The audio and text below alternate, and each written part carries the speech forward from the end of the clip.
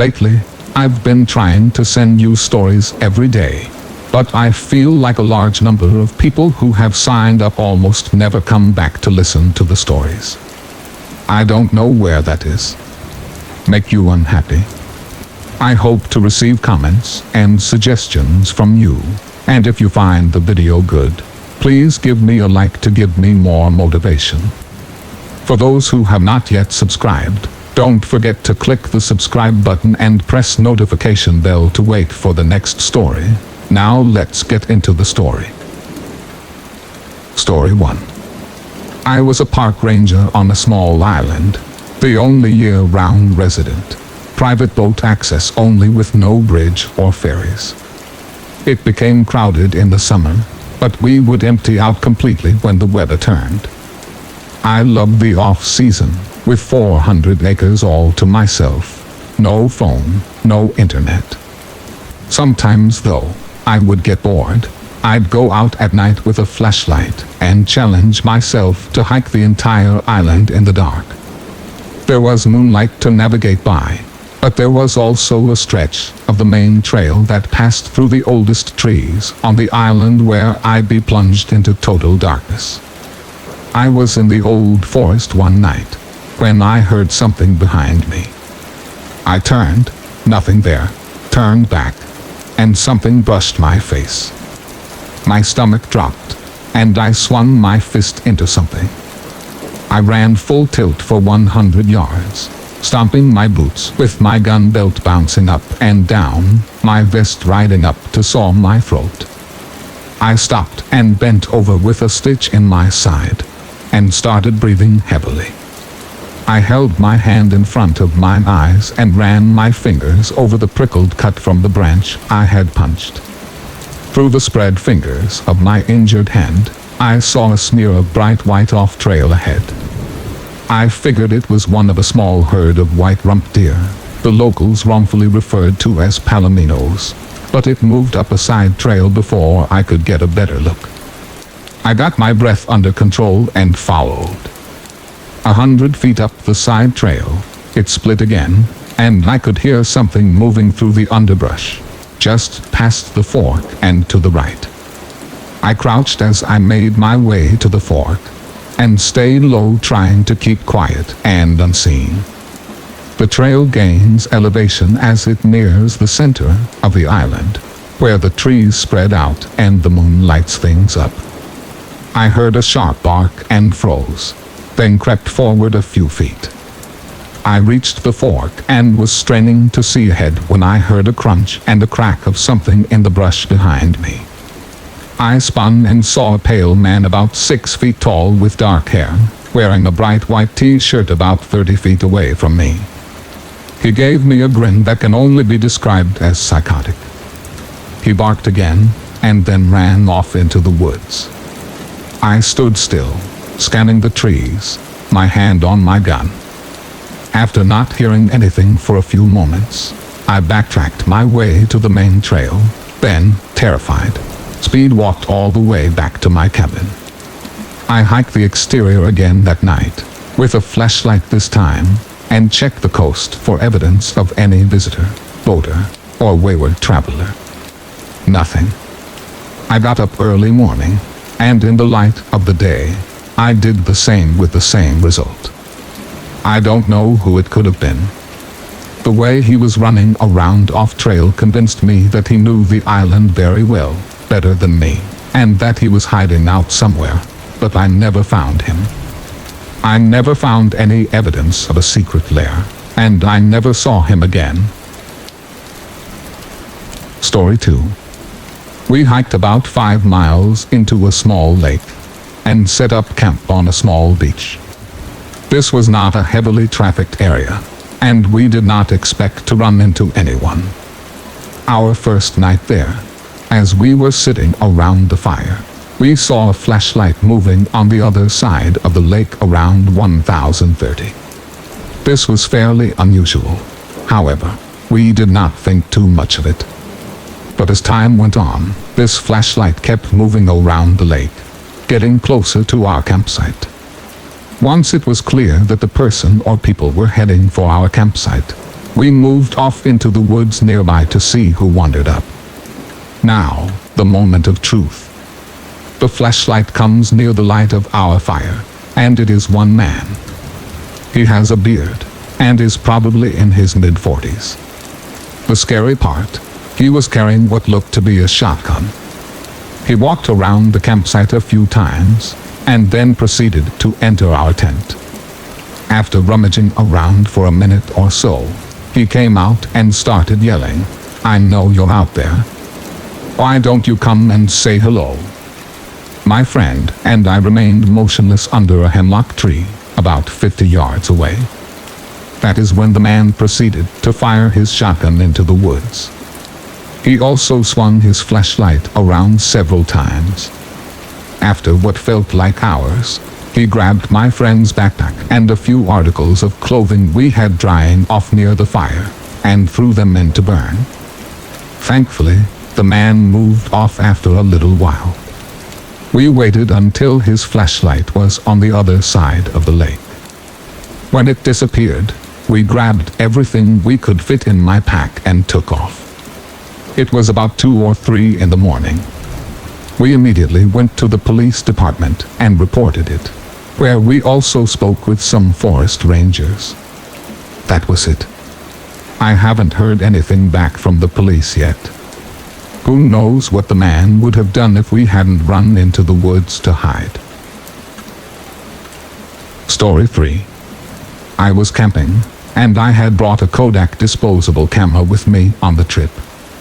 I wanted to get my pictures developed as soon as I could because I was eager to show my friends and family the wildlife and gorgeous views I had seen on my camping trip. After a couple of days, I got a call from Costco, where my pictures were being developed, that I could come and pick them up. I didn't have the patience to wait to see all the pictures, so I opened the package up as soon as I got into my car. They had come out amazing. And then I got to the last set of pictures. There were 10 pictures I did not remember taking. There's no way I could have took them. The pictures were of me, sleeping in my tent. Somebody was in my tent. Story 4. A few years ago I was backpacking in eastern Washington with some friends of mine. I don't know how well you guys know eastern Washington, but it is pretty much dust, sagebrush, and dirt. We decided to hike up onto the top of this canyon, and from up there, you could see the miles and miles of straight nothing. After a few hours of traversing the top of the cliff, we eventually found a little crevice that kind of took us a little ways underground, into a pretty decent-sized cave. The cave was filled with little bones, like mice and bats. In one of the corners of the cave, there was a rock fixture that jutted up from the ground and almost made a separate room, so to speak. In the room, we found lots of scratches on the walls, photographs, and 3 bottles with notes in them. While this was kind of off-putting on its own, we figured it was just some sort of joke and we'd find some silly SOS notes in the bottles or something. The scariest part about it all was the photographs were super ordinary, of families and normal-looking people, and 2 of the notes in the bottles made no sense at all. While it was in English, it was pretty much straight gibberish. None of the words made sense in context with the other words. The 3rd bottle had a super ordinary letter talking about what they'd been up to, something you would send to a fairly distant relative after not talking with them for a while. I don't really know what to think of it all. I feel like it could easily have been someone just joking around, but it was almost too strange for that. Story 5. It was just me and my buddy backpacking. After hiking all day, we found a good spot next to the creek to set up the tent before it got dark. We got everything set up, made a fire, cooked some food, then sat around and talked before going to sleep. My point here is that we had spent a good amount of time in the area and should have seen anything weird laying around. I was first to wake up and leave the tent in the morning. We set it up with the door facing the creek. The first thing I saw when I unzipped the door was a blue, dirty stuffed bear. It looked like an old Care Bear, sitting on a rock next to the creek. It was positioned sitting up and facing our tent. Obviously, at that point, I was freaking out. I woke my buddy up, who was equally as freaked out when he saw it. No way my friend did it either, since I was last asleep and the first awake, and he was just as creeped out as I was. We never heard anything weird that night. No one bothered us, and none of our stuff was messed with. We cut the trip 2 days short and headed back to the car. Another reason I'm sure he didn't do it. Best explanation I have is that some creeper was watching us from back in the tree line, and we had absolutely no clue, which is a pretty sobering thought. Story 6. I worked in a psych ward years ago. There was a 7-year-old kid that was sent there once because his mom didn't know what to do with him. It was a sadly common thing to happen, even if the kids don't have psych issues. The mom was shaking and crying, and they had to take the kid into another room. She was genuinely afraid of her own son. She had suspected something was wrong when she kept finding mutilated animals in the backyard, but never heard or saw coyotes or anything around that could have done it. The neighbor's smaller pets started to disappear. The boy had an obsession with knives, hiding them around the house, denying anything when the mom confronted him. Then, when the two started getting into arguments, he would get really violent and hit her, push her down and kick her, threaten to kill her. On multiple occasions, she woke up in the middle of the night with him standing beside her bed, staring her in the face. She put extra locks on her bedroom door to feel safe while she slept. The last straw was when she lifted up his mattress and found knives everywhere. That's when she brought him to us. I remember talking to him, treating him like he was just any other kid that came through. He seemed remarkably normal, until you spoke directly to him. He had this way of looking right through you, or maybe like he didn't see you at all while you were speaking. He would respond like a robot, like he was just saying words because that's what we wanted to hear, and he always put on this creepy, dead-looking smile, like all mouth and no eye involvement in the smile at all, especially when he would get away with something, like taking another kid's markers, and they couldn't figure it out. It still gives me the chills laying here thinking about him. I'm actually had to just get up and close my bedroom door. That year, I believe I met a 7-year-old psychopath. Story 7. A good friend of mine was backpacking about 10 years ago when he found a cell phone deep in the woods that was still powered on with half a battery. There was nothing else around it or anyone nearby that it could have belonged to. He found it just far enough off of a trail that it very likely could have been thrown there. The last number dialed was 911. He turned the cell phone into police, but nothing ever came of it. Story 8. Nothing I can say can possibly describe the year I worked in psychiatric intensive care. There was a woman that came in and sat down across the table from me with her admission interview. She had bandages all over her arms and scotch tape over her mouth and ears. She looked very uncomfortable and wouldn't really sit still. When the nurse would ask her a question, she would peel the corner of the tape back and answer, and then stick the tape back on really fast. We eventually found out that she saw and felt bugs crawling all over her all the time. They were trying to get inside her body, according to her. The tape was to keep the bugs out. The bandages were because some bugs got in and she had to dig them out. She couldn't sit still because she felt the bugs all over her, even while we sat and talked. The worst part was, she had some idea that it was her mind playing tricks on her, Can you imagine going through your life feeling like someone is continuously dumping buckets of cockroaches on your head? Feeling like they are all over you and getting inside of you to the point that you're digging chunks out of your own flesh in a panic, all while knowing intellectually that none of it is real. Story 9. I'm a train conductor. One time in the middle of the night, in the middle of winter, it was 10 degrees and a foot of snow on the ground. My train went into emergency. I had to walk the length of the train to see what the problem was. The train was right in the middle of a very small town. As I'm walking by one of the houses on the outskirts of this town, I see a guy standing in a driveway about 50 feet away from me wearing a trench coat. The first thing that struck me as odd is that it was way too cold to be wearing just a trench coat.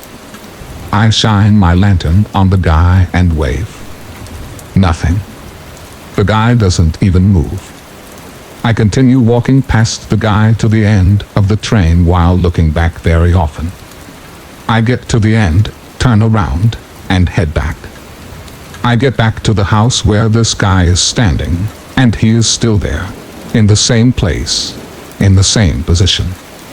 I don't say anything this time, I just speed walk back to the head of the train. The next day I'm taking the train back home during the day. I'm paying special attention to this house as we go by it. There is nothing there. The driveway isn't shoveled. Nothing is there that could have been mistaken for a guy in a trench coat. I have since been by this house dozens of times, and I have never seen a car parked there, or a light on, or anything at all. Story 10. This is not my story, but a good friend of mine. He was the youngest recruit to pass police training in his area for a long time. At 19 years old, he was fresh onto the service. I went for a pint with him a week later, and you could tell he had seen things. So I asked him what was it like. He told me about one incident where they were called to a domestic dispute. They got to the house and opened the door. Instantly, a whole load of sewer rats, not pet rats, flooded out of the house, and there was no one home. The lights were on, the TV was on, and the loud voices they heard arguing were gone. The only life there was the rats that ran out of the house. They searched the house, every nook and cranny, and found no one. He and his partner for the evening stayed around a while, and waited to see if anyone came home. But after a few hours, no one came. The neighbors couldn't even explain it. So they left. A few minutes later they got called to the same address again, by a different person stating there's a pretty heated domestic dispute going on. This time they brought the dog squad to find people, but again, the house was deserted. He said the scariest thing was that the toilet had blatantly just been flushed when they got there, as the tank was filling, and the kettle was now boiling. The dogs found nothing as well. To this day, he has no explanation for that incident. Story 11. This story takes place in August of 2013, in the mountains of southern Oregon. I am a USAF Security Forces airman, which is a military policeman. My girlfriend was at work, and as a swelteringly hot day began to turn into thunderstorms, my buddy Nick, another military cop, and I decided to go explore some back roads and get out of the heat in town. Southern Oregon is crisscrossed with logging roads, some actively used, and many totally forgotten and grown over. Nick and I spent many of our days off starting on roads that we knew, finding roads we didn't know, driving for hours into the mountains, eventually navigating back to paved roads. On this particular day, with storm clouds building over the mountains, we set off on a road we had never been on before, and began the drive into the mountains. After driving for about an hour, We hadn't seen nor heard any signs of other people in the woods. We rounded a bend in the thick fir woods and emerged in a meadow that was totally surrounded by thick aspen groves. The meadow was perfectly flat and eerily still. We both noticed the strange stillness almost immediately. No birds, hardly any insect noise, no squirrels, and certainly no other people. On the far side of the meadow, right at the edge of the tree line, there was a picnic table. It was painted bright orange and was much larger than a typical picnic table in a park. Remarking on this, Nick drove through the meadow to get a closer look. I remember being apprehensive as we approached. The whole scenario was exceptionally strange. The overall silence of the aspen grove was unsettling. Also, it was nearly impossible to see far into the trees, as aspens grow extremely close together. When we parked by the table, I hopped out of the passenger seat of the truck to go check it out. I'm not very tall, only about 5'. Regardless, the table was ridiculously oversized and practically unusable. The seats were nearly at chest level, meaning I would have to climb up to even sit on them. As I was looking at the table, Nick called me over to the truck, and I noticed he was looking back into the aspens. At first, I couldn't see what he was looking at, but then I noticed a splash of color that was completely out of place in the thick trees. A small, one-man tent was set back in the trees, about 50 feet from the strange table. I had an initial feeling of dread, and felt certain that there was someone in the tent, and if we could see the tent, they could see us. There were no campgrounds in this area, no people, no main roads for miles. Surely someone camping so remotely would be, at the very least, a strange person.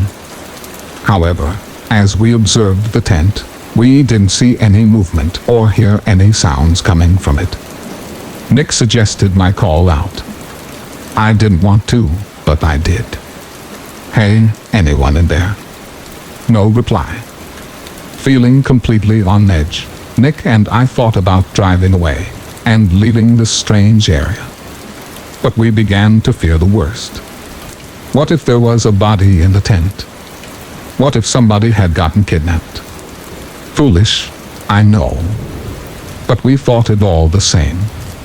After some debate, we decided to have Nick turn the truck around to drive away from the camp.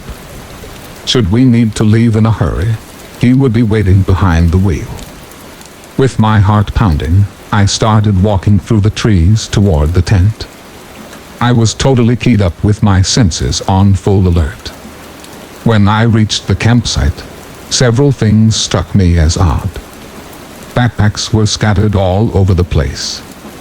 No fire had been built. No wood collected. The tent was literally full of backpacks and women's clothing. Full of dread, I turned to leave and tell Nick what I had seen. As I left, I heard Nick start yelling, "Let's go. Let's get out of here." Not knowing why he was yelling, I ran back to the truck. When I broke out of the trees, I saw a beat-up old Ford Taurus on the road, blocking us from leaving the meadow. I immediately leapt into the passenger seat, and Nick floored the gas pedal. The car was occupied by two men. A third person was laying against the window in the back. As we drove across the meadow, the driver attempted to block us from the road, but Nick drove around them and accelerated the way he had come from. I looked back and saw the car attempting to turn around on the narrow road. Nick drove like a madman, and though I was honestly terrified that they would catch up, we hit the highway without seeing the car again. I still do not know if the person in the back was male or female. I called the state police, and they promised to send a trooper out to check out the scene. However, I received a call the next day from a trooper stating that the campsite, the backpacks, and the women's clothing were not there. The strange table was still by the thick aspen grove. I have not returned to this area, and do not intend to. Story 12. Dispatch gets a call from an older couple reporting there's a man standing in their backyard. It's later in the evening, and obviously the older couple is freaked out a bit. Several officers show up, including my friend, and split into two groups heading around either side of the house. As they emerge in the backyard, guns drawn, they see the suspect and promptly order him to get on the ground, face first, hands behind his head. As they draw closer, he's not responding, and they realize he hasn't moved at all. Rewind 2 hours. The suspect had robbed a 7-Eleven or something like that down the road and taken off on foot. As he entered the neighborhood, he tried to cut through this older couple's backyard. When he went to hop the fence in the back, he slipped and impaled himself on a fence post. He couldn't pull himself off, and it was his own body weight slowly that drove him down onto the post. It had entered at his groin and went straight up to his shoulder. He was literally a human scarecrow. Story 13. I am a police officer, and this one time I went out on a call of a suspicious person at a house near where I was at. When I get there, the guy tells me that someone knocked on his door, and when he went to see who it was, there was a woman standing in his driveway with some sort of child-sized doll with horns, and it looked like all bloody and cut up. So he asked the woman, who was looking away from him, what she wanted. She turned around and told him it needs food, and then started screaming at the top of her lungs and ran at him. So like a normal human being, he slammed the door in her face and called the cops. I get there, and there are well-defined claw marks on his door. There's also a good bit of blood, I suppose from her fingers. So I call it out and start the search on foot. I also had 2 or 3 units driving around the area to see if they can't find this woman. So I'm about a block away, and we get another call that the woman is back at the guy's house, but in the backyard. So I run about a block back to the guy's house, and bust into his backyard. The lights are out, so I have my flashlight out and I'm looking around. I see the woman huddled in the corner next to the evil-looking doll thing, and I ask her if she's okay. She doesn't say anything. About this time, one of my mobile units came back to the house, and parked his car where the headlights were shining on her, so we could see how scary this woman looked. She had long black hair, her clothes were rags, she had no shoes, clearly homeless, and she kept whispering things to the doll. So my buddy and I approached and tried talking to her, and she just kept whispering to the doll. Couldn't understand what the hell she was saying, so we decided to drag her out of there. The second we put hands on this woman, she went berserk, punching, kicking, slapping. So we're fighting with her, trying to get her on the ground, and she's not going down. This woman was incredibly strong. In the fight, she somehow got away from us, and was sitting in a crouched position, with her head tilted to the side, making the creepiest growl, snarling sound I've ever heard. Then she screams at the top of her lungs and charges at us. So my buddy straight jabbed her in the face, and knocked her clean out. We handcuffed her and hauled her off to the hospital, where she tested positive for PCP. She was charged with battery of a peace officer, resisting arrest, and trespassing. Later she was institutionalized for some sort of mental disorder. Not sure quite what it was. My department didn't have anything more to do with her after that, and we never saw her again. Story 14. In college, I spent 1 month house-sitting a large hunting estate in the middle of nowhere, Idaho, where the nearest town was 22 miles away. It was June 1987. I know it was 87 because it was the baseball season after the Bill Buckner disaster.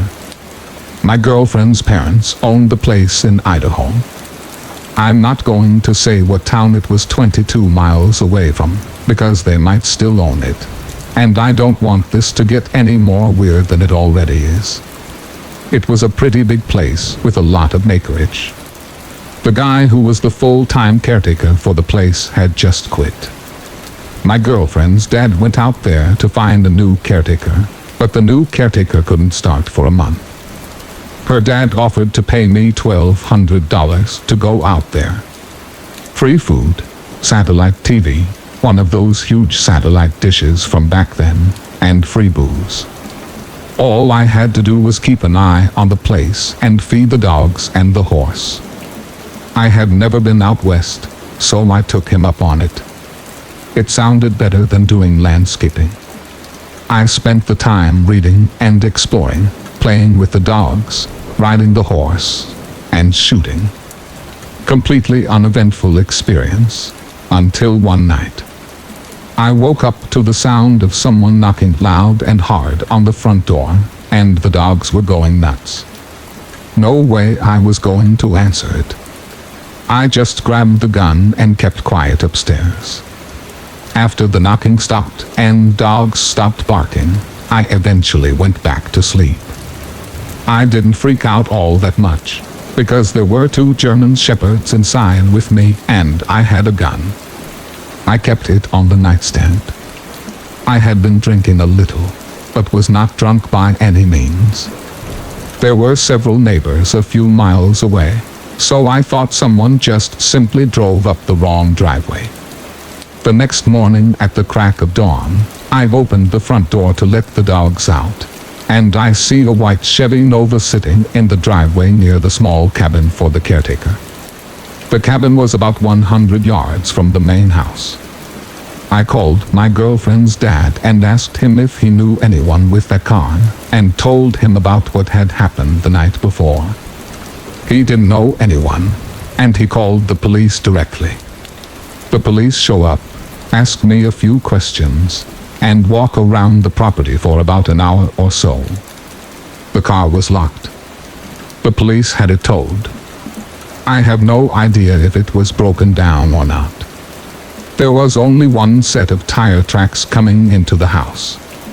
A few days later, my girlfriend's dad called me up to say the guy who owned that car was missing, and to call the police if anything weird happened again. I have no idea who the guy was at all. I don't know how long he was missing, or when he was reported missing, or who reported him missing. My girlfriend's dad didn't know that much. After 1 month, I go back home. The girlfriend and I break up shortly thereafter. I see her out on the town several months later, and I ask her if she ever found out what happened to that guy. All she knows is that the guy was found dead about 30 miles away. I asked her how he died, and she said she had no idea. I never saw her again after that, and I still think about this all the time. I have no idea if it was him knocking on the house that night, or someone else.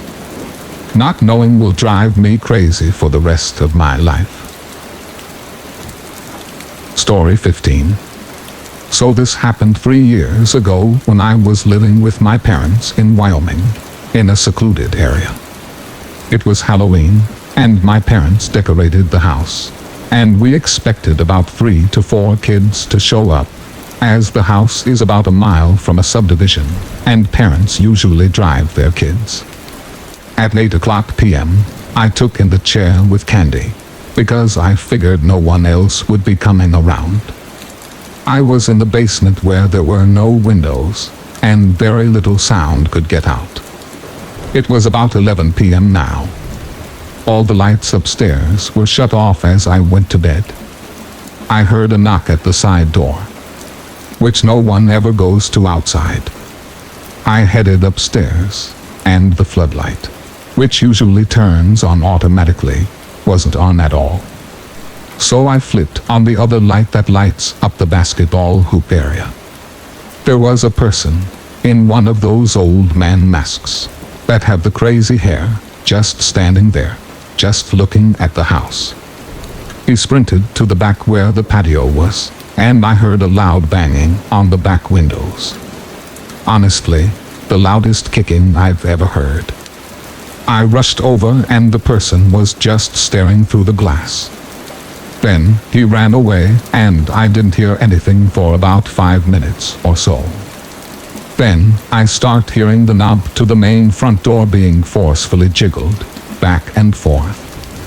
I ran upstairs to the bedroom and went to the crawl space in the attic, immediately dialing 911. This was the first time I had ever dialed 911, so I didn't know what I was expecting, but the operator didn't seem to be very shocked or wanting to send out a car very quickly. I repeated my address like 12 times, and the lady kept saying, "Calm down, sir." She wanted me to stay on the line, but I was afraid if the guy got in, he would know where I was because of my voice. I hung up, and I could hear the knob being slammed, like he had a hammer or something. I have a full-on panic attack, and I was wheezing, trying to get air. Then I heard the side door, the original door, being kicked super hard. At this point, I shook so badly, the dust from the floorboards flew up in the air. I heard a window smash, and I immediately knew he was going to get in. I held my breath, which makes the wheezing worse. I was listening to hear footsteps or anything. Nothing. The actual amount of time I spent up there was around 16 minutes, though I swear it felt like hours. An officer showed up and pounded on the door. I ran downstairs and flipped open the door. I told him everything as well as the backup sheriffs that got there. They all kept saying a friend was probably just trying to scare me. I had no friends in Wyoming. None. They looked around the house and wrote down some notes, but nothing really happened. They left, and I drove behind them to Cody, Wyoming, and got a hotel room. I still can't sleep without all the lights on, and a 45 on my dresser. Story 16. A few years ago, a group of friends and I learned about an abandoned local cemetery. We go during the day to check it out. There are about 30 or so gravestones, ranging from 80 years old, all the way down to a 5-year-old girl. The newest grave is at least 70 years old. Living in a young town, I realize many suburbs bear the names of these same gravestones. We decide to return later on at night and play hide and seek. When we arrive after dark, my perception of the area totally changes. What was scenic and sort of sad earlier now feels scary. All the graves are partially hidden by long grass, and large dead trees surround the area. We pick someone to be it, and proceed to hide. I don't hide particularly well, but I remain unfound for some time. So I lie near a fence in the long grass, playing on my phone. After about 10 minutes, I hear some grass around me move. This is Australia, so there's a chance it is, and who am I kidding? It definitely is, something that could kill me. So I move into a more defendable position, yet stay hidden. This new position puts my back to a gravestone. Another few minutes pass. As the wind picks up, and the temperature drops by a few degrees, I swear, I feel someone touch my shoulder. The voice of a little girl whispers next to me, "You're it." Needless to say, I freak and scream, which also freaks out my friends. After a brief explanation of what happened, we quickly relocate to the entrance of the area to make sure everyone got out. The gate is downhill of the graves, so looking up, they are silhouetted. When we confirm everyone is there, one of the other guys grabs my arm and points up the hill. And I kid you not, we see a little girl standing by a tree, staring at us. Fastest I have ever run in my life. Story 17. My best friend and I were at her house, chilling in the computer room. We heard a huge thump come from her room above us, like a heavy thud. We looked at each other, confused. All of her siblings were downstairs with us. We decided, screw it, let's check it out. We grabbed some airsoft guns, a bat, and she picked up a bag of bagels. We get upstairs. Her bedroom door was open, which was no big deal until we saw her oak dresser move about a foot. She yelped and pointed at something. So I looked. There was a girl under her bed. Not her sister, just some girl. She threw the bag of bagels at her, and we booked our asses downstairs. We came back with my friend's parents, and the mysterious girl was gone. To this day, we have no idea who it was, or why she was there. Story 18. 15 years ago, I went camping with 2 school friends in bushland that backed onto my dad's property in Australia. My dad didn't spend much time at the house, but said we could use it as a base to dump any gear we might not need. He also gave me a heads up that he might creep up to our campsite that night and scare the guys I was with. We hiked from the house for about 5 hours through very dense brush, where we found a clearing and decided to set up camp. Looking around the place for firewood, we kept turning up a lot of old bones. Some so old, they almost looked like wood. We concluded that due to the land once being used for farming, it was likely they were cow bones. We came up with a few more theories for the sake of scaring each other, and then built our fire. Even burning a couple of the wood-like bones just to see what would happen, and settled in. I was woken up by one of my buddies at about 1 a.m., who said he swears he saw torchlight on the tent wall. Great, I thought. We sat in silence for a few minutes before the light came back. This was great. I really hammed it up, making up stories about murders in the area and escaped prisoners. The light from the torch fixed on our tent and then switched off.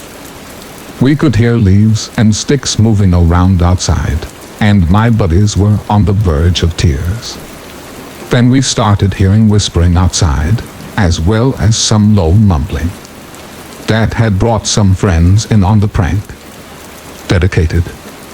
The torchlight came back on, and pressed right up to the tent wall, and a hand began tapping across the top, while the whispering continued.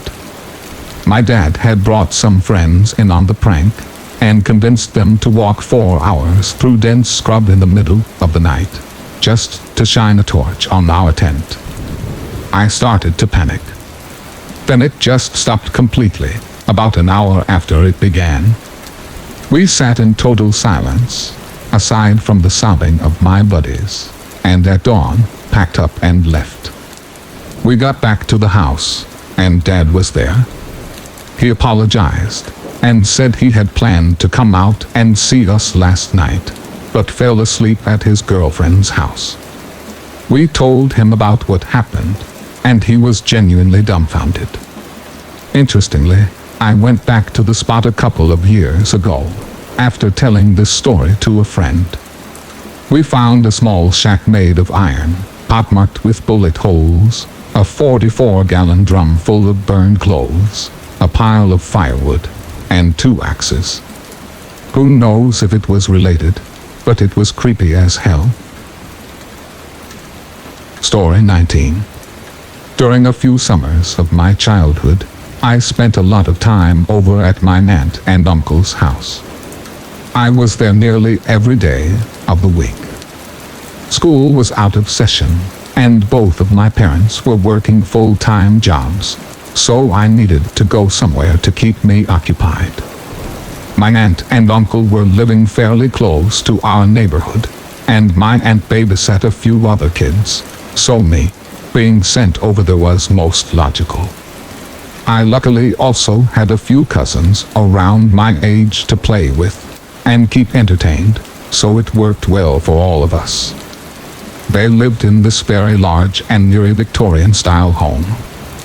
As soon as you walked inside, the environment immediately shifted and made you feel out of place. I could always feel instant chills run down my spine, like the presence of something was clearly evident. But my 7-year-old self tried to avoid the feeling and not allow it to bother me. My family is here. I am here to enjoy my summer, to play, and have fun every day. I can't allow myself to be frightened by this feeling. But as the summer days went on, and the feeling continued to linger, especially when I would be alone, I no longer wanted to be over there. I almost felt like I was constantly being followed by someone or something. Although this presence was heavier and more evident in some rooms, more than others. For example, there was a bathroom downstairs, in the corner of my uncle's office. This teeny-tiny bathroom had no windows. The lighting was always dim, and the doorway to enter was abnormally slender.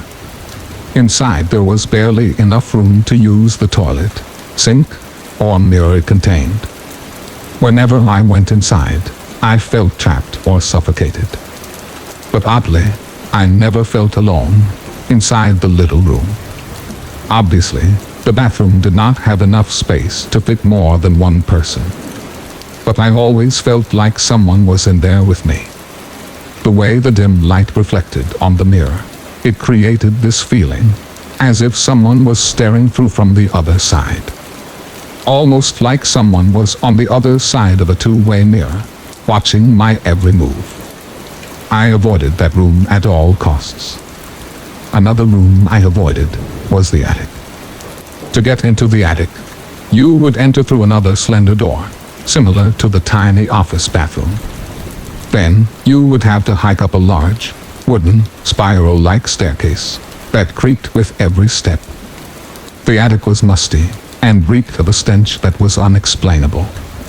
I remember that my aunt and uncle had searched the attic for a possible animal that snuck in, got trapped, and died, or maybe some old food that was left up there that went bad, but they could never find the source of the smell. Aside from the smell and god-awful creaky stairs, this is the room in the house where the presence felt the most powerful. One day, I decided to cave and talk to my uncle about my uneasy feelings. Big mistake. I want to mention that my uncle is someone who constantly likes to play pranks and make jokes of everything. So looking back now, I know he was probably so excited to feed into this situation. He decided to tell me, "Oh, well, you know this house is haunted, right?" I froze. I didn't know how to react at first. Every piece of me didn't want to believe him, knowing that every word that typically came out of his mouth was usually a lie. I responded, "Yeah, right?" And then he proceeded to tell me ghost stories to freak me out even more. Talking of lights turning on and off by themselves, claiming to see candles floating in the attic, etc. Eventually, he even started taking play into his stories by leaving handwritten signs around the house, saying silly things like "red rum" or "I'm going to get you," just to try and scare us kids. Now, I knew for a fact that these signs were all coming from him, considering they didn't start popping up until I had mentioned something to him. But eventually, something else happened to me in that house. That wasn't just a joke put on by my uncle. I don't really recall much of the day, but I do remember it was a good one.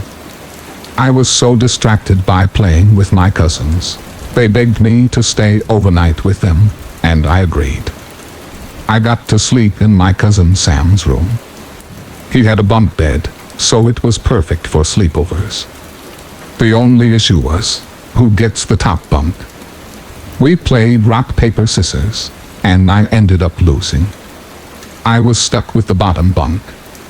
Damn, we laid down for bed and dozed off fairly quickly. I'm not sure what time it was, but I remember being abruptly woken up in the middle of the night by a very familiar sound. Creak. Thud. Creak. Thud. I jumped. What was that noise? I know that sound. I didn't get up. I just remained laying down facing the wall that the bunk bed was pushed up against. Creak.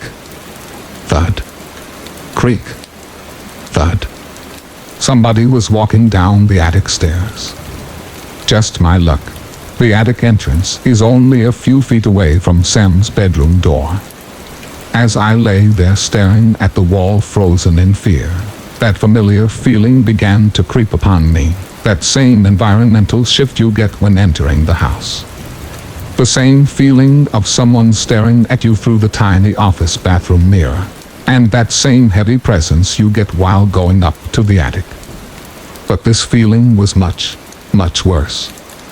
I was terrified and extremely uncomfortable. To this day, I still get goosebumps when recollecting this feeling. I didn't think it could get any worse, until I heard Sam's bedroom door slowly creak open. I froze even more than before, and remained facing the wall. From outside, a streetlight shined in through the window, allowing shadows to cast upon the wall. Into Sam's room walked a tall, slender, feminine-like figure. Whoever was in the room with me was not familiar. They were clearly not my aunt or my uncle, and neither of my cousins.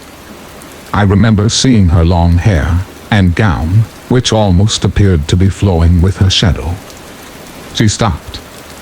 She was standing right behind me. She did not move, and neither did I.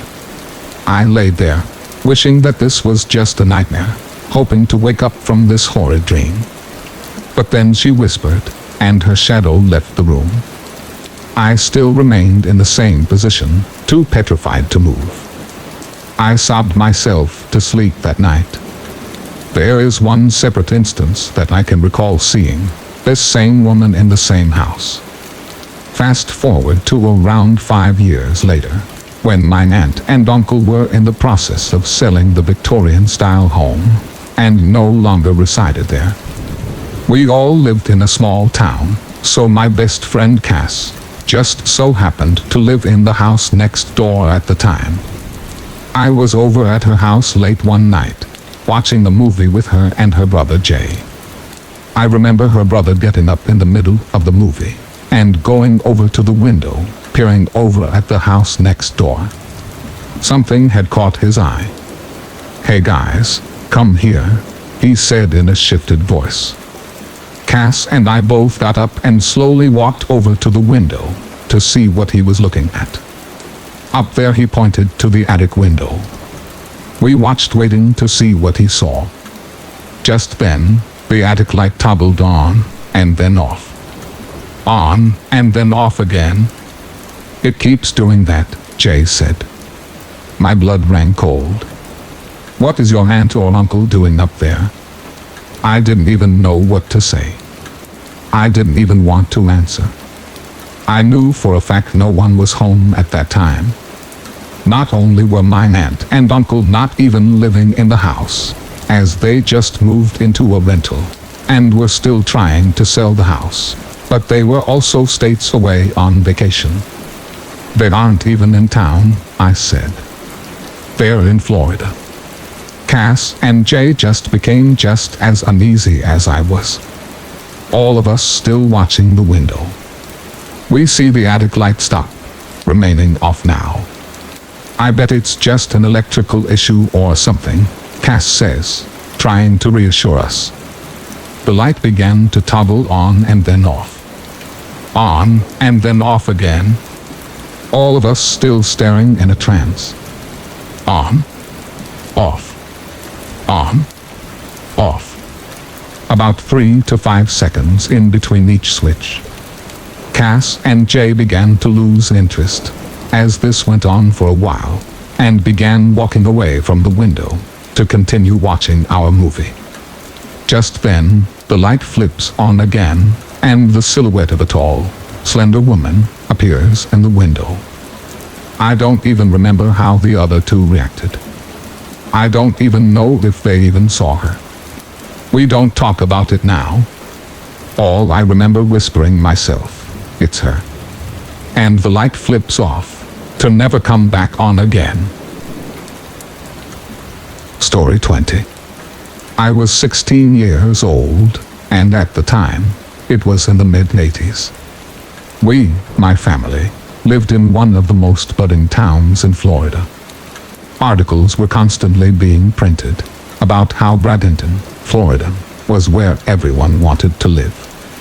Being 16, I used to take change from my father's pockets and walk to a restaurant down the street that had a cigarette machine. It was the only way to avoid a clerk asking for an ID. Don't get me wrong, no one may have asked for an ID. I can't say for sure.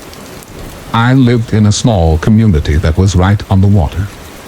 My walk to the restaurant wasn't very far.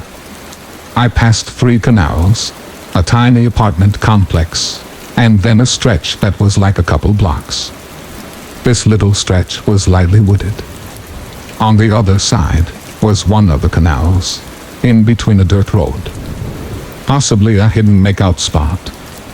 So I'm right at the stretch with cigarettes on my brain. Lights fading. This was the darkest part of my walk. And then I get this feeling. It's as if someone is right behind me. No sounds. Even the crickets and cicadas stopped chirping and buzzing. The hair on my arm started to stand up. Then, it felt like someone breathed on the back of my neck. I turned around, startled. But no one was there. My eyes started searching the wooded area. My ears listening intently. My feet moving faster. I saw nothing. I heard nothing. What I felt, though, was the first time I felt anything like this on my walk to get smokes. To add to my distress was knowing I had to walk back home. 2 days later, my mom exclaims, "Oh my God," as she's reading the morning newspaper. "What?" I'm asked. "You're not going to believe this.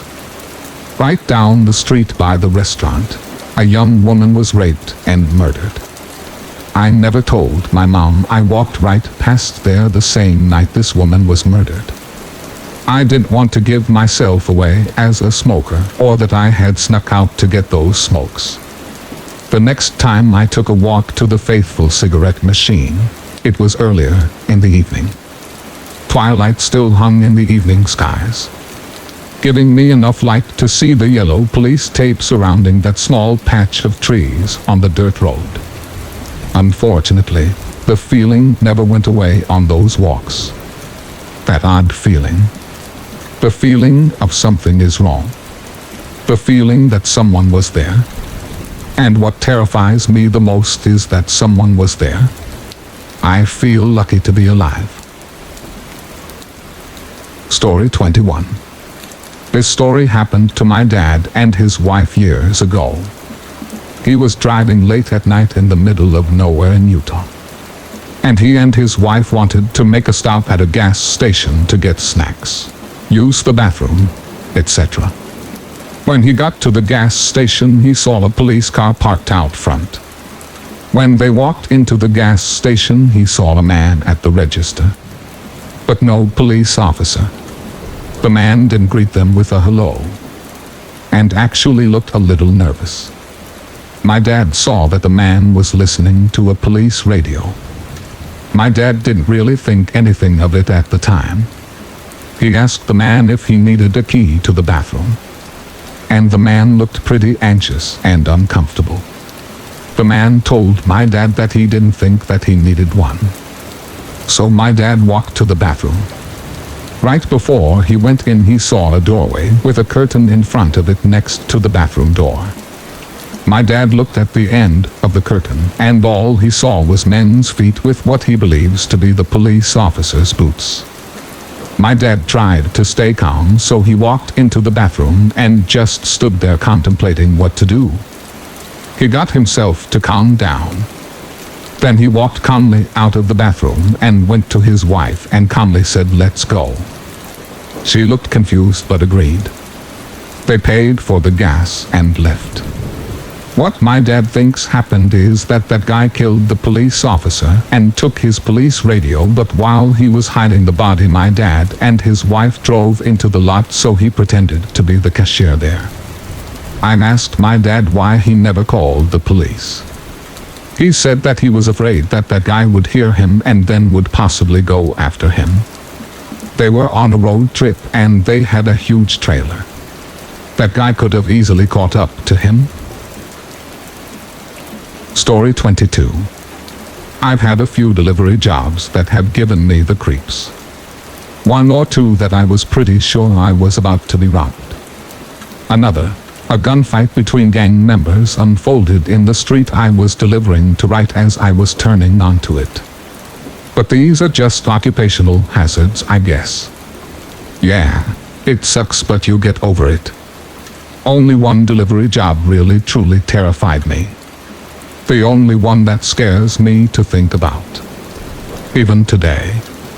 So we get an order from an address that none of us drivers have ever delivered to before.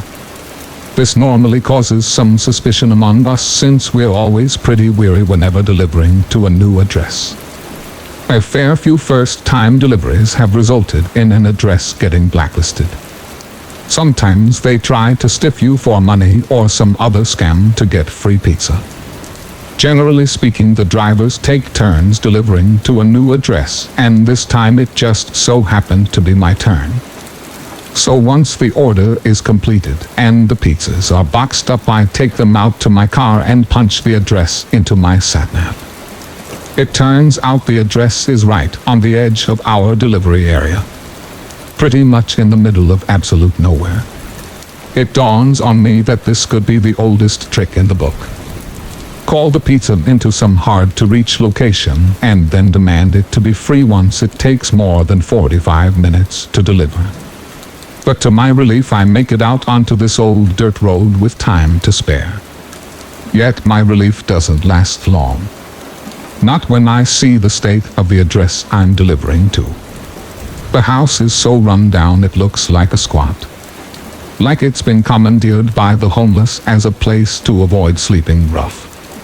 There's a rusty old pickup in the driveway, its wheels all askew from years of misuse. I mean, the place was just the very definition of haunted house. Needless to say, I wasn't expecting a particularly generous tip.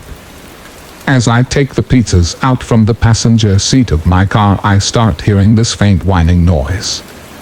My ears prick up immediately and I freeze, trying to work out just what the sound is and where it's coming from. I come to realize it's the sound of a violin being played. But more accurately, it was the sound of a violin being played very badly. These discording noises carried on as I walked up the dirt pathway towards the porch and the front door. The sound of some old violin, old strings that were way out of tune. Creepy, sure, but that's not what terrified me. When I knocked on the front door, the screaming cat violin sound ceased instantly. A few moments of silence went by before I began to hear slow, heavy footsteps growing steadily closer. I can't be certain, but I'm almost sure I heard someone breathing on the other side. These heavy labored breaths as I waited for the door to open. The silence was broken, a metallic snap of the door unlocking before hurried footfalls sounded on the other side. Someone had unlocked the door and then scampered away from it as if they were overly skittish about visitors. Hello. I got your pizza order here.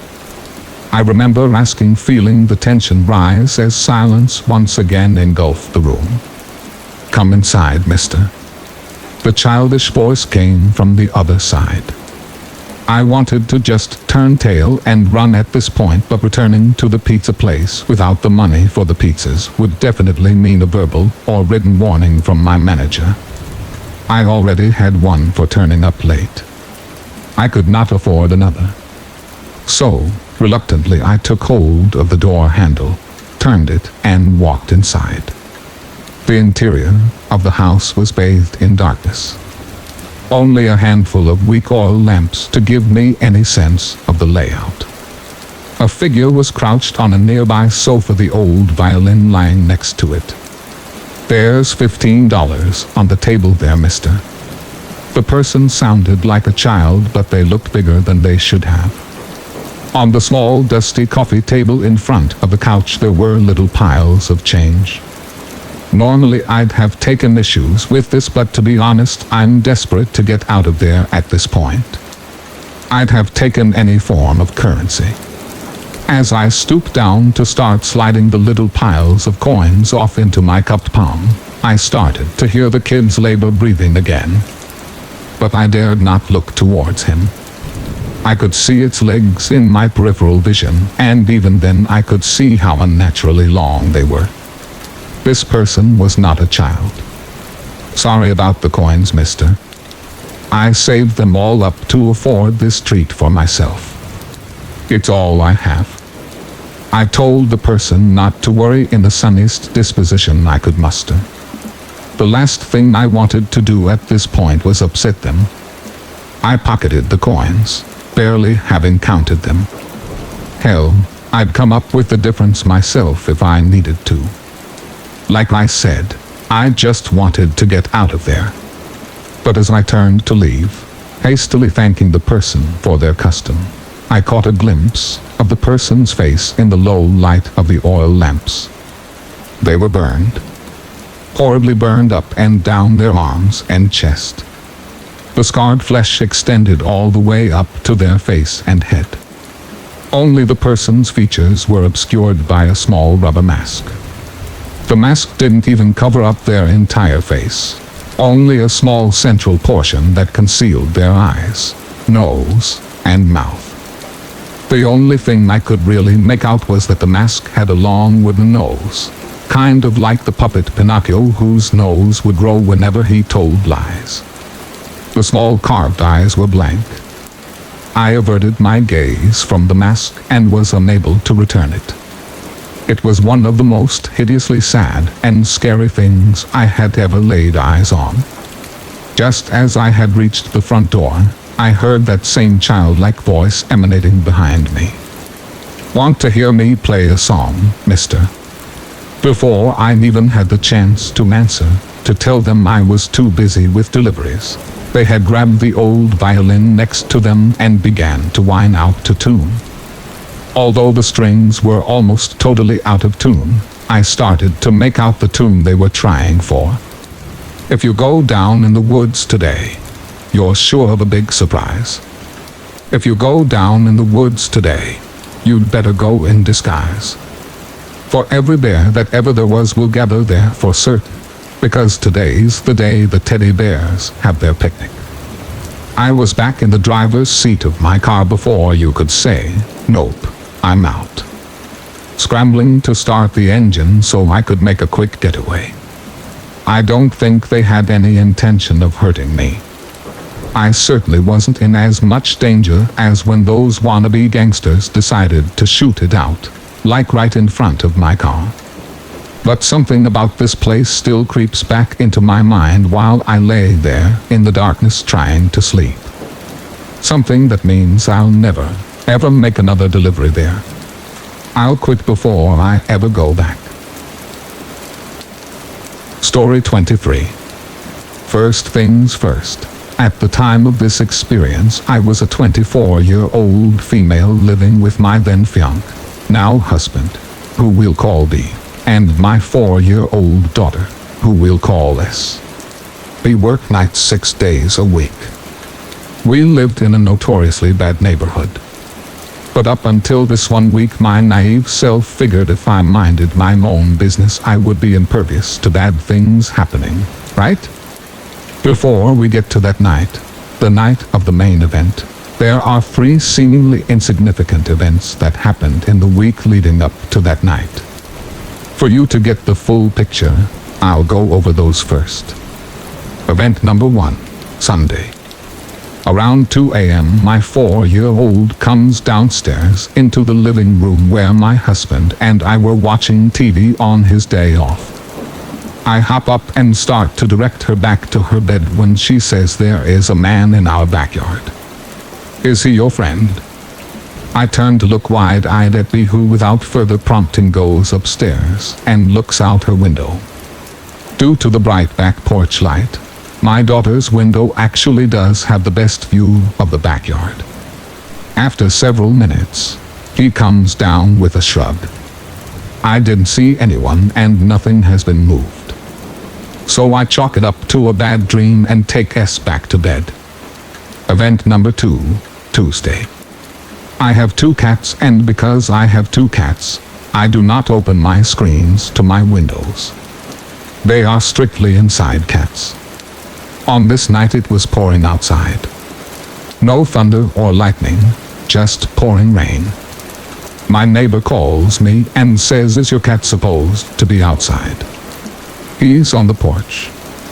I reply, "No, thank you for calling. I'm going to let him inside right now." After letting in my poor drenched cat, I set about looking for how he got out.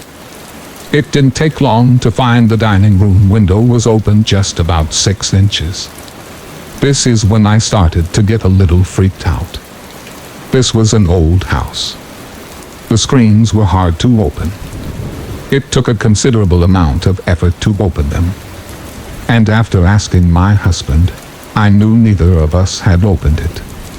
Yet again, I figured I was just being paranoid. Perhaps S had figured out how to open it. Event number 3, Thursday. Night again. B's at work. My outside dog Vega would not stop barking. This was unusual. He likes being outside, especially at night. We didn't have AC at the time and it was cooler outside than it was inside. He just started barking and barking and barking. After about a half an hour, I called him inside, but his behavior became even more bizarre. When I called him in, he would bound up the back steps into the house. However, then he would pace by the back door like he does when he wants to go out. I don't want to keep up the neighborhood with this constant barking tonight, so I ignore him. Within 2 minutes, his pace turns into loud whining and determined scratching at the door. So, after another 10 minutes of this, I cave and let him back outside, where he immediately starts barking again. Just a maddening constant bark. This goes on for another 2 hours before he finally stops. The main event. Friday. S and I are sitting on the couch past bedtime. B, as usual, was at work. We are watching Tangled for the 100th time. I had just finished painting her nails and told her when the movie was over, no more whining. It was time for bed. Now, remember that window that my cat escaped from. It is visible from the couch and vice versa. This is important. Over the movie, I hear what sounds like a tap. I pause the movie. Nothing. Weird, but whatever. I start the movie again. Tap, tap, tap. 3 seconds. Then tap, tap, tap. I don't even have to pause the movie. I know I heard a tapping noise, and my gut starts to twist in knots. I have anxiety, though. It's probably nothing. Then my brain starts going into overdrive. There are no branches outside next to the windows. No trees. No bushes or decorations near that window. No brain. You're overreacting. Stop it. I get up from the couch and go over to the window. Damn. The reflection from the dining room light keeps me from being able to see anything but darkness and my own reflection, so I act like I'm just adjusting the curtain.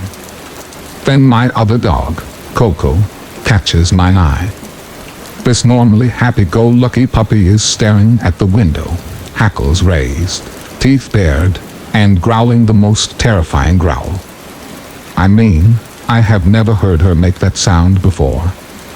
I stay calm and walk back over to the couch and send S to bed. I wanted to keep acting normal. I don't know why, but I was afraid that if whoever was outside my window knew that I knew they were there, that they may react aggressively. I sat down on the couch again and called B. I explained what was happening, and all the while, the tapping had resumed. B told me to call the police, so I did. 10 minutes pass. Tap, tap, tap. Tap, tap, tap. 20, then 30 minutes pass. Still no police. Tap, tap, tap. I called B again. He is furious the police aren't there yet. He tells me he's leaving work now. His work is 30 minutes away. Tap, tap, tap. Coco is glued to my hip. She would not move from my side, all the while growling. Finally, 50 minutes after my call, red and blue lights turn on in front of my house. Shouting. Then I hear our car, with its unmistakable squeaky brakes, coming up the driveway. Only after I heard B's voice on the porch did I dare open the door. Sure enough, the police were putting a man in handcuffs and into the police car. When they had pulled up, they saw the guy and nabbed him. The one police officer just nonchalantly said, "Oh, he was probably just going to rob you when you went to bed." Once they left, he told me that there were Slim Jim wrappers next to our fence. At least 10 of them. This man was feeding my dog so he wouldn't bark. While the officer was putting him in the car, the dispatcher was naming off his priors. One of them was sexual assault. From where he was at the window, he could see both me and my 4-year-old on the couch. Because of the first 3 events, I'm fairly certain this man was watching our house. He knew B worked at night, and that if he didn't bring food, my outside dog would tell the whole neighborhood that someone was in the yard. He knew he could quietly open the window. I'm afraid to think about what could have happened had I not heard the tapping. If Coco hadn't reacted the way she did. We moved 2 weeks later, and I hope that nothing like this ever happens again. Story 24. This story took place when I was 17 years old and home alone when my parents took a trip out of the U.S. We lived there for 3 years for my father's job when I was a child, so they were visiting old friends they had made when we lived there. My older brother was out of state in college at the time, so I was alone for the week. It was a Friday night, and one of my good friends was supposed to spend the night with me so that I was alone for the weekend. Something came up, and he had to leave, leaving me home alone. I wasn't worried or nervous at all because I had been staying home alone since I was 12 years old, and as I got older, I had spent several nights alone. My friend ended up leaving at around 10 o'clock that night. I texted my mom, letting her know that he had to leave, and that I would be alone for the rest of the night. She told me that was fine, but to just be careful and make sure the alarm was set. So I got ready for bed and decided to sleep in my parents' bedroom because they had a huge TV in their room with cable, which I didn't have in my room. I set the house alarm, got in bed, and started looking for a movie on cable to watch. My dog was lying on the bed with me, so I knew she couldn't have done anything to cause what happened next. About an hour had passed, and I was flipping through the channels when my house alarm suddenly went off. I immediately looked up at the alarm unit by the bedroom door and saw the red light was flashing on and off. I froze. It was a very loud and repetitive beeping sound. I think it took me about 15 seconds to process what was happening. Did the alarm just go off by itself? I thought. There's no way a door opened. Immediately, I started thinking of anyone and everyone I knew that could have possibly opened one of the doors to my house with a key since all the doors were locked. I knew my brother was not coming home for the weekend. I knew it was not my friend who had recently left because I had just received a text saying that he just got home. I went through all of my friends that I could think of, and every single one of them was either out of town or busy that night. I knew none of my neighbors would have opened any of the doors either. I went through all of this in my head in that 15 seconds that I was frozen on the bed. Finally, I snapped out of it and ran to my parents' bedroom door, closed it, and locked it. I refrained from turning the alarm off because I knew that it automatically calls the police once it hits 1 minute of going off. And I was also thinking the loud alarm would probably scare away whoever just broke in. After I locked the door, I went to my mom's night table and took out her revolver that she kept in there in case of emergencies like this one. I am only about 5, and I knew that if anyone who came through that door had the intention of hurting me, they would probably succeed. I wasn't taking chances. I took out the gun, made sure it was loaded, and took the safety off. I held the gun up and pointed it at the door, but kept my finger off the trigger as you're supposed to do until you know for a fact you're going to shoot. I couldn't believe that I was holding a gun and pointing it at something, and possibly someone, with the intention to shoot if they proved to be dangerous. I sat there mentally preparing myself to shoot whoever managed to get through the door. This is something I never thought I would have to do. I remained calm and didn't let my emotions or fear get the better of me. I knew I needed to stay quiet and keep my head clear in case something actually happened. I was kneeling on the floor in this position for what felt like forever, but I'm sure it was only a couple minutes. The alarm was still going off, and I decided that I would call 911 just in case the alarm system malfunctioned and did not call the police. I dialed 911, explained to them everything that was going on, and they sent 2 police officers my way. The dispatcher stayed on the phone with me until the cops got there. They checked the exterior perimeter of my house before knocking on the front door. I turned the alarm off and put the gun away. I opened the front door and talked to the officers. They told me they found no sign of a break-in on the outside of the house. They asked me a few questions about what had happened, and I explained everything to them. They then asked me if I wanted them to do a sweep of the interior of the house to see if anyone had broken in and possibly hid somewhere. Looking back, I cannot believe how stupid my answer was. No, I think it's okay.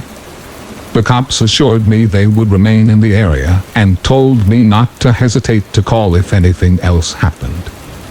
I walked them out, locked the front door behind them, and went back into my parents' bedroom. I made sure my dog wasn't spooked at anything that happened, being that she's a 20-pound Cocker Spaniel and not exactly the guard dog type. I then proceeded to finally call my parents and tell them what happened. My mom has always been an extremely calm person, so she didn't panic. And I guess I have her to thank for my calm attitude during all of this because I'm a lot like her in that sense. My dad, however, was clearly very worried about me. They asked me if I was okay and if I wanted them to come home early. I told them that wasn't necessary and that I'm sure nothing like that would happen again since the alarm probably scared them off. I hung up the phone with my parents and realized I hadn't turned the alarm back on, so I went to the alarm system, entered the code, and pushed set. Nothing happened. It wasn't turning back on. I was confused at first, but then I realized the alarm doesn't turn on unless every door in the house is completely shut. My heart dropped. I had the realization that I had to now go around the house and look for whatever door had been opened and set the alarm off in the first place. This is when I realized how stupid I was to tell the officers no when they asked if I wanted them to search the interior of the house. I went back to my mom's night table and picked up the gun again, mentally preparing for the worst. I then went to every door on the ground level of my house holding the gun in both my hands. I finally made it to the hallway where the door entering our garage was, and it was there that I saw the door to the garage had been left wide open. Chills went through my body at the thought that someone actually tried to break in, and they succeeded. We had 2 ground-level windows in our garage, so someone coming through there to get into the house was not far-fetched. I turned the light on in the garage and held the gun in front of me. I looked at the 2 windows in the garage, and there didn't seem to be any sign that they were opened. I immediately shut the door to the garage, locked it, and tried turning the alarm on again. It worked this time. After this, I went through the entirety of the house with the gun in hand to check if anyone had hidden anywhere. I prayed the entire time that I wouldn't find anyone, and wouldn't have to use the gun. To my relief, I found nothing and no one. I slept with my parents' bedroom door locked that night, and with the revolver under my pillow for the rest of the week. When my parents finally returned home from the trip, my father inspected the windows in the garage to see if they had been forced open, or anything like that. As I figured, there was no evidence of a forced entry. My parents concluded that the door to the garage must not have been shut all the way, and a gust of wind came from outside, through the garage, and then swung the door to the house open, causing the alarm to go off. We never figured out what actually happened. I am now 23 years old. 6 years have passed since that night, and whatever it was, whatever truly happened, it continues to be the scariest night of my life. I can't even bring myself to imagine what would have happened if we didn't have an alarm system, and if I didn't have my mom's gun. Although nothing bad actually ended up happening, I advise everyone listening to this story to always make sure your home has an alarm, and to always keep the doors locked. Story 25. Beaches often come to mind when you think about spring break. That's probably because most people need a break from their stressful job or school work, and want to get away. And what better place to unwind than on the beach with warm sand, cool breezes, and refreshing water. The scenario in my story was unfortunately not the relaxing getaway that I had hoped for. A couple years ago, my friend and I took a trip down south to enjoy some much-needed relaxation. We both were extremely stressed with work, and really needed a mental break from everything at the office.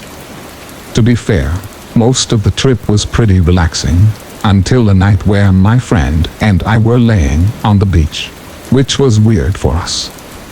We never really went to the beach at night, as we both preferred the warm sunlight during the day.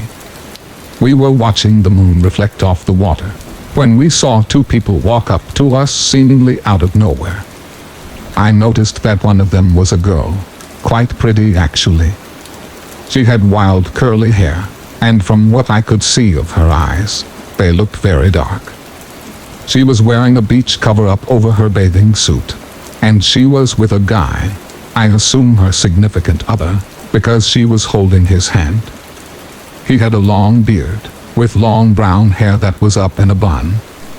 He was wearing a red flannel that was unbuttoned, with no shirt underneath, and just plain bathing suit shorts. They just stood there standing over us, way too close, making us feel uncomfortable. Both of them just staring and smiling at us, smiling for no reason. Finally, my friend, a little annoyed, said, "Excuse me, can we help you with something?" The woman, still smiling, said in a slow, soft voice, "You two are quite beautiful, you know." I was at a loss for words, and just looked over to my friend, and he just said, "Thanks, you can leave us alone now." Clearly, his annoyance was turning into anger. The woman looked at him and said in a chipper, creepy voice, "No, thank you." While she still continued to smile, her boyfriend still continued to just stand there, stiff, not moving. After a moment, another couple came over. Again, both were smiling. She also had a cover-up on, but was sporting some pigtails that were not even close to symmetrical, and her boyfriend had really curly, shaggy-looking hair. The woman, standing basically on top of us, averted her attention to them and said, "Look, a new couple." I was pretty unsettled, and these four people just kept inching closer and closer to me and my friend. My friend finally stood up and stepped to one of the guys and said, "Take one more step, man." All four of the smiling weirdos began laughing, and before I could even react, one of the guys lunged at my friend. It was the scariest thing I have ever seen. Both men started to beat up my friend while both girls just sat there and laughed. I tried to intervene, but one of the girls grabbed me and tossed me to the ground. The two guys then threw my friend down in the sand next to me, and with a blink of an eye, their permanent smiles turned into faces of anger and malice. Somehow, my friend had the mindset to do something to help us get out of there. He kicked the ankle of one of the girls so she stumbled. This brought the attention of the others to her stumbling backwards in the sand.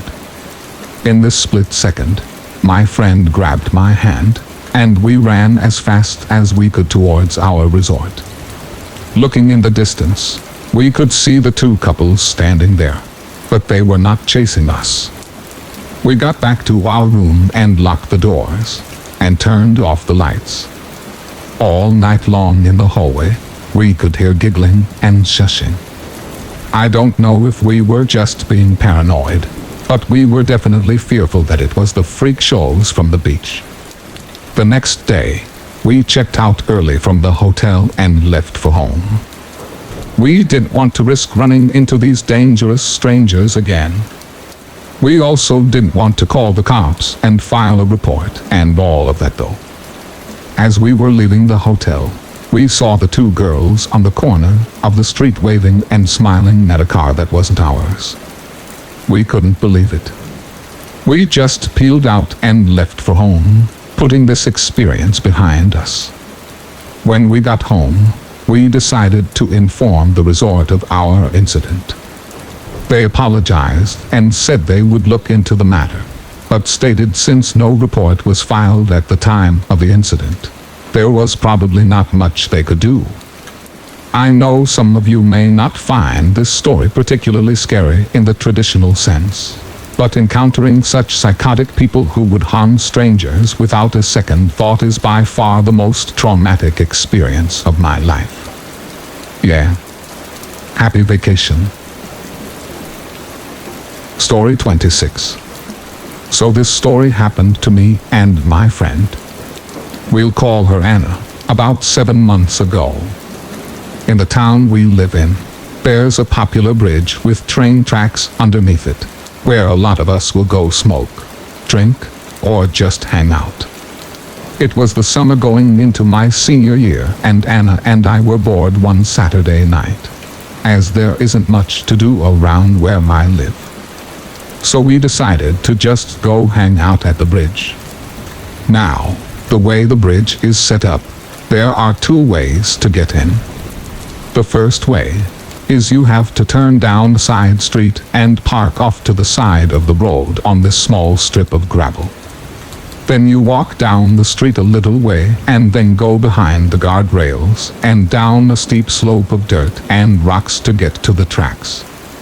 You have to cross the train tracks and then go to the side of where the bridge is to climb up the rocks. The second way to get in is through the other side. You just hop down off the street into a short trail that leads you down there. You don't have to cross the tracks or anything to get there. Anna and I get to the bridge, and by now it's about 1030 or 11 o'clock p.m., so it's extremely dark outside. We didn't really think about it as we lived in a nice town and nothing bad really ever happened where we lived. So we hopped out of the car, turned on our flashlights from our phones and started to make our way down the slope, trying not to fall as we laughed and shouted a bit. We finally get down and climb up the rocks to get up to where the couches and the small fire pit were. I sat down against one of the pillars on one of the folding chairs while Anna sat on the couch. We were just talking, hitting our vape pens, and nothing was out of place. After about 20 minutes or so, I started to hear small noises like something or someone was moving around in the woods behind or more like next to the tracks. I then had the strongest feeling that we were being watched. I kept looking behind me to try to see if I could see anyone, but it was no use. It was so dark that I couldn't see my own hand in front of me.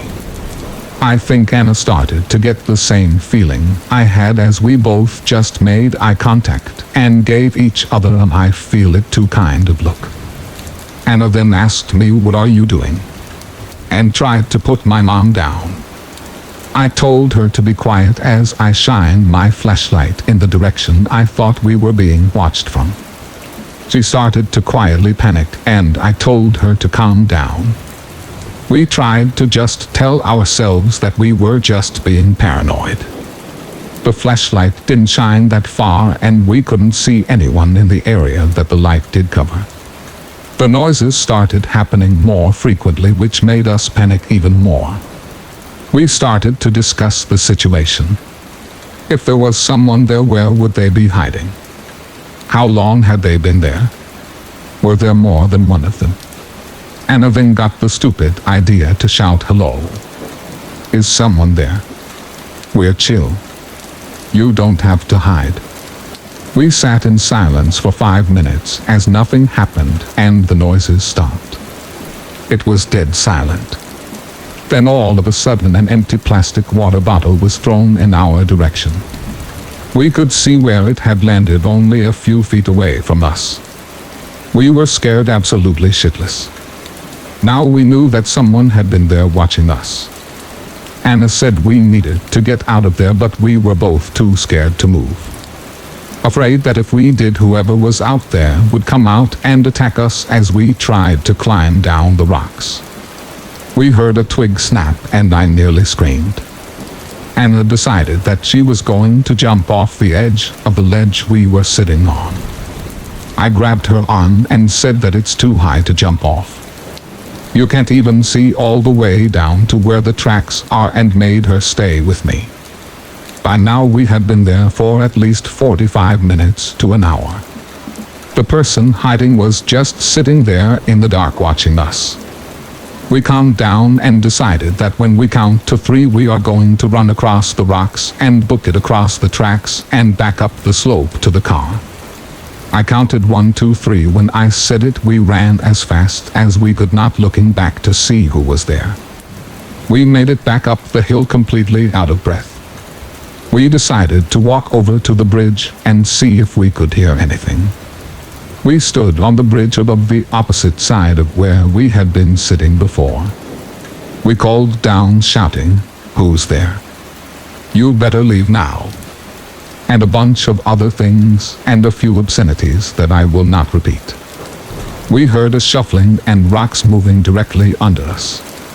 When we were running across earlier, they must have tried to chase us, and when we made it to the top, they just went to the other side of the tracks and climbed up those rocks. There was no way he had been there the whole time, as he had thrown a water bottle at us earlier, and it would have been too far to throw from the other side, and it came from a completely different direction. We got really freaked out and started to leave, and then heard a train coming. I grabbed my friend's arm and said, "Wait, if we wait for the train, maybe we can see who is watching us." She agreed, and we slowly and cautiously walked back down the slope as the train began to approach. The train lights were so bright, and at first we couldn't see anyone. Then I look over to the pillars, and to my absolute horror, I see someone standing there with the blankest eyes I have ever seen, and they're peeking around one of the pillars. The person looked strung out, like they were on something.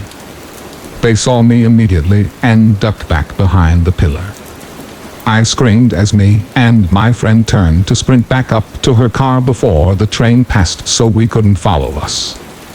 We booked it out of there and haven't been back at night since. I still get freaked out that that person had been watching us the whole time we were down there, and if they did manage to get us while we were running, what would they have done? I don't know, and I'm not sure that I want to. Story 27. I live in a boring little town in Florida.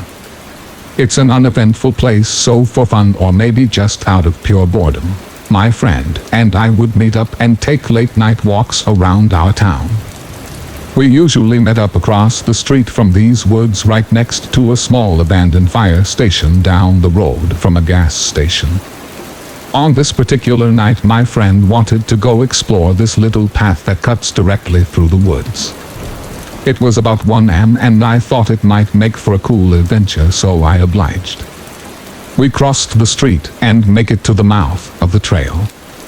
I should mention that there was construction going on at the left-hand side of the woods, so it was fenced off, but the lights from this site slightly illuminated the trail, so we really didn't need flashlights.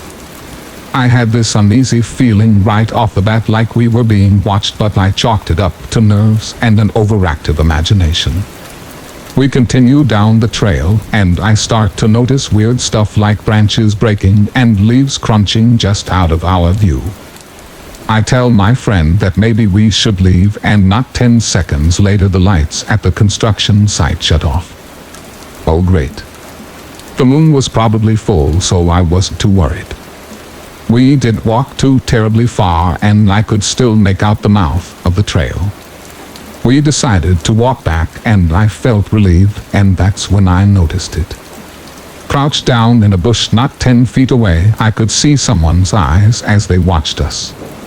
I whispered to my friend that we needed to run, and we did, and I could hear the person running after us close behind.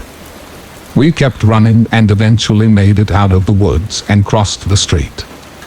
I turned to look back, and I saw a man in the mouth of the trail.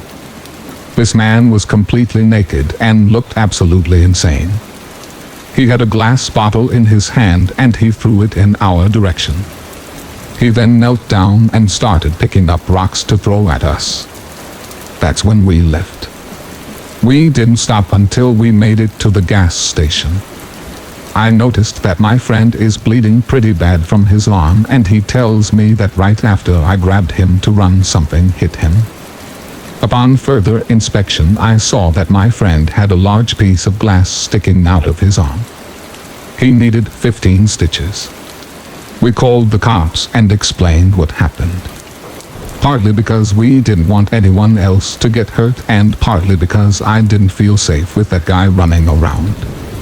When the cops searched the woods that morning, they found signs of someone living in there, and much more disturbingly bloody clothes that looked like they belonged to a little girl. I never heard anything about it since. Story 28. The story I'm about to share with you happened almost 10 years ago. At the time, I was 17 years old, and like most teenagers my age, I was content to lock myself away in my room with my laptop and headphones. In the fall of that year, my parents went up north for the weekend. We live in Michigan, and the Upper Peninsula is famous for its scenery that time of year. I was left with the house to myself for the entirety of the weekend and thought nothing of it. I enjoyed my privacy and didn't mind being alone. Let me tell you about my house and where we lived. Our house is very old and a modest dwelling. 2 floors and a basement. All the bedrooms are on the first floor since the second floor is an unfinished attic. The house itself is about 8 miles from the nearest town. The backyard is pretty large, with an even larger cornfield stretching out from acres and acres separating the property from the lake on the other side of the trees. The cornfield stretches partially around the house, creating a wall between our house and our neighbors to the east. It was isolated by any means. There are 5 houses very near, 1 on each side and 3 across the street. A local hunter, a farmer, a retired couple, a construction worker, and the local preacher were the people I called neighbors. It's a quiet road. Little traffic and only the occasional coyote howl to disrupt the night. A nice, calm place to live. It was day 2 of my weekend alone. It was a chilly evening, so I shut my window and locked it before I huddled up on my bed with my laptop. I've always been a big fan of urban legends, especially legends that have some truth woven into the tale. Truth always makes a good story better and makes a scary story all the more frightening. That night I had no idea that I was about to take part in my own scary tale. While zoning out on my laptop watching horror videos and reading stories online, I heard an odd noise over my headphones. I pulled one speaker away from my ear and focused on the sound. The sound was coming from my window. My bedroom is a corner bedroom, and as a result I have 2 windows. One window facing my neighbor to the west and the second window faced the backyard. It was the second window that had the strange noise. At first I thought leaves and loose branches were getting blown against the screen, since it was fall and the weather in Michigan can get pretty harsh and unpredictable. But my reasoning didn't quite fit with the sound. It wasn't a banging or rattling, it was like metal wires snapping. I removed my headphones and used my laptop screen as a light to see where I was walking without putting a glare on the window's glass. The curtains and blinds beneath were drawn, preventing anything outside from being able to see inside. I was nervous about looking outside. I was alone and I had no idea what was going on. I hugged my wall as I slipped my fingers under the curtains and slowly, carefully pulled down one of the blinds so I could look outside. There, standing in the darkness right outside my window, was a person holding a knife. My heart skipped a beat as my blood ran cold. My instincts told me not to make a sound and to stay out of sight. I slid down my wall and crawled on my hands and knees to my cell phone sitting on the small table next to my bed. I called 911 and whispered everything to the person on the other line. I told them someone was outside my window and that they had a knife and that I was alone. The operator stayed on the line with me and kept reassuring me that the police were on their way, and that's when I heard my screen start to be sliced. I kept telling her I wanted to run, but she insisted that I stayed put and didn't make a sound. Suddenly the snapping sound of the screen wires stopped. I listened in fear when I heard a new sound. The knife was now stabbing me in the back of the head. I heard a man call out after me, identifying himself as a cop. Still scared, I opened my bedroom door and crept down the hall. I peeked into the living room and didn't see anything. The knocking persisted, and again the cop identified himself. I peeked through the window and saw him standing there, his eyes still checking the yard. I flung open the door and almost pulled the cop inside, just so happy to see someone else. He asked if I was okay and if I could give a description of the man I saw. I couldn't. He was wearing all black and had a hood pulled up which shrouded his face. All I could do was describe the large hunting knife that he used to slice my screen. His partner joined him on the front porch and told us that he didn't see anyone in the area. I kept insisting on what I saw, and they of course believed me since the patrolling cop saw the damage to my screen. The cops did a second sweep of the property and made sure every single window was secured and that the doors were locked and the garage was secure. Before leaving, the cops told me they'd keep a patrol car in the area, but they were confident that whoever I saw wouldn't be back. They just figured that it was some teenager who was trying to break in through my window and got scared when he saw the police car arrive. I thanked them and proceeded to double-check the locks for myself. I wanted to call my mom, but I knew my parents were already on their way home and would be back in the morning.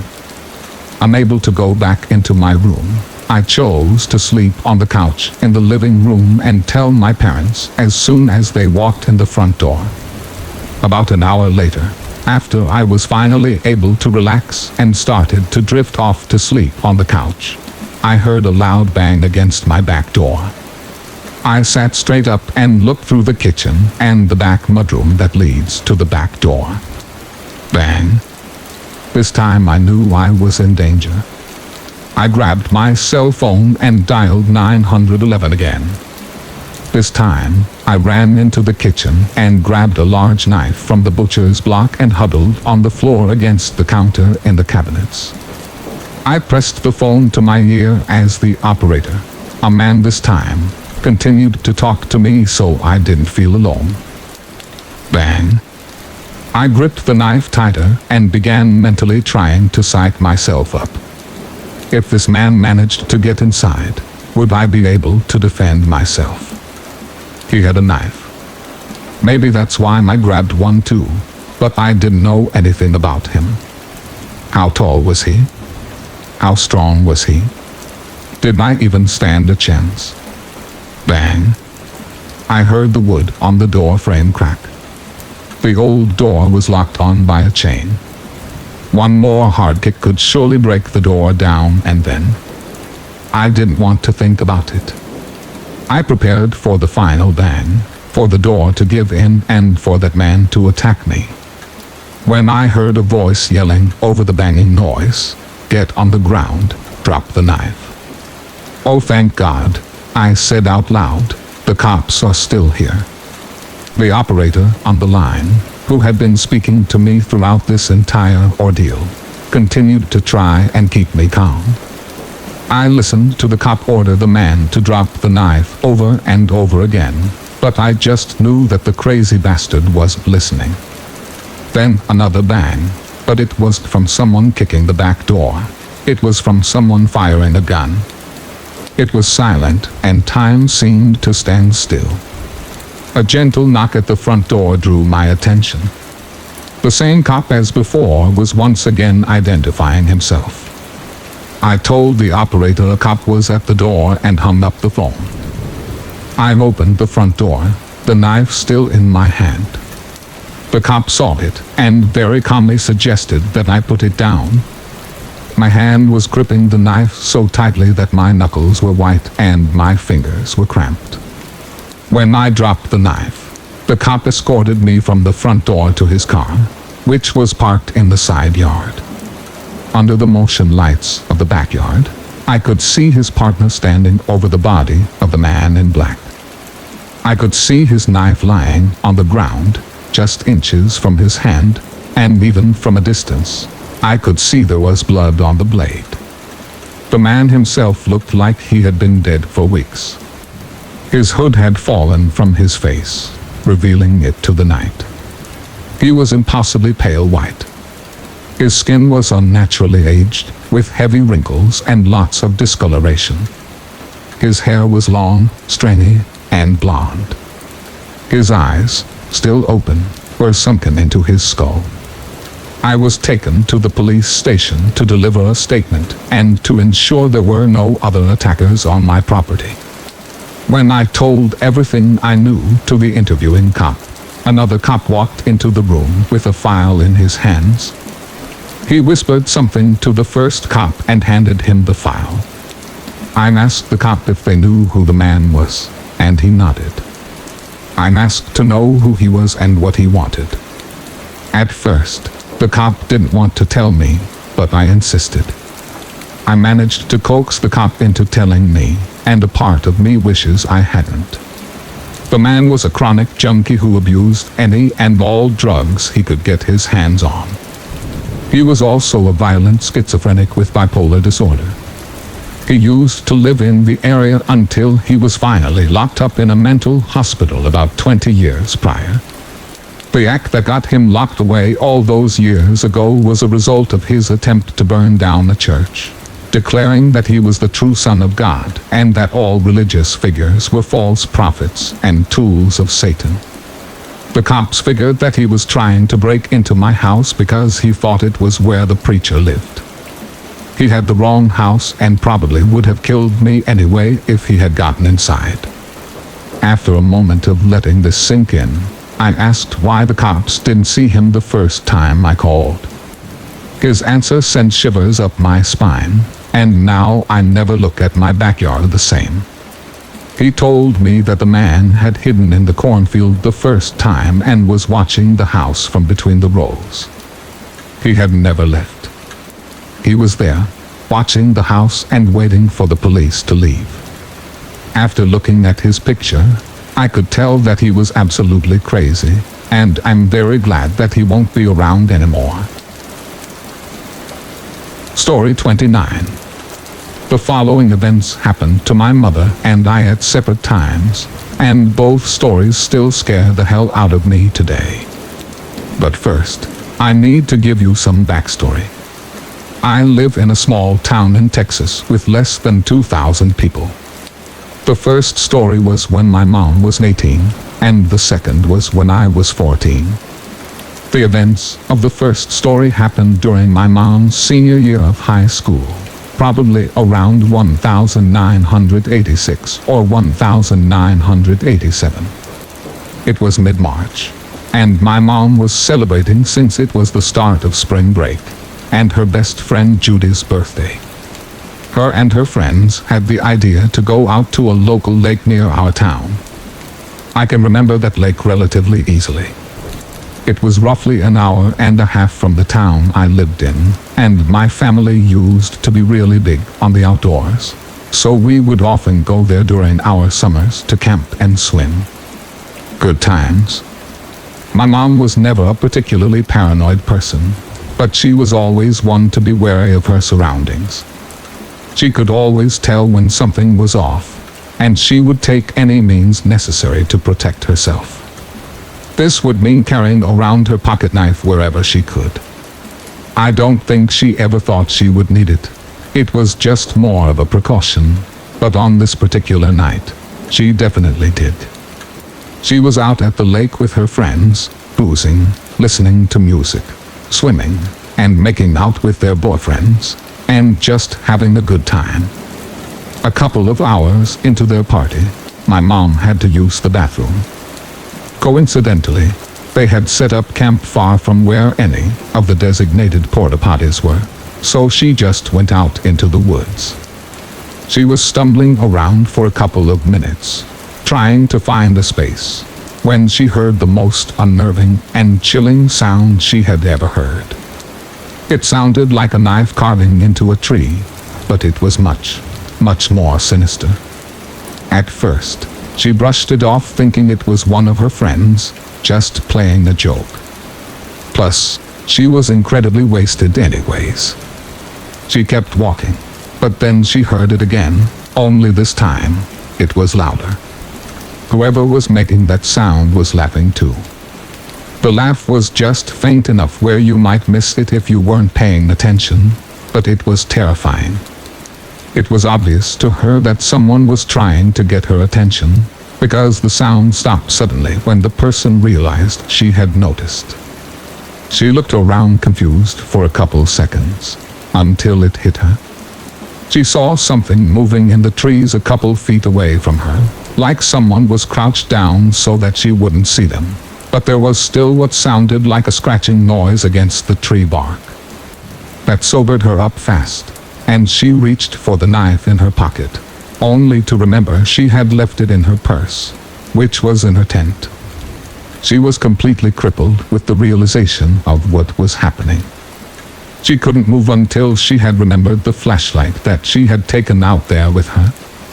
Automatically, the air around her illuminated, and in the distance, she saw the steel metal of what looked like a machete glimmering against the light, emerging from the bushes. Whoever was out there was taunting her. Again, she stood frozen in fear at what she was seeing. Then, the metal had started to shift, as if the person was moving towards her, and my mom bolted back to the campsite. When she finally found her friends, she ran into her tent and retrieved the pocket knife. I don't know how she planned on defending herself in a machete-to-pocket knife fight, but I think she just clinged on to what protection she could. Her friends were trying to calm her down. Her boyfriend said he'd go out and get whoever was out there, but she protested, and eventually, everything went back to the way it was, except nobody went into the woods to use the bathroom, and my mom didn't sleep at all that night. The next day, the teens had woken up to police sirens and tape surrounding their camp. Some police officers had led them to a path that led up to the main road. My mom cried as she hugged my grandparents when she saw them. Everyone gave their statements, and the police informed them that the man that was out there had more than likely traveled to the spot after killing a high school principal and attempting to kill his wife in a neighboring town a few hours before. Apparently, the guy had shot through the door to their house and killed the principal. He ran off after that and traveled down to the lake. That's where he ran into my mom. While the police were searching the area, they found a machete laying on the ground, 2 hunting knives taped to nearby trees, a Bowie knife, some energy pills, and a bottle of Jameson next to what looked like dried vomit in the grass. They assumed that the person had crouched in the bushes a few yards from where my mom and her friends were partying. The police assumed that the man had crouched in the bushes a few yards from where my mom and her friends were partying and just waited for someone to come into the woods. At that point, he planned to attack them. During the trials, they found out the man was planning on these killings for months. He was apparently into the occult and other satanic stuff like that. This event traumatized my mom for years. Now, my story. 30 years later, my mom had driven me and my friends to the mall to celebrate my 14th birthday. We went through the day having fun, playing hide and seek in Sears. I know, it's lame, but there are so many places to hide in there, and we were shopping as well. It was a good time. That night, however, was a different story. My mom had just dropped us back off at home, and I remember asking her if we could go to the park, which was only a block away from my house. All of my friends were planning on staying with me that night anyways, so it's not like anyone had a curfew. A little context. I'm a guy and most of my friends were girls at the time. My mom agreed to let us go, as long as we took our cell phones and headed home at an appropriate time. The night was cool and chilled, and we stood hanging off the playground equipment, telling scary stories. They were all basic, run-of-the-mill stories about some stupid girl being stopped by a crazy psycho on Friday the 13th and stuff like that, which now that I think of it, sounds kinda like what happened to my mom, I guess. So none of us were really scared. Then I had told them all the story of what happened to my mom. None of them really took me seriously until my friend Nicole reminded us of the murders that happened around the same time. She then reminded us that the killer, who had kinda become a figment of local folklore in our town, had been released on probation. We were all thoroughly freaked out by that fact, But it was made even worse when one of my other friends, Brandon, noticed something from the road. Guys. We all looked up to see a black truck. I couldn't tell the make or model, starting to head down the street parallel to us. Now, our part is more of just a large square plot with streets facing each side of it, so cars passing by was not a strange occurrence. But usually, those cars would just turn onto another street off of the perimeter of the plot. This one didn't do that. The truck had entered this square on the street that was facing us, and we watched it as it turned onto all of the 4 streets surrounding. He wasn't going the speed limit either. He was just cruising like he was watching us. Now, like I said, this town was small, so when a car circles around like that, it's usually just some high school kids looking to smoke some weed and chill out or something and making sure no one was around to see. But no one ever really wants to know what goes down when those cars stop. But like I said, this guy was going so much slower than he should have been. Plus it was like midnight, and it just didn't feel right. At that moment, we all agreed that the situation was just too creepy and it was probably best to get out of there and head on back to my house. That's when the truck stopped on the same side of the road that we noticed it on. The guy's truck was parked almost right in front of the turn to the street where my house is. So we decided to go the opposite way and just circle back around to my block so we wouldn't have to pass the truck. But that's when I heard a demanding voice yell at us from the driver's seat. I couldn't get a good glimpse of him, but from what I could see, he was a man that looked to be somewhere around my mom's age. All he said was, "Ian, come on boy, get in, it's late." Thinking that he was probably just looking for a dog or something, we all just kept walking. "Ian," I said, "get in the truck, boy." He shouted again. That really just confused the crap out of us. I looked back at all my friends just to make sure. It was just Nicole, Brandon, Sarah, Jenna, and me. No Ian. At that moment, I shouted back to him, "We don't know any Ian, sir. None of us are named Ian." Silence. Then the creep started to get out of his truck. And that was it. Nicole and I bolted out of there, not really looking back to see if any of our friends were following us. We ran straight from my house, and as the man saw us run, he got back in his truck and slammed the door. We ran right past him, which was a stupid thing to do in retrospect, but it was just a straight shot to my house after that. I could feel the air tightening in my lungs as I raced back to my house. I'm pretty sure I'd never ran that fast in my life. I probably should have waited for some of my friends to join to make sure they were okay, but I just assumed they were right behind us. When we reached my house, I locked the door, and I told Nicole to get my mom and dad, and a couple of knives from our kitchen. Honestly, that was probably a bit of an overreaction, but I was very scared, and I just thought it was so bizarre that that weirdo thought it would be necessary to get out of his truck to just talk to us. My mom and dad calmed us down. Nothing ever came of it that night, but I'm pretty sure none of us got any sleep. That night, I kept having an awful feeling. I thought about the trauma that my mom had gone through all those years ago, feeling like there might have been some kind of connection to what just happened to me. It all seemed too weird. The next morning, my fears were realized. I was scrolling through my Facebook feed on my phone when I found an article on a local Crime Stoppers page.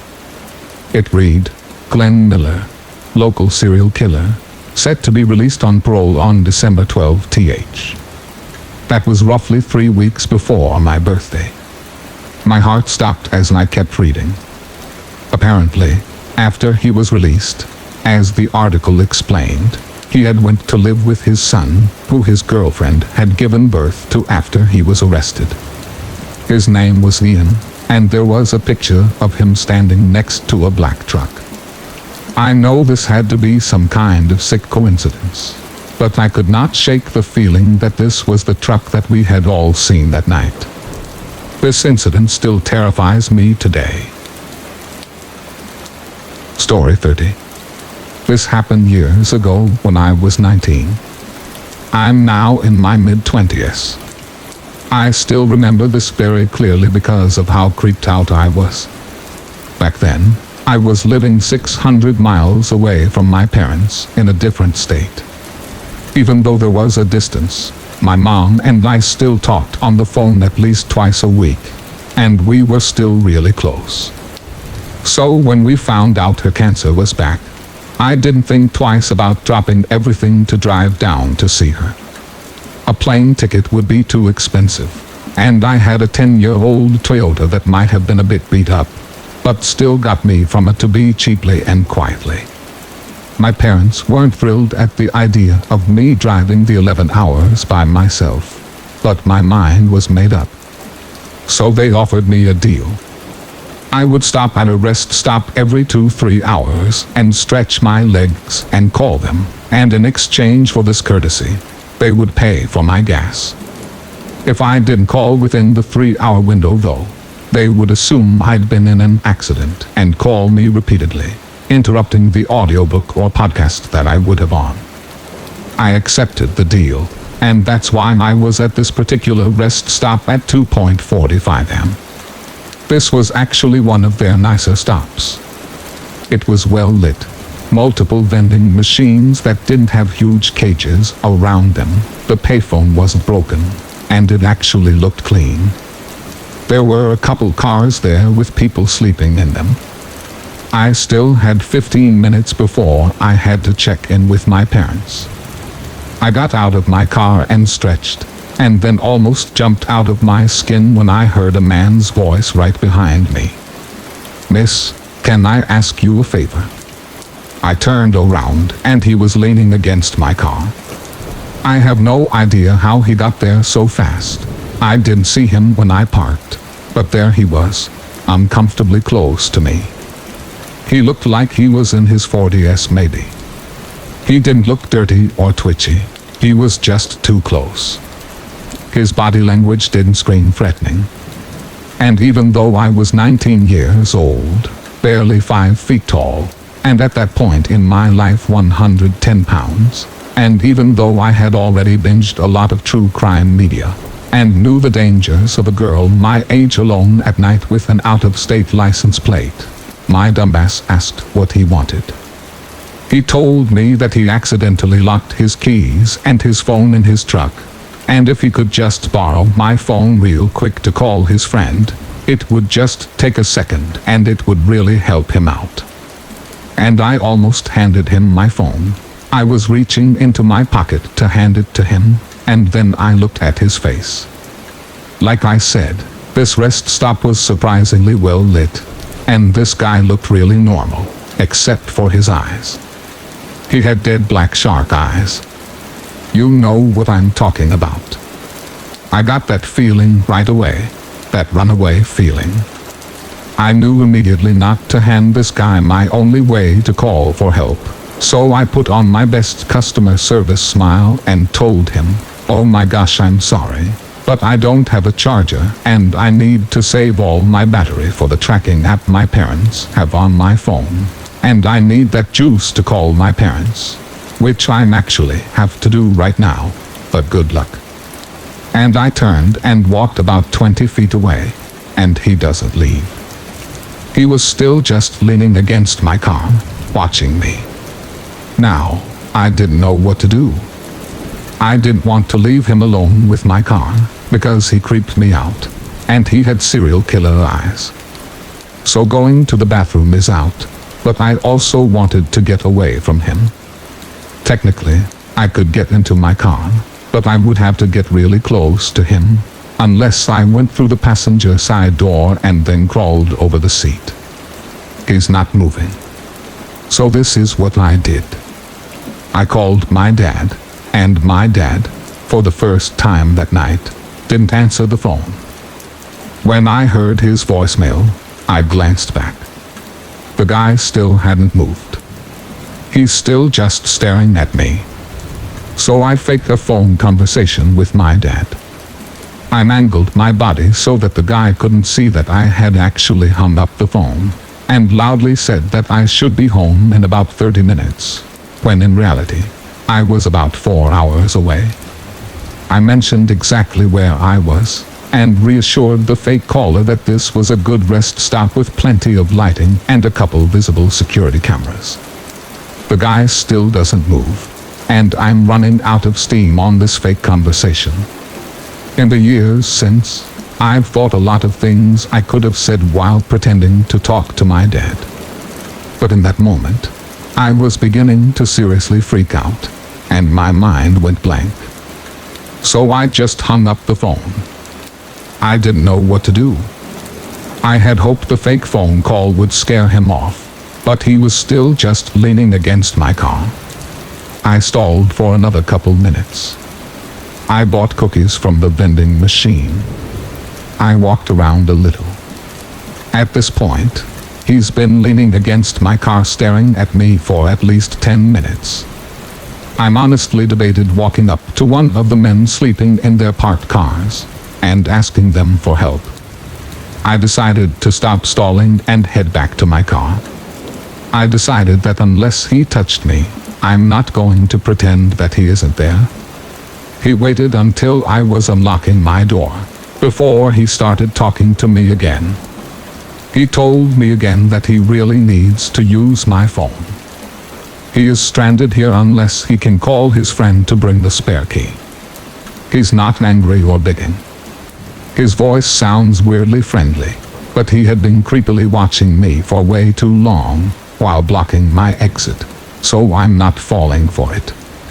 I've almost pointed out the working payphone, just in case I'm wrong about this, but then he leaned forward as I was getting in my car, and I lost all nerve, and slammed and locked the door as fast as I could. He didn't move until I started the car and put it in reverse, and then he finally stepped back and let me pull out. I didn't even put my seatbelt on. I was so focused on getting away from him, and then halfway out of the rest stop, my mom called me. My mom, who would freak out if I didn't pick up, and was already sick, and I needed to put on my seatbelt. I could still see him in my mirror. He was standing right next to where I was parked, with his back to me. He was far enough away that I felt okay parking again to answer the phone, but I kept my engine running, and I kept watching him. I don't want my mom to worry, so I told her everything is fine, where I am, and my eater. Now that I was in my locked car away from him, I was beginning to feel like I had overreacted. She scolded me about speeding, and I tuned her out, because the guy started moving. As my mom lectures me about road safety, I watch the guy walk to a truck, unlock the door, and get in. The keys being locked in no longer seemed to be an issue for him, I guess. I watch the truck head back to the freeway and drive out of sight. I had to pretend to be fine to not upset my mom. I didn't get back onto the road for another 20 minutes, and when I didn't speed. I didn't want to see that truck again. I found out years later that the closest city to that rest stop has a major problem with sex trafficking, and that girls who look like they don't live nearby, or maybe look like they are living out of their cars, tend to be targets. I'm not sure what the intentions were of that man, but I'm pretty sure he was trying to get my phone from me, so that I couldn't call for help. Story 31. My friends and I used to urbex a lot, and for those of you who may not know, urbex means urban exploring, which is pretty much exploring abandoned places. We did it a lot. Literally any opportunity that we had to go, we did. This one weekend was different. It was on a Friday night. and my friend DJ called me excited about this place that he had found, about 45 minutes away. At that time, I was with this girl that I really liked, Miranda. She had never been able to go with us, but this time she was, and she was super excited. So we packed a couple of backpacks with the essentials, flashlights, face masks, first aid kits, and all of that. DJ picked us up around 6 p.m., along with 3 other friends, Matt, Jesse, and my good friend Babs. It was a 45-minute drive, and on the way there, DJ explained where we were going. Apparently, there was a small abandoned neighborhood in the mountains. We were following the instructions that DJ coworker gave him. Turn right at the fork in the road. Drive straight until you come up to a patchy spot on the left. Park there, and walk until you come to a gate. Step over it, and just keep walking until you come to an arch. That's how you know you're in the neighborhood. Although it was a 40-minute walk, which surprisingly didn't wear us out because we were so excited, we finally found the arch and passed through it, and what we saw was a legit neighborhood. There were old houses everywhere. You couldn't even see where the roads divided. We started going into some of them. One of them had a children's room where clothes were still hanging up, and judging from that, this neighborhood was from the 20s or 30s. Eventually, we lost track of time, and it was dark. I mean the type of darkness that hurt your eyes because they just can't adjust to it. At that point, it was almost 11 p.m. We didn't want to make the 40-minute walk back and drive another 45 minutes back home. We had no choice but to spend the night in one of these houses. We found one though. Babs had a bunch of blankets with her, so we decided to sleep on them. I got the biggest one for Miranda and me to sleep on, and within minutes, we were all fast asleep. I woke up, I'd say around 3 a.m., to this overwhelming sense of dread. Miranda woke up too, asking me if I felt it. I asked her how long she had been up. Like an hour, she said. I got up to get water from my backpack, and I felt like somebody was watching me. Instantly, I felt very uneasy. Miranda dug through her bag, got out a lighter, and we lit what was left of the fireplace. Come to find out, everyone else was awake too.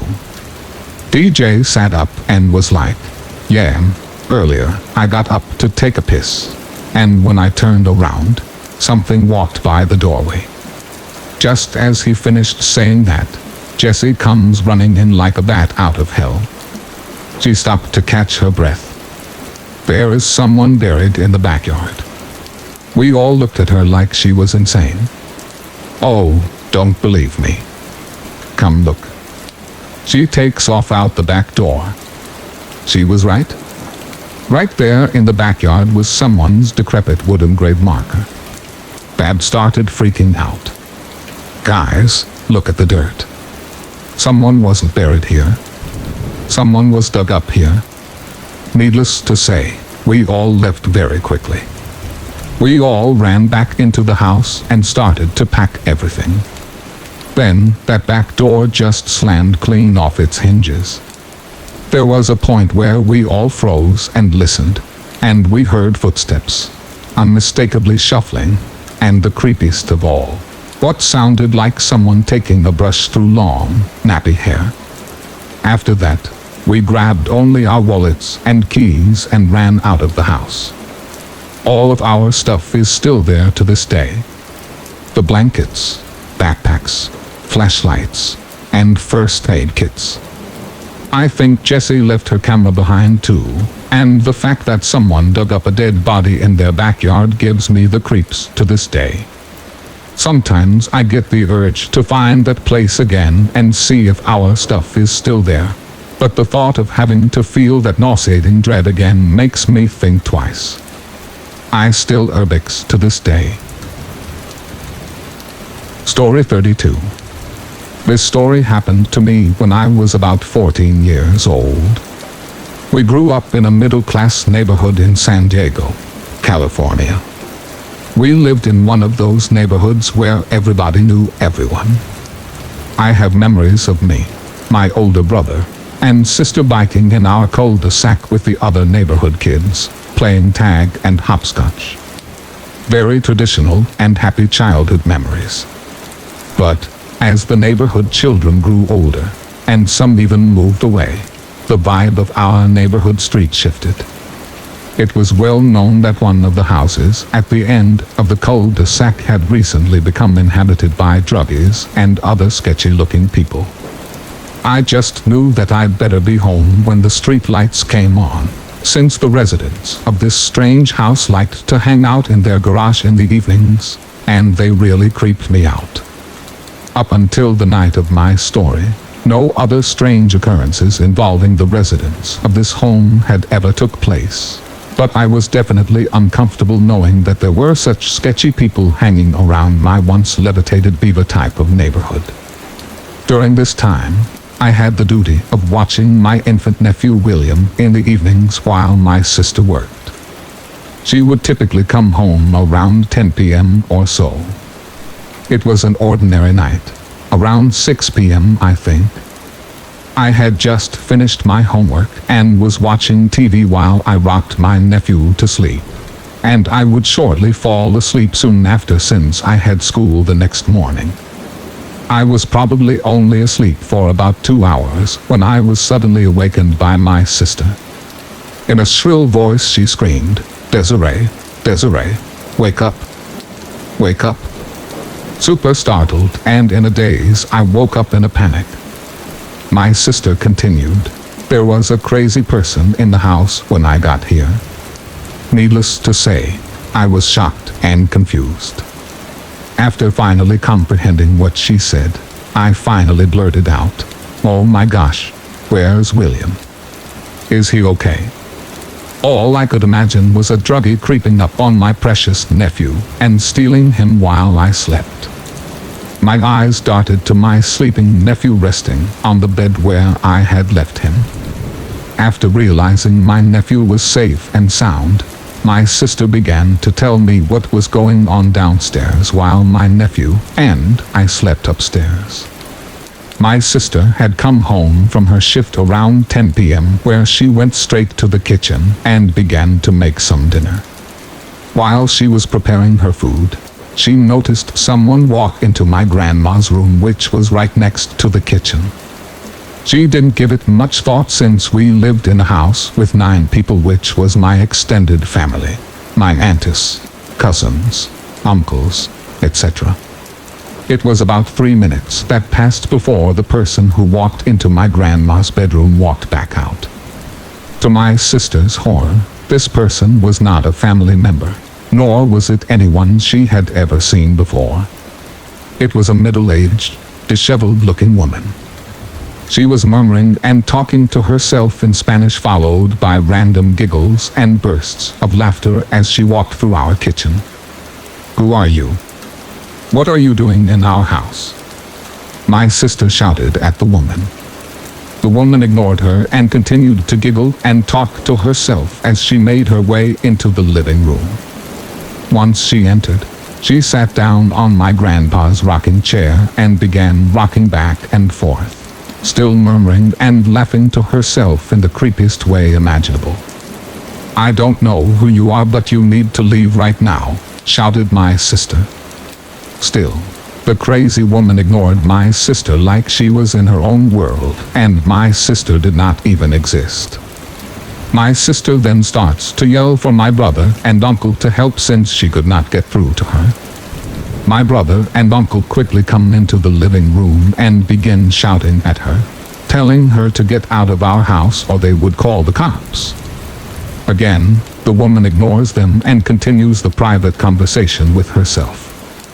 At this point, my uncle grabs the woman by her shoulders while my brother grabs her by the feet, and they begin to carry her out of the house towards the front door. At this point, The woman realizes she is being forced out of the house and starts to scream at the top of her lungs like a banshee. My brother and uncle ignored her screams and continued to walk towards the front door. As they passed the staircase, the woman latched onto our banister, screaming and holding on for dear life. My brother loosens her grip by removing her fingers from the wooden banister one by one. Finally, they push her out the door, slam it and lock it. The woman disappears into the night. During this entire ordeal, the police were called, but by the time they arrived, there were no signs of the woman. Nothing like this had ever happened to us before, so needless to say, everyone in the household was completely floored and was just happy that the lady did not harm anyone. We were all very confused as to how she even got into the house, considering my sister had just came home and remembers locking the door behind her. We found out that my 6-year-old cousin heard knocking at the door and opened it for the lady without even asking who she was. My uncle gave him a chewing out. He said he was sorry and that he assumed it was one of my sister's friends. When my grandma woke up from the commotion of the police coming to our home, she shared that she actually remembered waking up to this strange lady at the foot of her bed. Remember, previously, I had said that my sister saw someone walk into my grandma's room before shortly seeing the lady walk back out. While at the foot of my grandma's bed, the lady picked up my grandma's poodle and was hugging and cuddling it while giggling. My grandma was weirded out, but she also assumed it was a guest of my sister's and went back to sleep. Luckily, we never heard from that woman again. A few weeks later, however, I was telling one of my neighborhood friends about the strange ordeal. She then told me that her mom had called the cops on a woman walking naked down our street just a week or two after the incident with the lady and my family. The lady was resisting arrest and became irate when she was being handcuffed. We are not certain if the intruder in my home and the naked woman were connected, but that was the year that my family also ended up moving out of our once safe neighborhood. Story 33. I live a rather normal life. Nothing interesting or concerning ever really happens to me. After reading and listening to many of these stories, I realized I do have one of my own. This occurred during the summer of 2017. I was working 2 jobs at the time. I would lifeguard for a 6-hour day shift and another 6-hour night shift at an ice cream place with very few days off. So this incident occurred at the ice cream place. The location of this place was in a pretty sketchy area. Drug deals daily, even from within the store.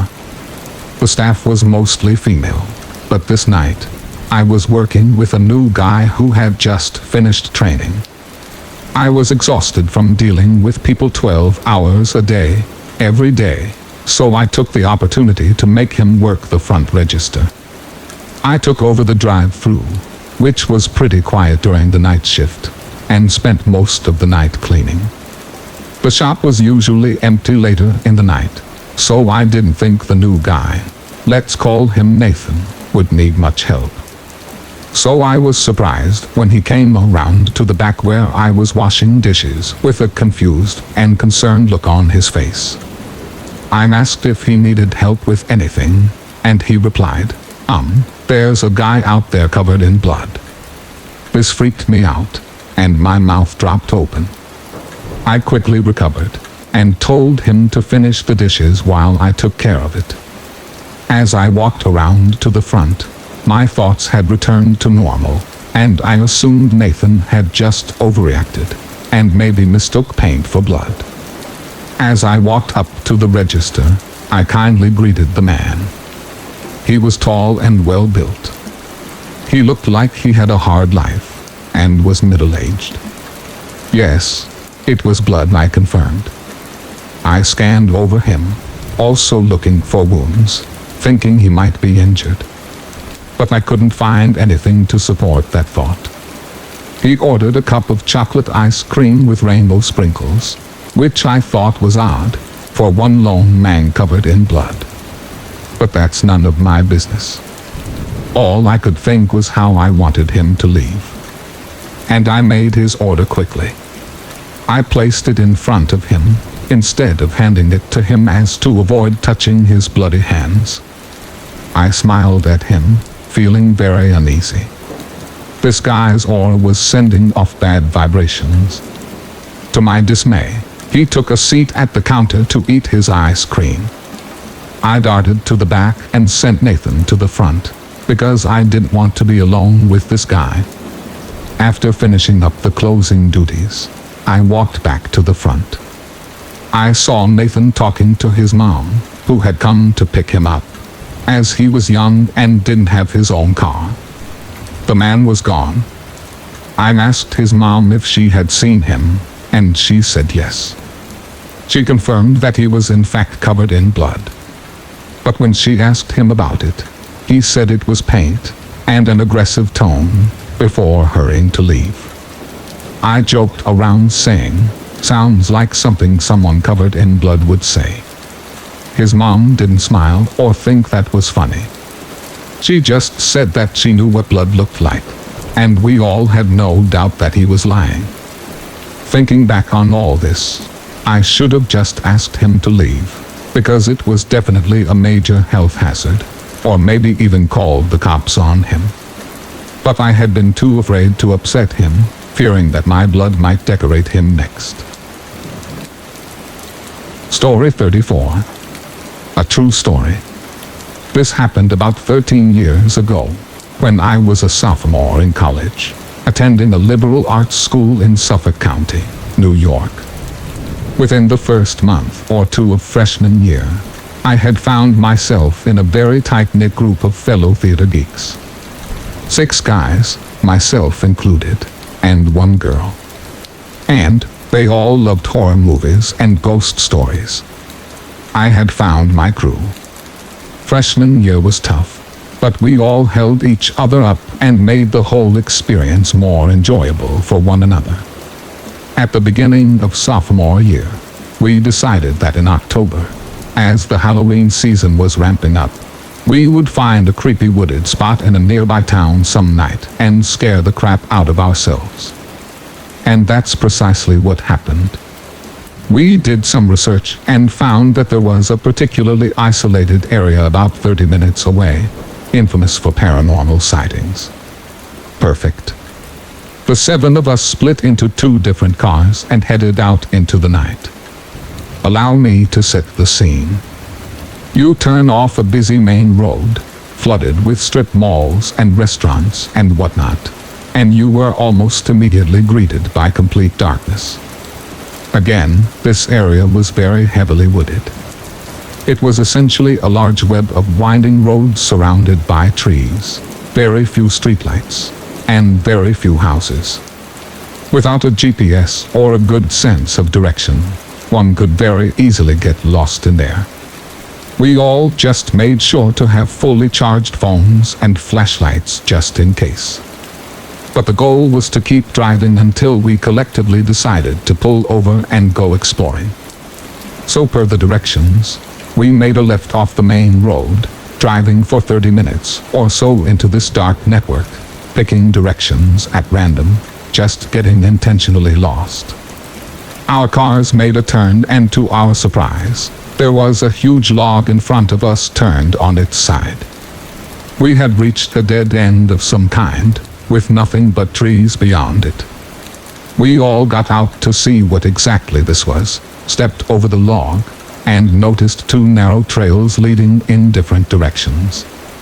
This seemed like as good a time as any to grab our flashlights and do some amateur ghost hunting. We flipped a coin and set off on the trail to the right. The trail was so narrow that we had to walk single file to avoid getting whacked by branches. For whatever reason, I ended up in the back. I'm usually pretty rational and level-headed. But I have to say, the further we went in, the more I was overcome with an uneasy feeling. I kept hearing sounds deep in the woods, unable to shake the feeling that someone was watching us. But I seemed to be the only one who heard these things.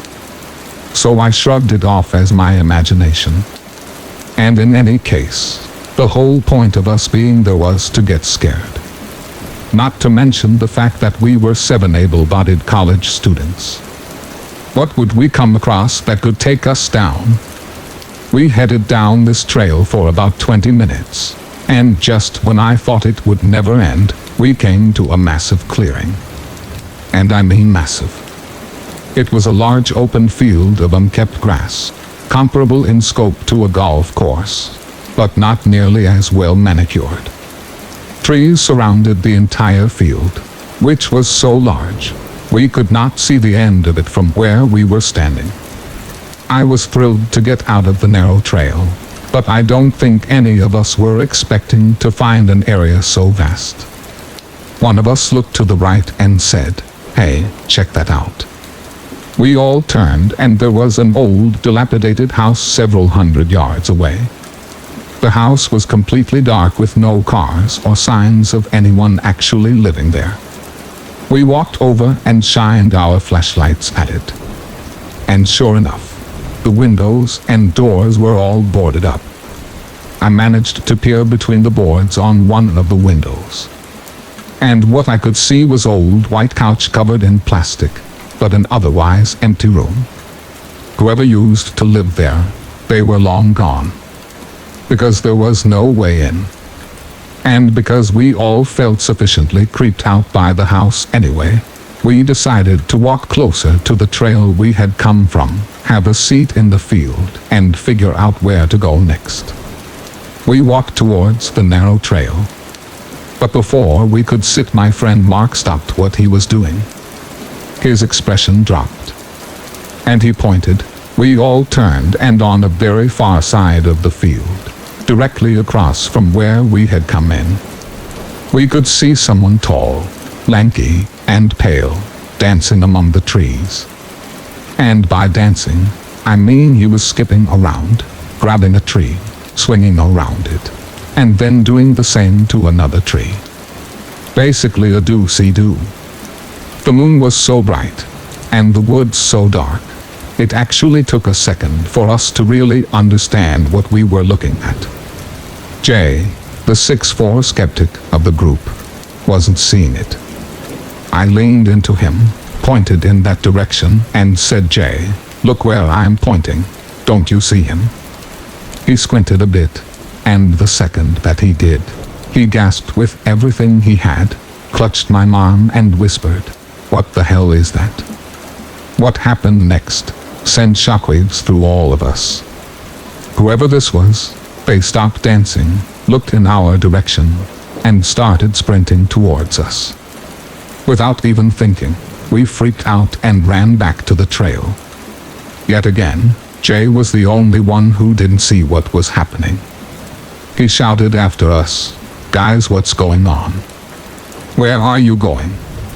After about 15 seconds of running like hell, I heard Jay scream, "Oh my God." I looked back and saw his flashlight following the rest of us into the trail. While the walk into the woods took about 20 minutes, we made it back to our 2 cars, hopped in, and were peeling away in less than 5. Once we were a safe distance away, we pulled over, got out, and checked in with each other about what just happened.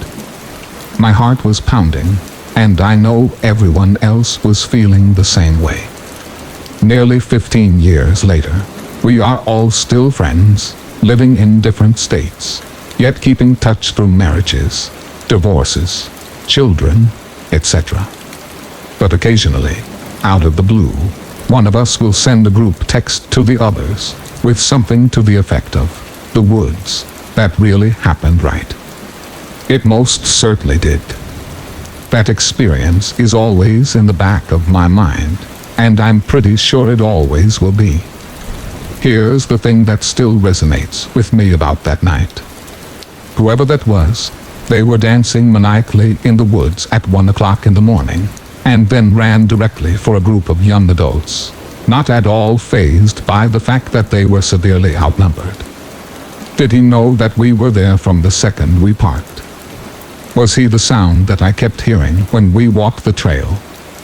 Whatever the case may be, when he came for us that night, you can be sure none of us wanted to stick around and see what he was truly capable of. Story 35. As any parent can tell you, leaving your children home with a babysitter is one of the hardest things you can do. Fortunately for my husband and I, we have a really amazing babysitter. She watches our kids whenever we need her. It can be for 20 minutes because we are late getting home from work, or an entire weekend. It's also worth noting that my husband and I travel sometimes for our jobs. Our babysitter lives next door, and I've known her since she was born. She's a very sweet 18-year-old girl who will be starting at university pre-med in the fall. She finished towards the top of her class and plans on becoming an orthopedic surgeon. Needless to say, I trust her with my 2 children, who are 6 and 4 years old respectively. Like many Saturday nights, my husband and I had work functions to go to, and like many times before, we called our trusty babysitter, and she of course accepted and was happy to help. We left at about 7:30, and as we pulled out of the driveway, I noticed that the garage door was slightly ajar. Now my husband is the super anal type, and never leaves doors open like that. He also has all of his tools and whatnot in that garage, so I knew he wouldn't just leave it open like that, but I thought, whatever, it's probably just the wind that pushed it open. As the night went on, I began to feel more and more uneasy. I couldn't quite explain it. I decided that I needed to check on my children. It was summertime, and the sun was just starting to set about 8:45 of them. I got a hold of the babysitter after only 1 or 2 rings. She said they'd just finished some hot dogs, and were going to be settled down and watch a movie for the night. I admit, this gave me some comfort, but I still couldn't shake this feeling that something wasn't right. I called back a minute later, and asked if she could check out the side window and tell me if the garage door was shut. She told me it was. I double-checked and asked if it was shut, or just mostly shut, and she said no, it's definitely shut. As we hung up the phone, I didn't feel right at all. In fact, I felt sick to my stomach. I asked my husband if we could go home. He complied with a little convincing. I could tell he was slightly annoyed, but he would do anything for me. I called back a 3rd time in the car, and for the first time in years of watching my kids. She didn't answer. I called back again, and again, no answer. As we approached the house, my heart fell into my stomach. I noticed that the side garage door was now wide open.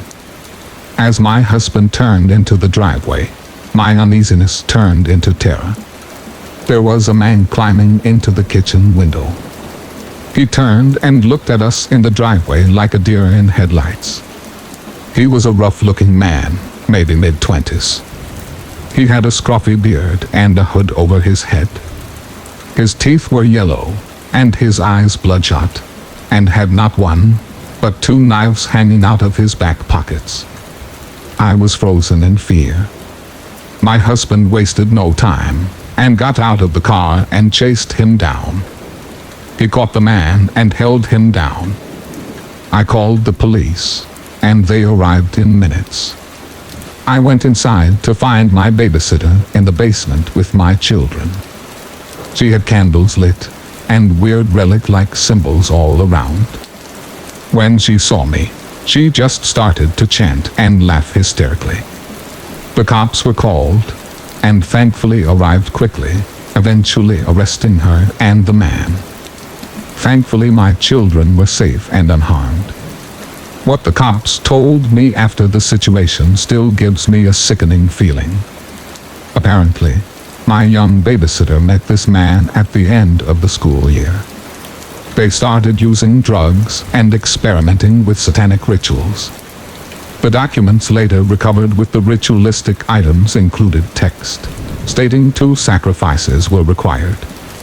They were going to sacrifice my kids. They also told me that this man was probably living in my garage for about a week or so, given the food and urine they found stored in the crawl space in the garage. I have since done everything possible to pursue charges to the furthest extent of the law. We have also moved to my mother's house until we can find another area to move to. It just goes to show you that you can never trust the babysitter. Story 36. Some background information. I am a male, 29 years old, living in the US in the New England area. I live with my folks, and our house isn't super secluded or anything, but we do have 2 acres of land surrounded by woods in our backyard down a rather steep hill. This happened about 6 years ago now, and nothing like this has happened since. I was home alone for the weekend as my folks had gone to visit my older brother out of state, and I was tasked with taking care of our animals, including chickens, ducks, geese, and our beloved canine companions. We have always had way too many dogs, and at this time, we had 10 of them, so taking care of them was a job all on its own. My folks had left Thursday evening, and most of Friday passed without incident, until around 1230 Friday night. I was still awake in my bedroom, on the computer browsing around, when my pit bull, who we had affectionately named Butters, began to whine at my door, wanting to go for a walk. I didn't mind, as it was July, and the temperature outside was perfect for a nice midnight walk. I grabbed his leash, his collar, and my flashlight, and headed downstairs, as he followed excitedly. We made our way outside and down the hill, across the field, and onto a trail that I used frequently for this purpose. The trail led through the woods, and into a clearing with a pond, and another trail that led even deeper into the woods. Butters still hadn't gone to the bathroom yet, so I continued down the other trail, at the same time letting go of the leash, as I knew that he liked to go off the trail a bit, to take care of business. Butters took off ahead of me a ways, but he always knew to stay within eyesight. Finally, he took care of business, and I had called him over to me, so that I could take hold of his leash again, and start heading back. When he stopped in his tracks, his ears perked up, and his tail went rigid. He began to growl and raise his hackles, while looking further down the dark and twisty path of the trail. I called him over again, worried that he was going to take off into the night, after a squirrel or something, but he completely ignored me. He was totally focused on something, further on down the trail. I began to approach him hoping to grab hold of his leash, but as I started towards him, he took off like a bolt of lightning down the trail, barking like a mad dog into the darkness ahead. I started running after him, hoping that he would stop, but he was too fast, and before I knew it, he was completely gone from sight. I could still hear him barking in the distance, but it was faint, and soon enough, I could no longer hear him neither. I stopped running to catch my breath as I knew trying to catch up to him was a futile effort at this point. I started calling out to him while continuing to walk down the path, shining my flashlight into the woods, hoping to spot him nearby or something. I was starting to worry, as he usually never acted like this. I mean, sure, he had run off on a walk before, but had always come right back when called. I was walking for long before I heard something coming from further on down the trail. I aimed my flashlight in the direction the sound was coming from. It sounded like something bounding down the path toward me, but I couldn't see anything. Suddenly, Butters came flying out of the woods and down the path toward me. I thought he would stop at my feet so I could grab his leash, but he blasted right past me and almost knocked me over. I started to feel like something was wrong, as I couldn't imagine what had my 100-pound pit bull so spooked. I spun around after him, shouting at him to stop. But just like before, he was listening, and soon, he was out of sight again. Now, I was alone in the dark, without my buddy to protect me from whatever it was that had him running. At least he was headed towards the house this time. I hoped that he would come back at some point so that I wouldn't have to walk the trail alone, but I didn't hear him at all. In fact, it was eerily quiet. No crickets chirping, just an ominous quiet. Needless to say, I wanted to get out of there as soon as possible. As I made my way onward, I spotted something in the darkness ahead of me. I couldn't tell what it was exactly. I called out to Butters, hoping it was him, but whatever it was, it didn't react to me at all. I felt very uneasy all of a sudden, as a chill shot down my spine and a cold sweat began to form all over my body. I moved closer, hoping to be able to see it more clearly as I slowly raised my flashlight towards it, the light gradually revealing the path ahead until I could see the boots of someone standing on the trail. I jerked the light upwards to reveal a man standing there, facing me. This guy was huge, built like a brick wall, and very tall. I'm 6'0", and this guy looked like he towered over me from where I was standing. He had long scraggly brown hair, and a long dirty brown beard with bits of leaves and dirt stuck inside it. His jacket was covered in dirt, and his jeans were ripped and heavily stained with God only knows what. He was standing sort of half-cocked, swaying back and forth in place, like a drunk. This was private property, but even if it wasn't, it would still be very odd to see someone hanging out in the woods at night. It was very dark, and pretty much impossible to see without a light of some kind. I felt nauseous as my stomach dropped suddenly. My knees felt weak, and I thought about running, but whoever this man was, he was standing between me and the way back home. I just kind of stood there, my flashlight still shining in his face. He didn't react at all, not even to shield his eyes from the light. It was as if he was in some sort of trance. I don't even think he was aware of my presence at all, until I called out to him. Just a simple, "Hey, are you all?" I didn't even have time to finish what I was saying. The sound of my voice seemed to break him out of his trance, and to my surprise and absolute terror, he began sprinting towards me, screaming like a madman. I stumbled backwards, and almost fell over as I turned around to run back down the path, his boots stomping on the ground, his mad screaming approaching fast. He was absolutely crazed, like a rabid animal, and he chased me down the trail, further and further away from home. I was panicked at this point. My heart was pounding in my chest, as adrenaline coursed through my veins. I was scared, real scared, as I couldn't imagine what this man was going to do to me, if he caught me. I know I couldn't keep running in this direction, as the trail eventually peters out, and sort of dissolves into the woods after a certain point. I thought maybe I could lose him if I turned off my light, and hopped off the trail to hide, and let him pass. The man had stopped screaming, and I dared to steal a quick glance behind me. I could see that the man was still keeping pace with me. I shut off my light, and pushed myself as hard as I could, hoping to gain a bit more distance between us. The path turned ahead, and I thought if I could get around that corner and hide before he caught up, I might be okay. I had never run so hard and so fast in all of my life. and it was beginning to take its toll on my lungs. I had asthma, and it was getting harder to breathe.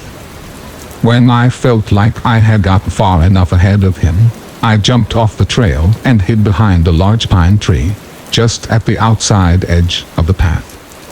I pressed myself up against the tree and tried to quiet my heavy breathing as much as I could. It wasn't long before this crazy bastard came bounding around the corner.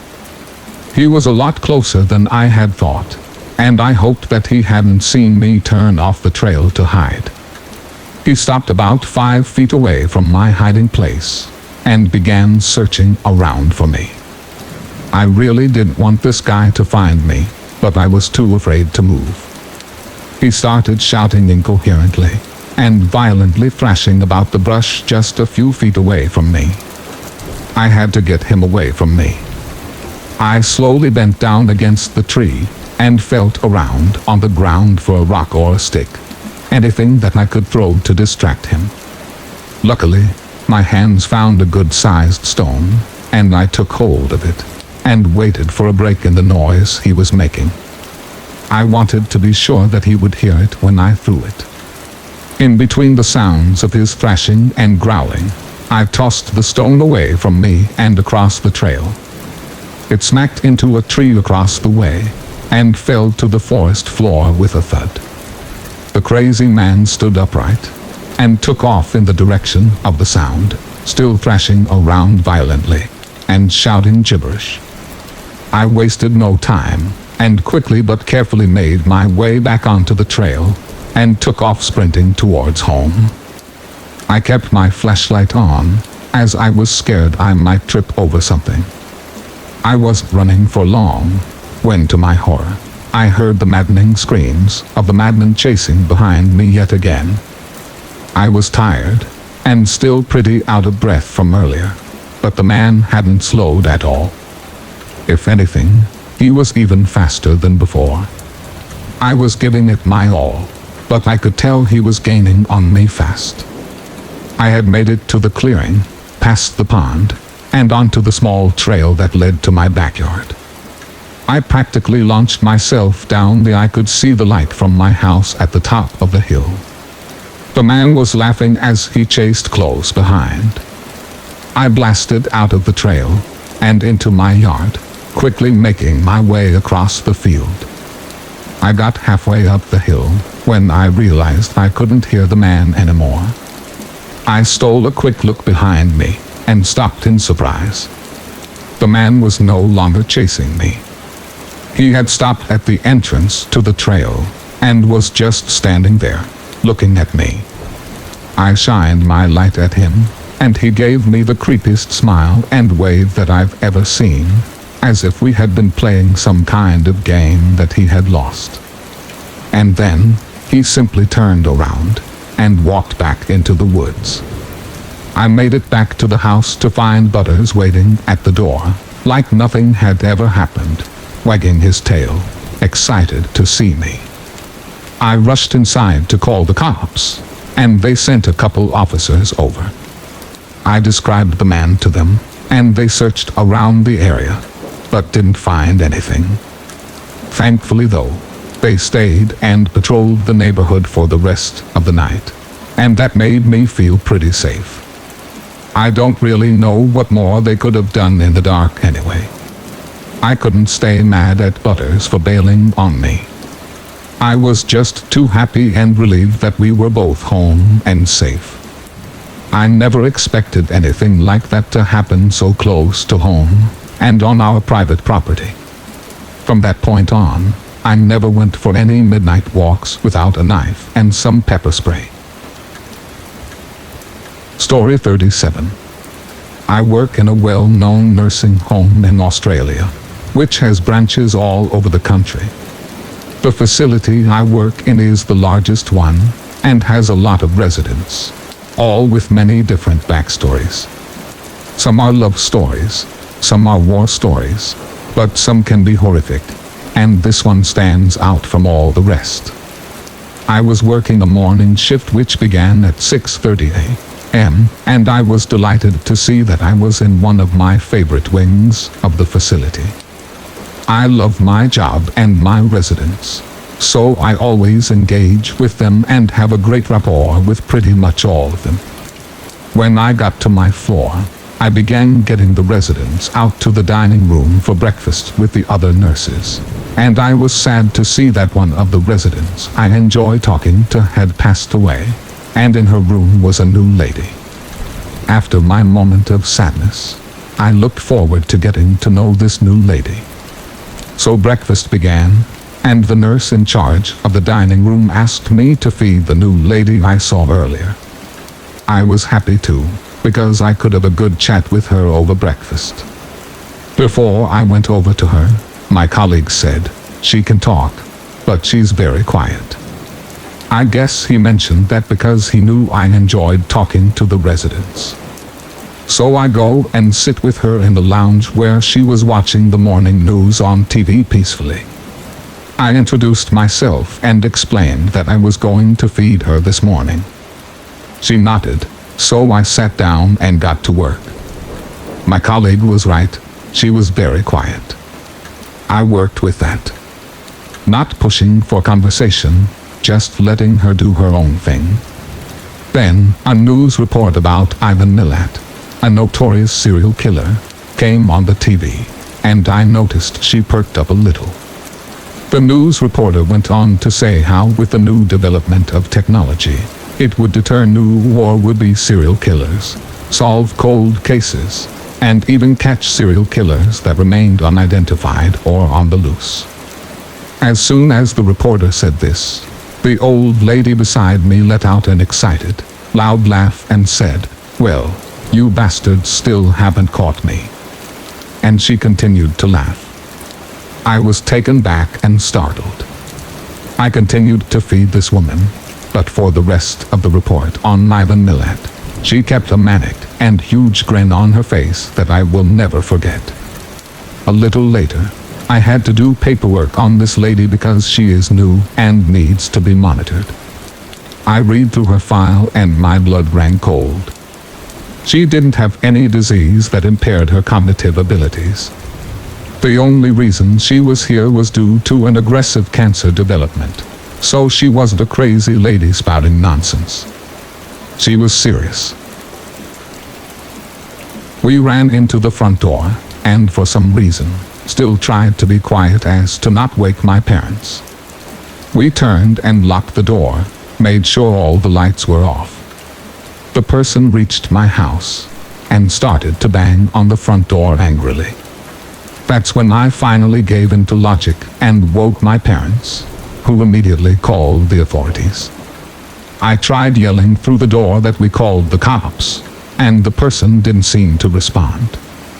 He just kept trying to open the door and continued banging on it. After a minute or two, he took a decorative stone from our front yard and broke the window next to the front door. That is when I finally got a good look at the guy. He tried to climb into the window, and the broken glass knocked his hood off. He was completely expressionless. He had dirty blonde hair, was clean-shaven, and honestly, looked like an average Joe. He was about halfway through the window when my dad came out with a bat and started swinging it at him. Before there was too much of a struggle, we saw the lights and heard sirens. The cops got out of the car screaming and pulled the man out of the window. It was the most intense thing that I have ever seen in my life. The man was obviously arrested. Apparently, he had no criminal history, and no history of drugs or alcohol. When questioned by the cops, he said, "Honestly, I was bored, and I just felt like being evil." We had no idea what his intentions were, but just felt incredibly lucky that we somehow came out of that event physically unharmed. Mentally, I still think about that night over a decade later. I used to stay up for hours, thinking if we weren't that far ahead of him, he could have caught up to us, and possibly hurt us. I also used to stay up for hours, in fear that he would show up at my house again when I least expected it. It just goes to show you that even the most harmless decision can sometimes lead to consequences you regret the most. Story 39. This is a short story that happened to me several years ago, but still affects me to this day. Now, objectively speaking, this may not be very scary for others, but the image is burned into my mind, and it is something that I don't think I will ever forget. School had just ended 3 weeks prior, and my friend and I were just hanging out, enjoying a surpassingly beautiful summer night. I live in a very quiet little town. There really isn't much commotion, or really much of anything that goes on. We have one main school, and our graduating class is tiny compared to most.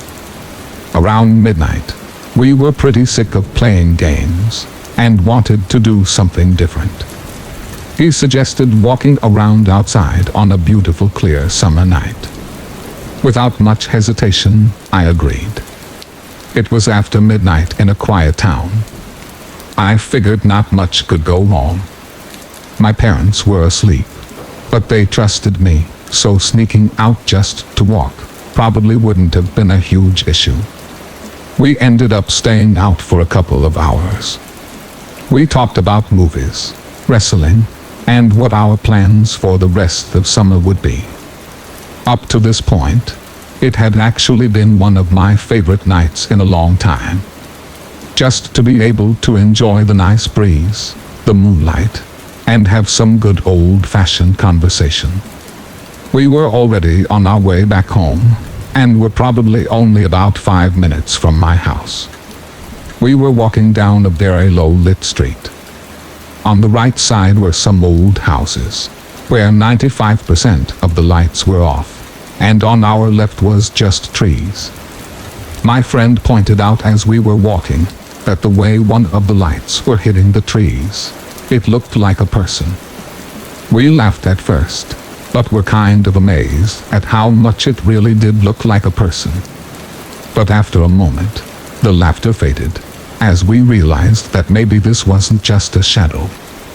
So like the fools that we were, we decided to explore, and I pulled back a few branches, and saw that there was actually a woman standing there. She had a huge, disturbing smile on her face. She was old, probably in her 70s, I would guess. She was dressed normally, and had lots of nice jewelry on.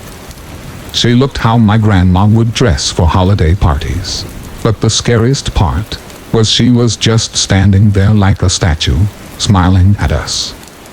For a moment, we just stood there in shock, and within a split second, her smile vanished, and she jumped out and made a huge grunt and scream. We ran as fast as we could back to the house. To my knowledge, she didn't follow us or anything. I know most people may not find this particularly scary, but in the middle of the night, when you find a creepy old lady hiding in the trees, it rattles you a bit. Nothing else of note came from this incident, but as I mentioned previously, I'll never be able to get the image of her smiling, and then suddenly screaming out of my head. Story 40. If you're like me, staying home alone every day in the summer can become a drag. I've always been someone who needs to stay busy all the time. I don't like being alone, and like to always be active. Last year, after finishing my freshman year of college, I decided to take a summer job to make some extra cash. I worked for a landscaping company. The owner of the company agreed to pay me under the table based on the different jobs that we did. For the first few weeks, it was great. I was getting super tan and jacked from all the lifting. The first 3 weeks he paid me, and I was getting paid quite well. But by the time we got to the 4th week is when things started to get weird. He usually paid me on Friday, but didn't pay me this week. When I brought it up to him, he just smiled and said that he was going to start paying me every 2 weeks, I was kind of annoyed, but basically said whatever because I figured that I would have a fat paycheck in another week. Fast forward to the next week. I don't get paid. Now I'm upset. I've been doing hard work for 2 weeks and not getting paid. I called my boss and asked what the deal was, and he claimed he just forgot and was sorry. I shrugged it off and said whatever, that it was fine. We agreed to meet on Saturday for the payment. I went to the spot that he told me to meet him at, and he handed me an envelope. I took it and told him I would see him on Monday. When I opened the envelope, it was pay for 1 week. I called him, furious, but he insisted that he paid me the previous week. I flipped out and told him I didn't want to continue working, especially under the table, and that it was making me uncomfortable. A few days later, he called me and begged me to come back for a huge job that we had next week, and that he would pay me double. I agreed, thinking this would definitely be my last job, and I could take the cash and move on. Monday comes, and I meet him at this huge house surrounded by nothing but open field. We started laying mulch and setting up the front yard. Before I knew it, I was alone. I didn't see him anywhere.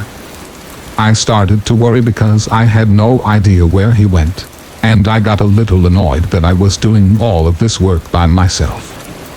After an hour or so, I finally see him emerge from the back of the house. He looked frustrated and almost a little nervous. He came up to me and in a very soft voice, he said, "Can you go see if you can get the water turned on in the basement?" I tried and I couldn't get it. Please. It was a weird request, but I honestly wanted to get out of the heat for a second, so I accepted. Once in the basement, I found the water hookup in a matter of seconds, but what I noticed right away was that the water was already on. I turned around quickly, and that's when I saw my boss and a skinny woman standing behind me. He had his hands out facing me, and she had one hand behind her back, almost as if she was concealing something. Before I could speak, he said, "You shouldn't have come down here, and just so you know, I am sorry." Thinking quick on my feet, I kicked him in his ankle and ran right through this skinny woman. I got to my car and drove away and called the police. The worst part about all of this was that there was literally nothing they could do because I was working under the table, and there was no records of this man's company, even though I had seen one of his trucks with the logo on it. Fortunately for me, this guy didn't know where I lived. It almost seemed like the company was a scam from the start, but I'm not sure what his intentions with me ever were. I know there is a lot I could have done differently, but this is easily the weirdest and scariest experience of my life. Was this psycho really going to try to hurt me over a week or so of pay? Either way, I hope I never run into that landscaping psychopath again. Story 41. Summer break is an awesome time to kick back, relax, and even enjoy some traveling. Unfortunately for me, my summer break did not consist of vacationing or kicking back. My old roommate, Dave, was going on vacation with his fiancée, and he asked me to take care of his golden retriever, Millard. Always trying to make a quick buck, I quickly accepted. I planned on staying overnight with Millard while Dave was gone for a couple nights. Feeling lonely, I asked some of my friends to come over and hang out for a while. We sat outside, ate some wings, and just hung out for a couple hours. I had to work at 6:30 in the morning, so I kicked them out at around 11 and decided to get ready for bed. I put on the TV and made myself comfortable on the living room couch. I started to doze off instantly, and while I was going in and out, I heard the doorbell ring. I kind of jolted awake and just sat still for a moment. I thought perhaps maybe it was the TV, and maybe I just woke myself up thinking it was the doorbell. That was quickly proven false when the doorbell rang again. My heart was practically jumping out of my chest. I grabbed my watch and saw that it was 1147 p.m. Who the hell would be at the door at this hour of the night? I slowly approached the door as the bell rang again for the third time. It was a shady-looking guy with a backwards cap on. He had a big brown bag in his hand. I opened the front door a crack while still keeping the chain on, and didn't open the screen door, and I asked what he wanted. In a very soft and unconvincing voice, he said, "Hi, I have your food delivery." I immediately told him I didn't order any food. He proceeded to tell me my address, and then followed with, "This is your address, right? I have your delivery." More annoyed than anything else, I told him once more that he had the wrong house, and slammed the door in his face, and then turned all the lights off. The house I was staying in was a split-level ranch, and for those of you who don't know what that is, it's kind of like having a 1.5-story house. The basement is usually a living room, and it's not completely underground. The windows are usually eye level.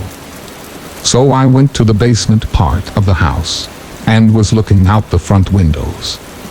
I saw him outside, sitting in his car, with the car not on, still parked in the driveway. I was a little spooked, so I called my brother to tell him what happened. He told me not to worry, and it was probably some kind of mistake. I agreed, and went back to look out the window, and the car was still there in the driveway, but he wasn't inside of it anymore. I grabbed the dog, and locked myself in Dave's bedroom. She barked and growled all night long, not sure if it was because she could hear things, or because she was stuck in the room. I hardly slept that night, and when it was time for me to leave for work, I got ready in the bedroom, and ran out of the house as fast as I could. I had a brief moment of relief when I noticed the car wasn't in the driveway, but that soon changed when I turned the corner, and the car was parked on the side of the road. I went to work, terrified. I blasted my friends that day, asking if it was some kind of practical joke, and they all assured me, and promised me that it wasn't them. I came back to feed Millard after work with one friend, and we noticed footprints all around the house, and scratches on the siding of the house, where one of the back windows were.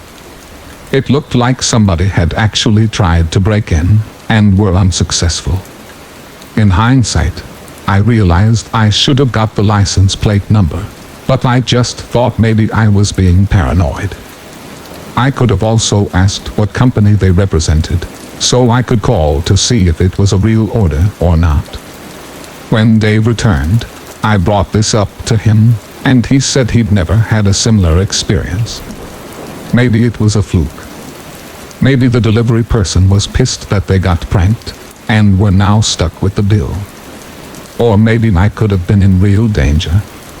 Either way, this is one summer night I still bring up to my friends when they want to hear a scary story. Story 42. Being single sucks on Valentine's Day.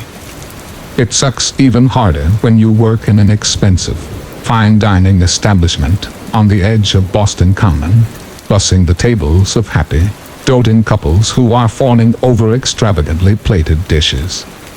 You try to ignore their little displays of affection, focusing on your work instead of being consumed by feelings of jealousy and disdain.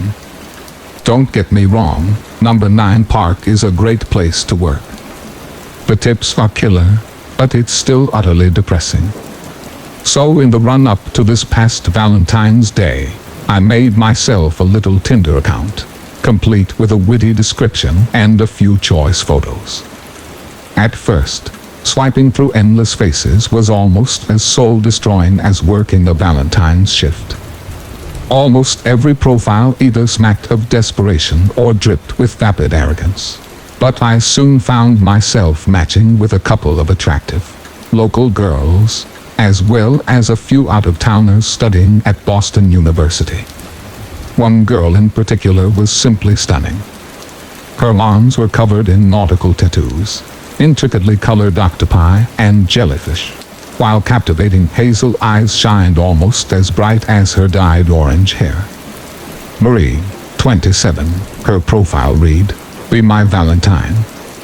Now, as a lot of you may know, you have to have a pretty thick skin to use Tinder. Slowly but surely, my matches' replies dropped off as their interest waned. Some even laughed and unmatched me when I said I wouldn't be able to make a Valentine's Day date until after 10:30 p.m. when my shift finished. But Marie never ever failed to reply, sometimes within seconds of me sending a message. Granted, her responses tended to be monosyllabic, almost shy, but she was seriously enthusiastic about the idea of getting together. She said she got lonely on Valentine's Day, and she needed me to be there for her on that night. Sure, it was unusual for me to get such attention, but as I said, it sucks being single on Valentine's Day. I met her after work at a little late-night place in Chinatown, the kind of stereotypical Asian place adorned with outdated chinoiserie among a sea of red velvet. She said she liked the garlic noodles there, so I figured it would be a surefire way of getting her back to my place afterward. Marie was even more beautiful in person, albeit with a melancholy look about her, as she sat alone at a small table for two, waiting for my arrival. I opened up with an apology, hoping she hadn't been waiting too long. It turned out she was just as shy in real life as she was online. She barely spoke, and when she did, it was just the odd word. I reminded myself that it wasn't exactly charisma that I was looking for, that it didn't matter how shy she was right now, just that I could get her back to my place after a few drinks. We ate in silence, which didn't bother me too much, since I was absolutely famished from a long, tiring shift. Occasionally, I would catch her staring at me, her expression blank and emotionless. Any other time I might have considered it creepy, but let's just say I wasn't quite thinking straight, thanks to the prospect of getting laid for the first time in a while. Once we finished, I paid the bill, tipping the Chinese waiter generously. On previous dates, I had always tried to impress the girl in question with a generous tip. Usually they're pretty impressed by the gesture, associating it with kindness and thoughtfulness, but Marie didn't even react. She just kept staring at me across the table, her gaze unflinching even as the waiter reached across the table in front of her. We were walking along Boston Common, back towards my apartment, when she finally spoke up. She asked me if I knew the story of Saint Valentine, the patron saint who the festival is named after. I remember shaking my head, only too happy to listen to her now that her shyness seemed to have abated. Quietly, in a voice barely above a whisper, she explained that Saint Valentine was executed by the Roman Emperor, Claudius, for marrying Christian couples in secret on the outskirts of Rome. I actually thought that was kind of romantic at the time. I tried to lighten the mood by mentioning just that, but she didn't react. She just carried on with the story. She grew a little more animated as she explained that once Claudius had heard rumors that Christian converts were festering in the city's suburbs, he ordered them to be hunted down and punished for their heresy. Praetorian guardsmen, the most loyal of the emperor's soldiers, scoured the city for Christians, horrifically torturing prisoners to extract extensive confessions. One such confession led to the home of a man named Valentine, who, when tortured himself, revealed that not only had he pledged fealty to one true God, but that he was sanctifying marriages of local couples in the name of Christ. Enraged, the Praetorians dragged Valentine into a local square before summoning the townspeople to witness the execution. It was messy, violent, truly horrifying to watch. The imperial soldier's sword was blunt, an almost ceremonial addition to his uniform. It reportedly took a long time for the soldier to hack off the head of the confessed Christian priest. After he was beheaded, Saint Valentine ascended to heaven as a blessed martyr, entered the gates of paradise with his own bloody head cradled delicately in his hands, kneeling before the gilded throne. Saint Valentine presented Christ with his own severed head, a symbol of the pure love and devotion that led to his martyrdom. I was impressed. I had no idea that such a brutal story was behind the holiday. I remember turning to ask her how she knew such a thing, but I was met with a gaze that sent a chill through me. She then told me that she had always wondered what it would be like to be the recipient of that kind of love and devotion, the kind that could lead someone to see their own death as little more than an act of loyalty and worship in service of someone they truly loved. It was about this point that I began to actually feel unsafe around Marie. I have since had friends tell me that I shouldn't have been such a wimp, that girls that are a little crazy tend to be the best in the bedroom, but they can't understand the sense of imminent danger I felt as Marie's hazel eyes were fixed unblinkingly on mine. We carried on walking as I racked my brain for an excuse to get home alone, and I eventually settled on something involving having to be up early for work. I knew the lie didn't work. She didn't say a word to me as I flagged down a cab and helped her into it. I told her I would call her, but it was like she could smell the untruth. Like this had happened countless times before, and she could recognize the pattern, but it didn't end there. She's been following me for weeks.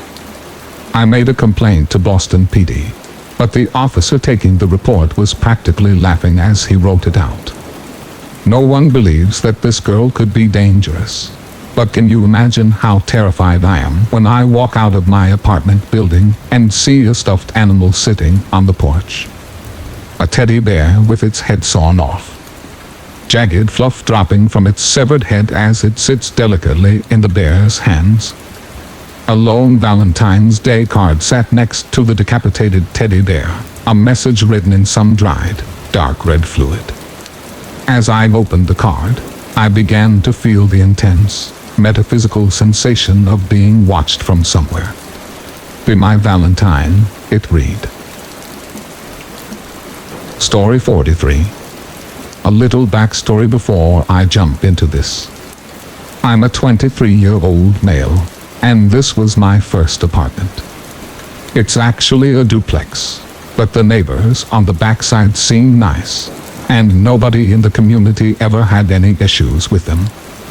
I moved in with my best friend over a year ago, and everything seemed great. I've spent many nights here with him before I moved in, and I never had a problem. The neighbors seem nice, and the neighborhood as a whole isn't too bad. We have your standard crackheads that stroll up and down the road, but nothing too bad. Before I moved in, I made sure I introduced myself to the neighbors, and asked them if they ever had any problems, to which they all assured me they have not. My roommate is a Marine, and he deployed to Afghanistan shortly after I moved in. The first month of me living here by myself was great. It was quiet and calm, and that was something I never really had at my parents' house. I have 5 siblings that were always over there with their families, so it was always loud. Needless to say, I was enjoying myself and my new independence. After the first month of my roommate being gone, I noticed that my neighbors in the backside of the duplex, we'll call them Joe and Susan, started to get into arguments a lot. They were usually over within a couple of minutes, so I never really paid any attention to it. Over time, a couple of minutes turned into an hour, and then 2 hours, and then all night long. The yelling got louder, and I could hear things being thrown around and broken all the time. It sounded like they were constantly moving furniture and smashing glass. I was annoyed by this and debated on calling the police, but I decided against it because I doubted anything would be done about it. My sleep schedule started to get worse over time, and I would constantly wake up covered in sweat and paranoid that someone was watching me. I usually have 1 to 2 sleep paralysis episodes a week, so I just attributed it to that, and thought that it was just getting worse. 6 months into my roommate's deployment, Susan started to kick Joe out almost every week. He would pack his things and get into his car and drive away screaming at her the whole time. Susan worked most nights, and when she would leave for work, I would oftentimes hear him come back and slam more things around and leave before she got home. Sometimes though, Joe would come back and move furniture, or what sounded like that at least, and I would never hear him leave. Susan would come home, and I wouldn't hear any fighting or any more noise. It was off and on like this for several months before the first major incident happened. It was 3 a.m., and I snapped out of sleep in a cold sweat. I could hear screaming and glass breaking from Joe and Susan's side of the duplex. They were at it again.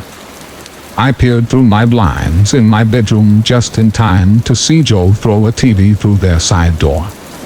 I quickly called 911 and my landlord to explain the situation. Both the cops and the landlord showed up at around the same time. My landlord, Ken, asked me what happened, so I gave him the past 5 months' history of their fights and the noises I'd been dealing with. The cops arrested Joe, and Ken told Susan that if Joe came back, he would evict them both. I'm sure you can guess that Joe didn't move out. He bonded out the next day, and immediately came back and pounded on my front door. I opened it to see what he wanted, and when I opened the door, I could see that he had a large kitchen knife in his hand. I anticipated this, and he wasn't expecting me to be pointing my AR-15 directly at his heart.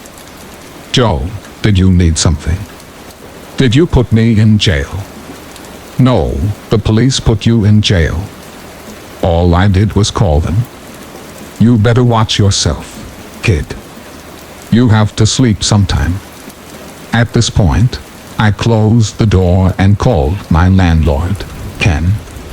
I explained to him what happened, and he showed up with the police 5 minutes later. I never heard Joe start his car and leave, but when the police searched his side of the house, they couldn't find him. They stationed an officer outside of the duplex for a week, but he never showed back up. Everything was quiet for the next few months with the exception of the constant noise of what I thought was furniture moving around.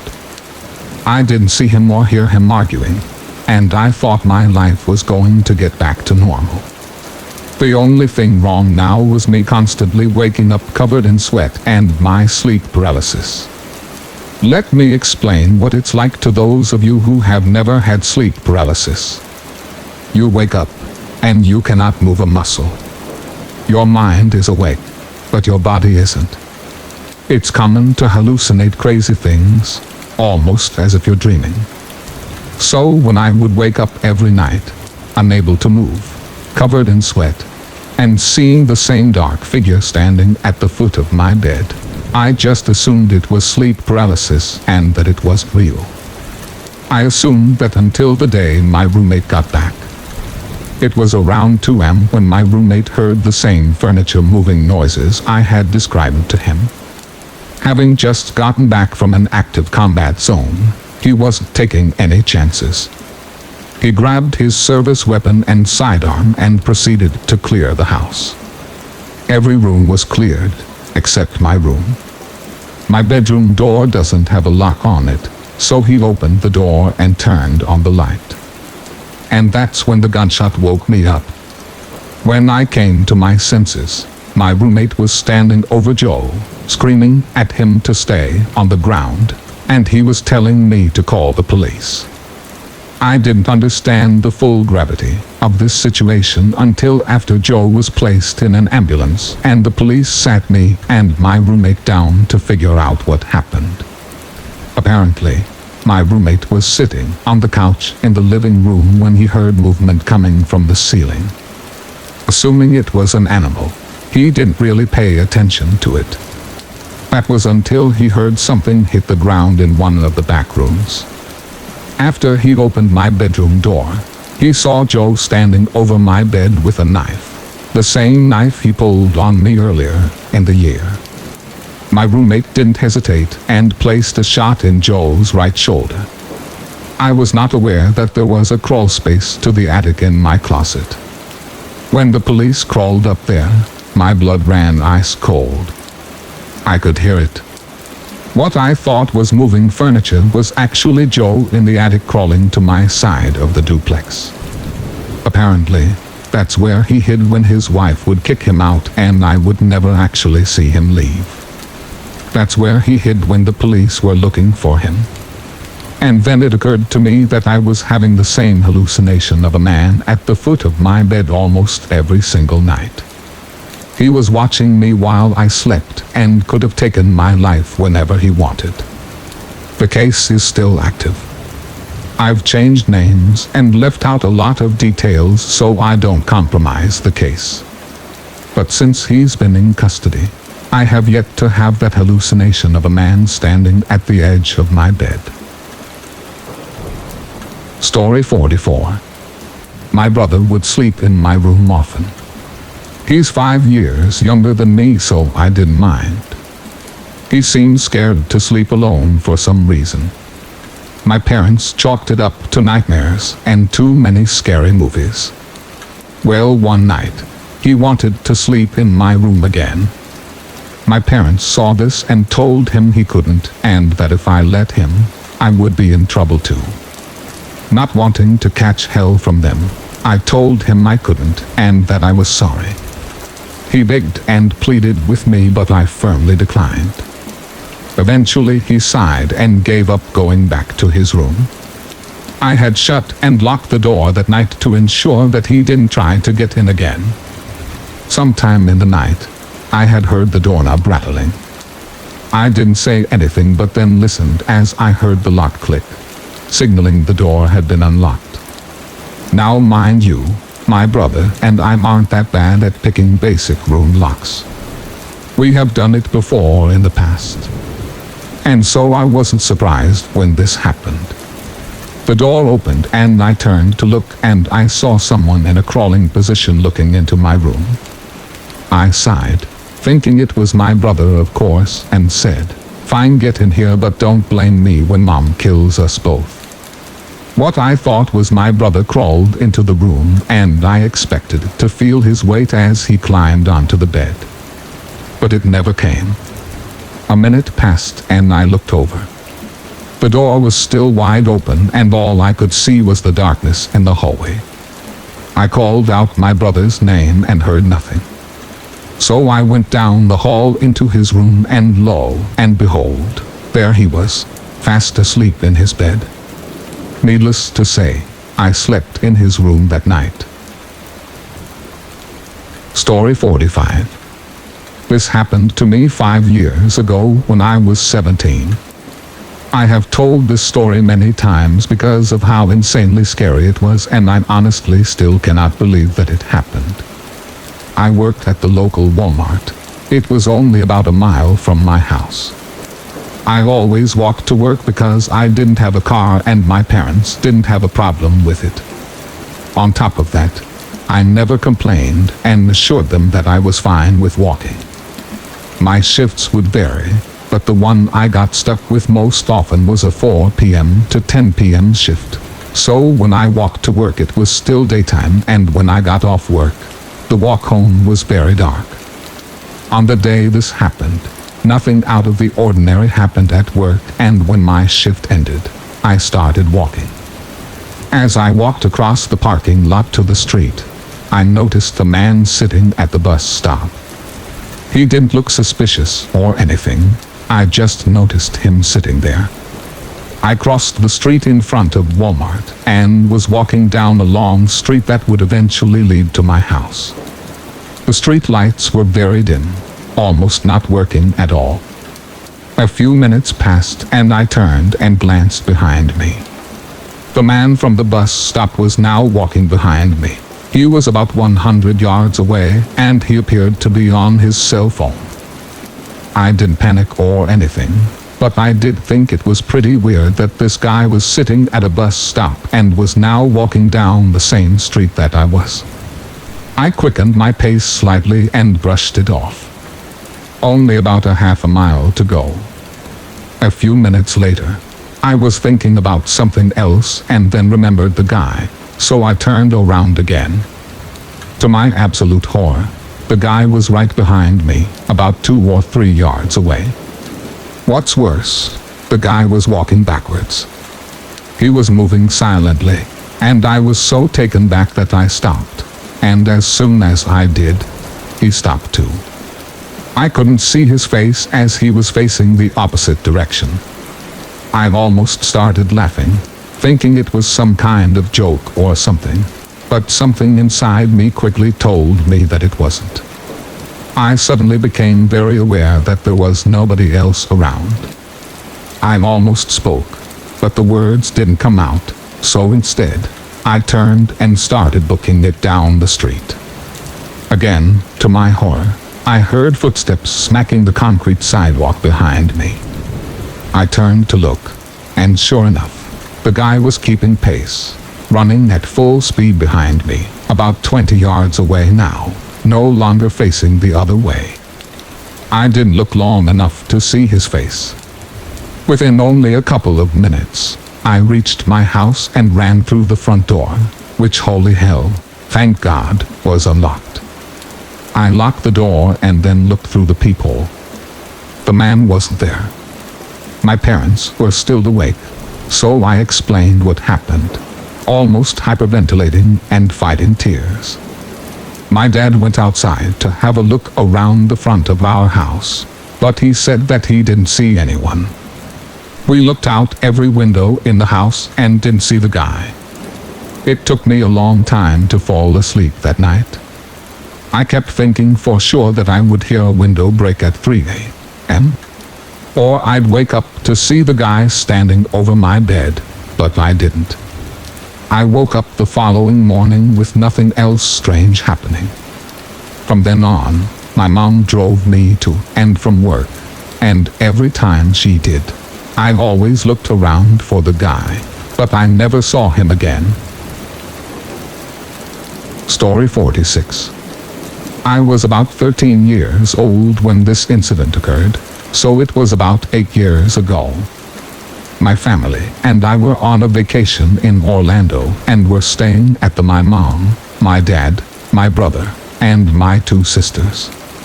I'm the oldest of the kids. We were at Universal Studios for the day and got back rather late. On the way to our room, my parents were carrying all the merchandise we bought, which was a lot because they had 4 kids, so they kind of fell behind walking. Me and my 2 sisters, around ages 8 and 6 at the time, all got ahead of them together. My parents and my brother, about age 10, were behind us. The elevator was just around the corner. My sisters and I got to it first. The elevator opened just as we were walking around the corner.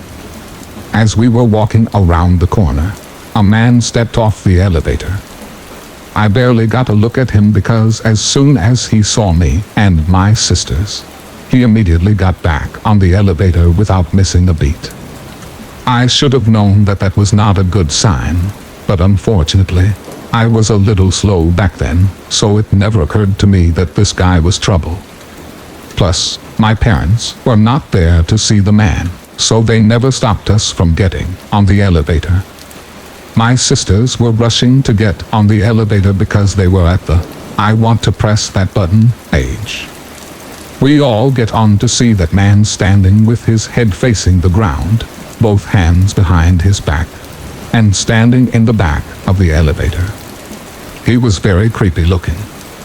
He had brown hair that reached the middle of his neck and looked like he hadn't showered in weeks. He looked like he was in his late 40s or early 50s because he had many wrinkles on his face and a creepy grin. He was wearing black jeans, a red, black, and white flannel, and a black turtleneck underneath. Keep in mind, we are in Florida, and this was a hot night, so it was weird that he was wearing all these layers. My youngest sister goes to press the 4th floor button, but all of the buttons were lit up already. I wish I could say that that was what made me realize we were in trouble, but it didn't click just yet that this guy pressed all of the buttons. I held the door open for my parents and brother, and then my mom looked at the guy. I will never forget the face she made. She had a huge smile on her face looking at my brother, but when she saw the man, that smile instantly dropped. I saw the look of terror in my mom's face. My dad even gave a strange look at the guy like he knew to watch out for him. That was the moment when I realized that this man was up to no good. Once the elevator doors closed, my parents stood on each side of the man staring at him, just waiting to jump into action in case he made a move. My brother asked my sisters out loud, "Why did you guys press all the buttons?"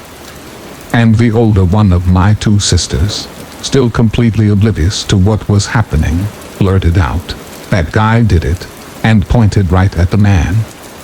My mom let out a nervous giggle.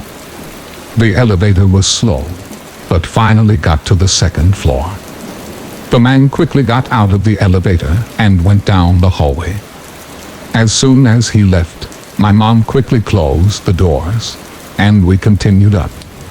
We stopped at the 3rd floor, closed the doors, then got to our floor, the 4th floor. My parents made sure we stayed with them this time.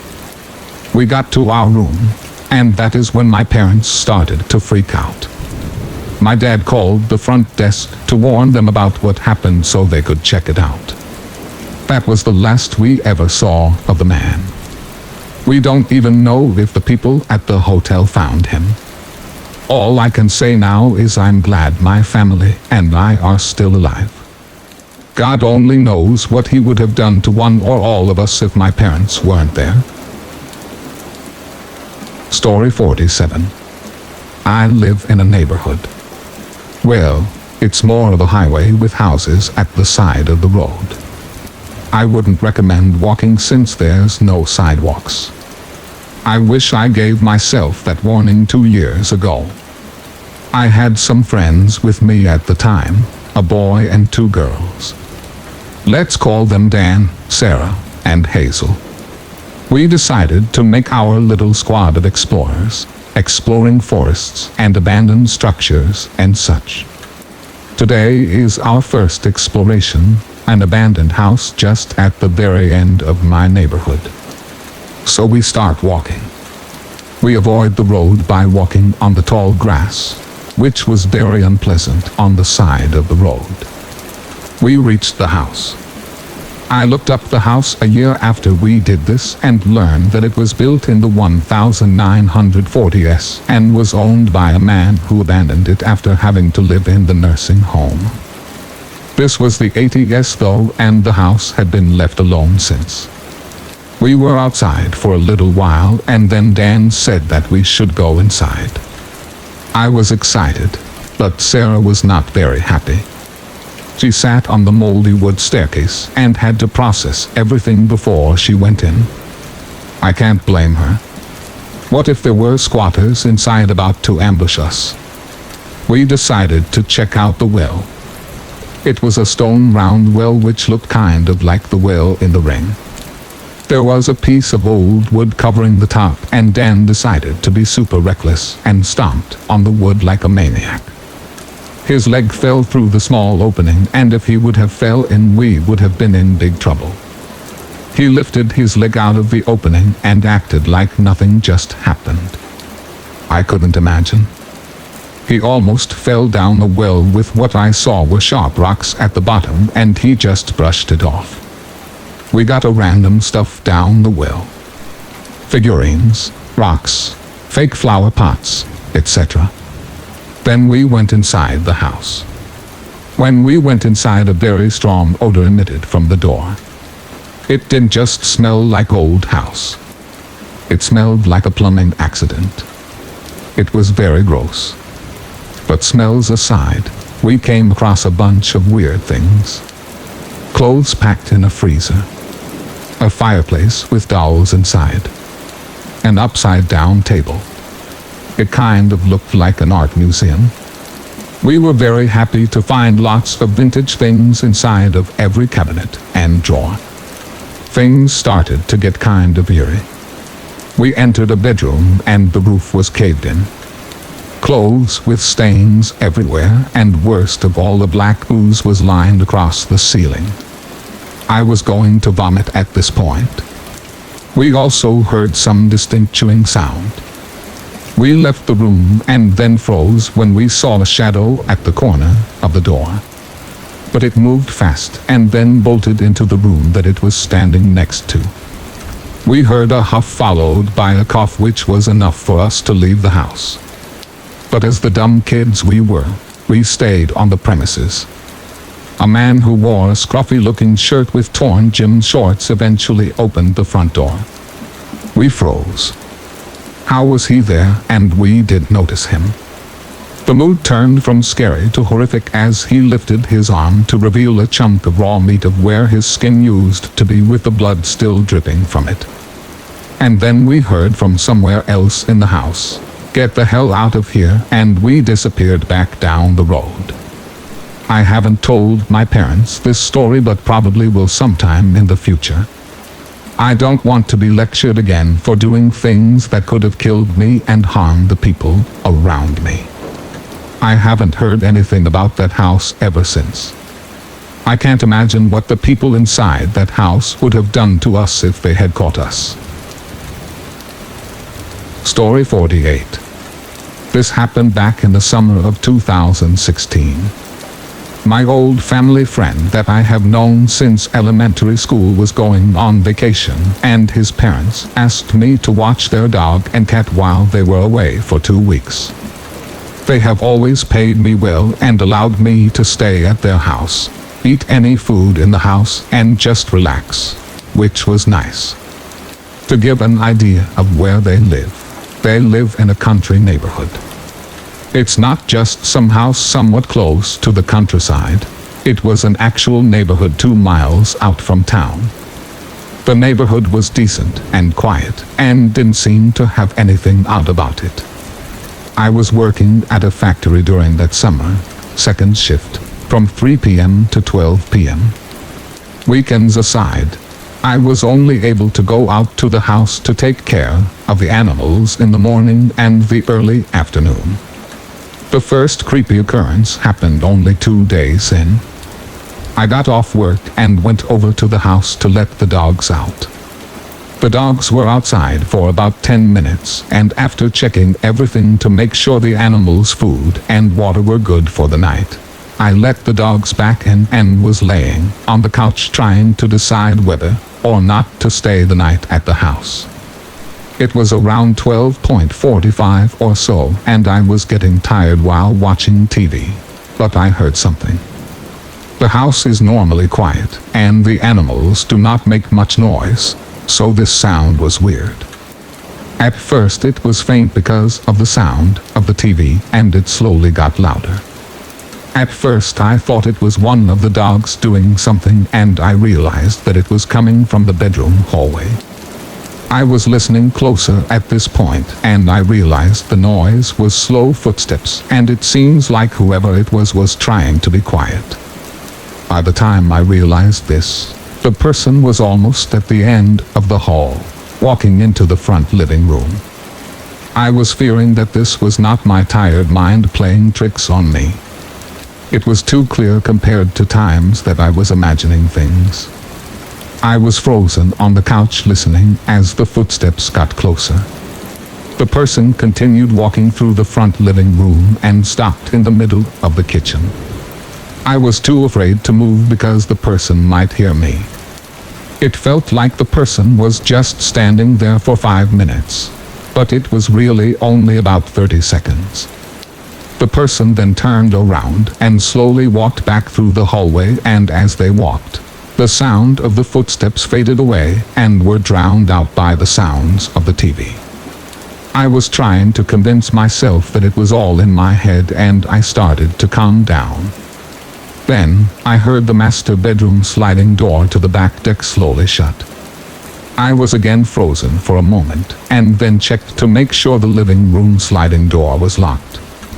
I saw that it was, and then I quietly went to the knife block in the kitchen and grabbed a big knife to defend myself, and then slowly began to clear the house room by room because I don't know if the person really left. I should have called the police and told them, but I had no proof, only the sound of footsteps. I cleared each room to make sure that no one was in the house. When I checked the master bedroom and cleared it, I checked the sliding door, the one that I heard shut earlier. The lock was broken. I left the house immediately after putting the knife back and leaving a light on for the animals. I told my parents about it, and they laughed it off, saying that it was just my mind playing tricks on me, but I refused to believe that because it was too clear to be my mind. The final creepy and scary occurrence happened only 2 days after the last event. I was at the house around lunch and a little unnerved about the night I experienced a couple days prior. One of the dogs at the time had a peeing issue where he would get excited and pee himself. I had picked him up to let him outside, and he had peed on my jeans. I was annoyed, but I could clean my jeans, so it wasn't a big deal. So I let the dog out and had taken my jeans off to clean them. I was standing at the counter in the kitchen scrubbing my jeans when an old man suddenly walked in from the laundry room and stared at me. He had a creepy smile on his face. We stared at each other for around 30 seconds, and I was glancing at the knife block, knowing that if he tried something that I needed to get to the knife to defend myself. I then yelled at him, "Who the hell are you?" He is taken back for a moment, and then says that he's the family's neighbor and wanted to see who was at the house since the family didn't say who was watching the animals. I responded, "How do I know that's supposed to be true? I can call them and verify that it's true if you like." I responded back, "I will call them and I will put the phone on speaker for you to talk to them." He agreed, and I made the call. I talked to the mother and asked if the name the guy gave me was true and that he was their neighbor. She said yes, and then I put the phone on speaker. They talked, and she apologized to me about the scare and that he won't be coming by again. He wrote down his phone number on a piece of paper if I needed something, and then left. When I take the phone off speaker and talk to her again, she mentions that he had done this to a girl previously and again promised that it would not happen again. After getting off the phone with her, I was thinking about the event and the previous one. I can only guess that it was the old man that had walked through the house that night, even though he may not have done anything or had any bad intentions. Both of them were very creepy experiences. Story 49. At the time of this event, I was 18, living in a large house in a wealthy area of England. It was the Easter holidays, and my parents were away in France, leaving me at home to study for my upcoming exams. I had always enjoyed having the house to myself and was looking forward to being able to cook whatever I wanted, watch whatever movies I wanted, and study in peace. I had little reason to be fearful as our house was big, modern, and separated from the local village by a very long driveway. I really enjoyed the week. I would eat instant noodles and revise during the day, going out with my friends, and then watch Netflix till late into the night. We had had a lot of thunderstorms around this time, and the heavy rain and wind would set off the burglary alarms, much to my annoyance. I never thought anything of it and would dismiss any alarm going off as wind, so I would sleepily turn it off. On Saturday afternoon, a sound startled me from my revision. It sounded like something had hit one of the upstairs windows. I turned off my music and listened. Thinking I must have imagined it, I turned my music back on. 5 minutes later, there was another noise coming from upstairs. It sounded like something had been knocked over. This time, I jumped up, heart thumping, and racking my head for a plausible explanation. But this time, one wouldn't come. I sat frozen for a minute before remembering that I could access the CCTV imaging from the family computer. I checked the last hour, and there was nothing, so I instantly relaxed and laughed at myself for being so scared. Little did I know, my jumpy instincts were about to save me. I started cooking dinner.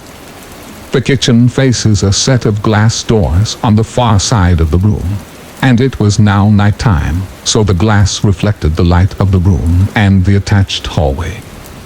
I'm in the middle of serving up the food when I glance up to see not only my reflection, but one of a man standing in the hallway.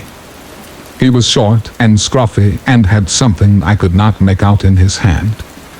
He was staring at me through the reflection, motionless. My body went into flight mode. I ran across the kitchen to the back door and flung myself through it, running terrified down the road. Fortunately, I had my phone on me and called the police. I didn't see the man emerge from the house as I hid behind a bush in the driveway.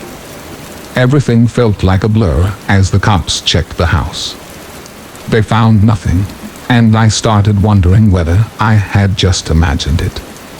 It wasn't until an hour later that I found out the information that would haunt me for the rest of my life. The police checked the CCTV and found the footage of the man entering the house.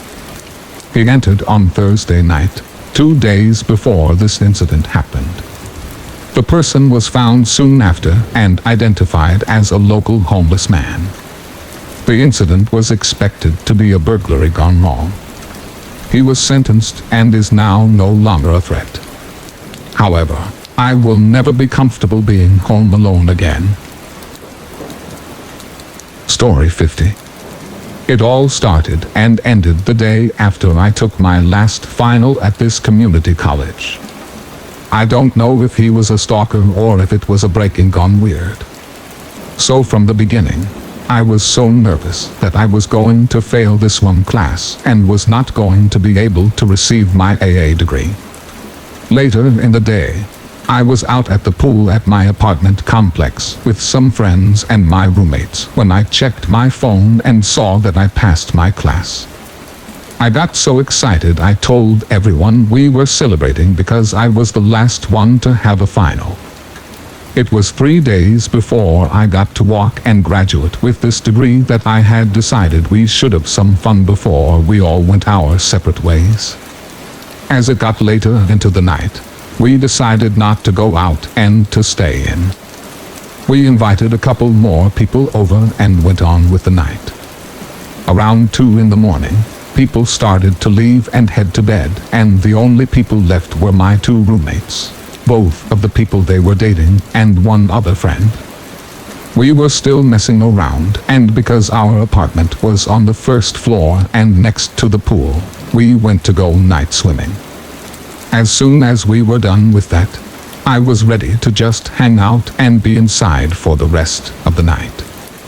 My roommates and the other friend all left to go somewhere else for a while, which was fine. Nothing out of the ordinary for me to be home alone. I got some food and went to my room to hang out until they got back. The way my room is set up in our apartment, it's all the way in the back, farthest away from the front door and the patio door. My room is behind the kitchen, and you'd have to go through the whole apartment to get there. because our apartment was in the front of the complex and near the pool. It was near the front gate at the time. The gate was left open because it was broken. I have never had an issue with living this close up front until this night. My room was one big window, and you can easily see inside my bedroom when I don't have the blinds or curtains shut. I had a closet with mirror doors, which if you look in through the window, you can see every part of my room in it. So while I was waiting for my friends to get back, I fell asleep. The last time I looked at the clock, it was 3:30 in the morning. Also, a key part in this story, my bedroom light was on when I went to sleep. The next time I woke up, it was around 5:30 a.m. There were slow flashes going off, like there was a strobe light on in the corner of my room. I woke up really confused and thought it was my friends coming back to mess with me. Once my eyes got more adjusted because the room was now dark, I realized in fact that it was not my friends messing with me, but a man who was at least 6 foot tall, wearing a green hoodie, standing in the corner of my room by my closet, holding the phone up, taking pictures of me. I don't think he realized I had woken up. And when reality sunk in, I said, "What the hell?" And instead of coming at me or running out of my room, the man put the phone down and walked out of my room, not saying anything and not in a panic at all, just walked out. Me being dumb, ran after him yelling, "Hey!" I tried to follow him out. But once I got to the front door, I didn't see him anywhere. I ran back inside and woke up all my roommates asking if they were messing with me. When they said no, I called the police. I looked around my room and saw the only thing missing was my laptop. The weirdest part about that was the fact that my laptop was in the farthest part of my room, and outside in the kitchen on the counter was 3 other laptops, 2 wallets, and a $300 speaker. But the only missing from the whole apartment was my laptop. Later on, I found out that the front door and the patio door were never locked that night when everyone got back, and that the police couldn't find the guy or my laptop. What made things worse was that the SIM disk from my camera was in the laptop. So all my personal photos from that camera were now accessible to this guy. Some things I saw a couple days later while I was getting ready to move out freaked me out even more. Like I said earlier, if you looked in my window, you could see my closet mirrors and see just about my whole room. One thing that was super noticeable was my tapestry. It was a very distinct and different kind of tapestry.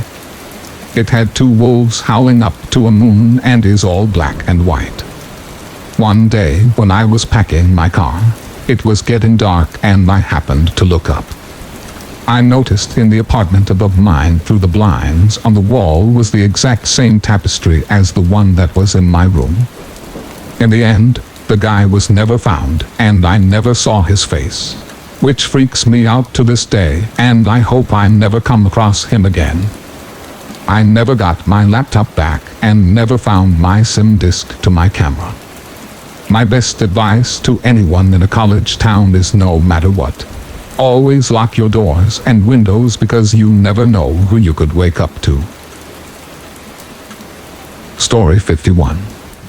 When I was 12, I attended summer camp to learn how to ride horses. We were going to be away from our parents for 4 or 5 nights. I was really excited because I always wanted to learn how to ride a horse due to my love for animals, but I was also nervous about being away from my family and around strangers for that long. Most of it was amazing and everything I dreamed of. However, the one night labeled Sleep Under the Stars is an experience that I don't think I will ever forget. That night, we had to leave our bunks and go outside to sleep in tents. I hated tents, but everyone else was doing it, so I figured I would play along. There were a lot of activities that took place before bed. We are able to sit by a campfire, make s'mores, and tell stories. When it came time for bed, it was 4 of us to a tent, and I could already tell I wasn't going to get much sleep. I just couldn't get comfortable and was wishing it was morning. The other people in my tent seemed to pass out almost immediately, which left me to sit there and try to count sheep in the dark.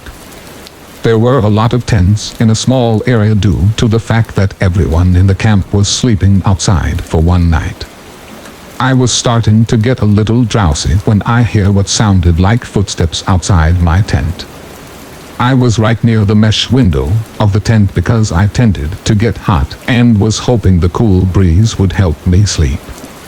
The footsteps got louder, but I tried to ignore them, presuming it was a counselor or one of the camp leaders. But then, I felt a presence right outside the tent. It was like someone was kneeling right outside the mesh window. I gathered the courage to look outside the window, and there was something outside. I didn't look long enough to see what it was, but something was there. It was silent at first, but then I heard whispering, just mumbling and whispering for minutes and minutes without a break. I couldn't really make out the words because it was so soft, but I could definitely hear something. I thought I could hear the words Savior, sacrifice, and wept. I felt like I heard the word wept a lot, but like I said, I couldn't really make it out. Every so often it would stop, and I would peek my head out of my sleeping bag to check and see if someone was there, and the figure was always still there, right outside the mesh window. On and off I could hear the whispering and mumbling all night. I tried several times to wake up someone else in my tent, but it didn't work. Eventually, during one of the moments of silence, I must have dozed off. As scared as I was, I have no clue how I was able to fall asleep, even ever so briefly. I checked the window again, and nothing was there, but about 5 minutes later, I heard a loud shriek and a gust of wind. When I woke up the next morning, I asked everyone if they heard or experienced anything similar to what I did during the night. No one heard or saw anything other than me. I know I wasn't asleep, and that I absolutely saw and heard things that night. I don't want to say it was human, because nothing gave me that idea. But what type of person would have knelt by our tent and mumbled under their breath the entire night?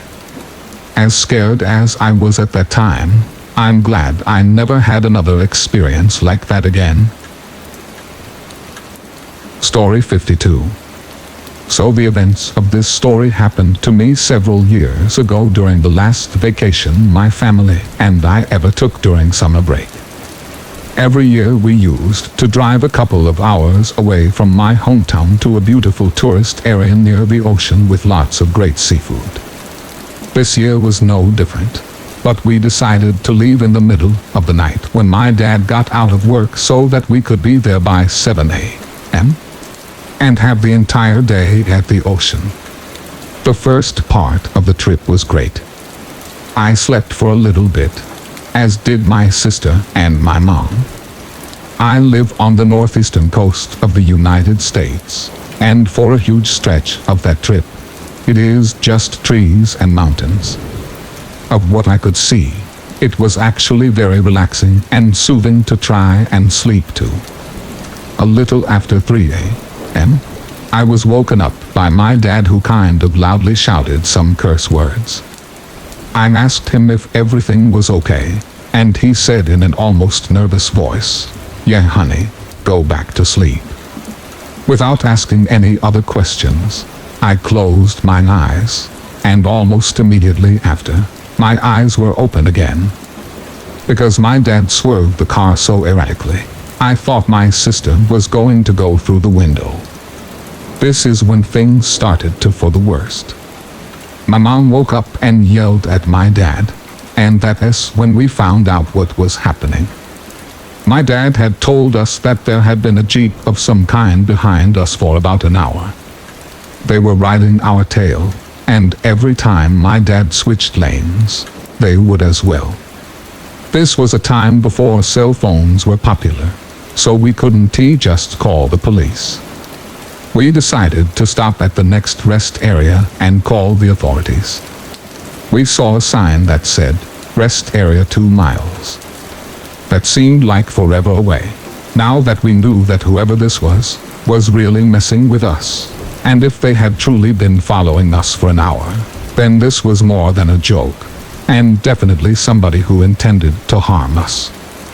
2 miles came, and we pulled into the 24-hour rest area. We pulled right into the front, and the Jeep followed us. I have never been so scared in my entire life. My mom, sister, and I got out of the car to go inside and call the police, while my dad tried to defend himself. I'll never forget what I saw. It was a navy blue Jeep, and had 5 people inside. They all had white masks on that had different smiling artwork all over them. All 5 of the people got out of the Jeep and just stood there waving at my dad. One of the figures looked like it was holding something, but I honestly couldn't be sure. I still can't believe the luck of what happened next. A patrol car just happened to pull in, and the masked people got back in the Jeep and drove away. We flagged down the cop and explained what had and gave him our statement. We ended up staying at the rest stop until dawn, and continued with the rest of our trip. I wish I could explain the horror to you of seeing a car full of people with those masks on. Why the hell would they follow us for an entire hour just to scare the hell out of us? And what would have happened if that patrol car hadn't shown up when it did? Story 53.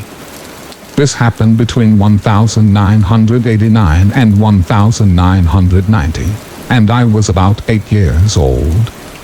To this day, I still get chills thinking about it, and I wonder if in some way unknown, it changed me.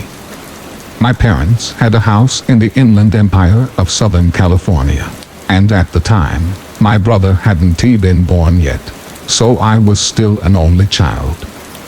To give you a layout, my parents' house was a 2-story, located in a cul-de-sac. On the bottom floor there was 2 bedrooms, a bathroom, the living room, and the kitchen.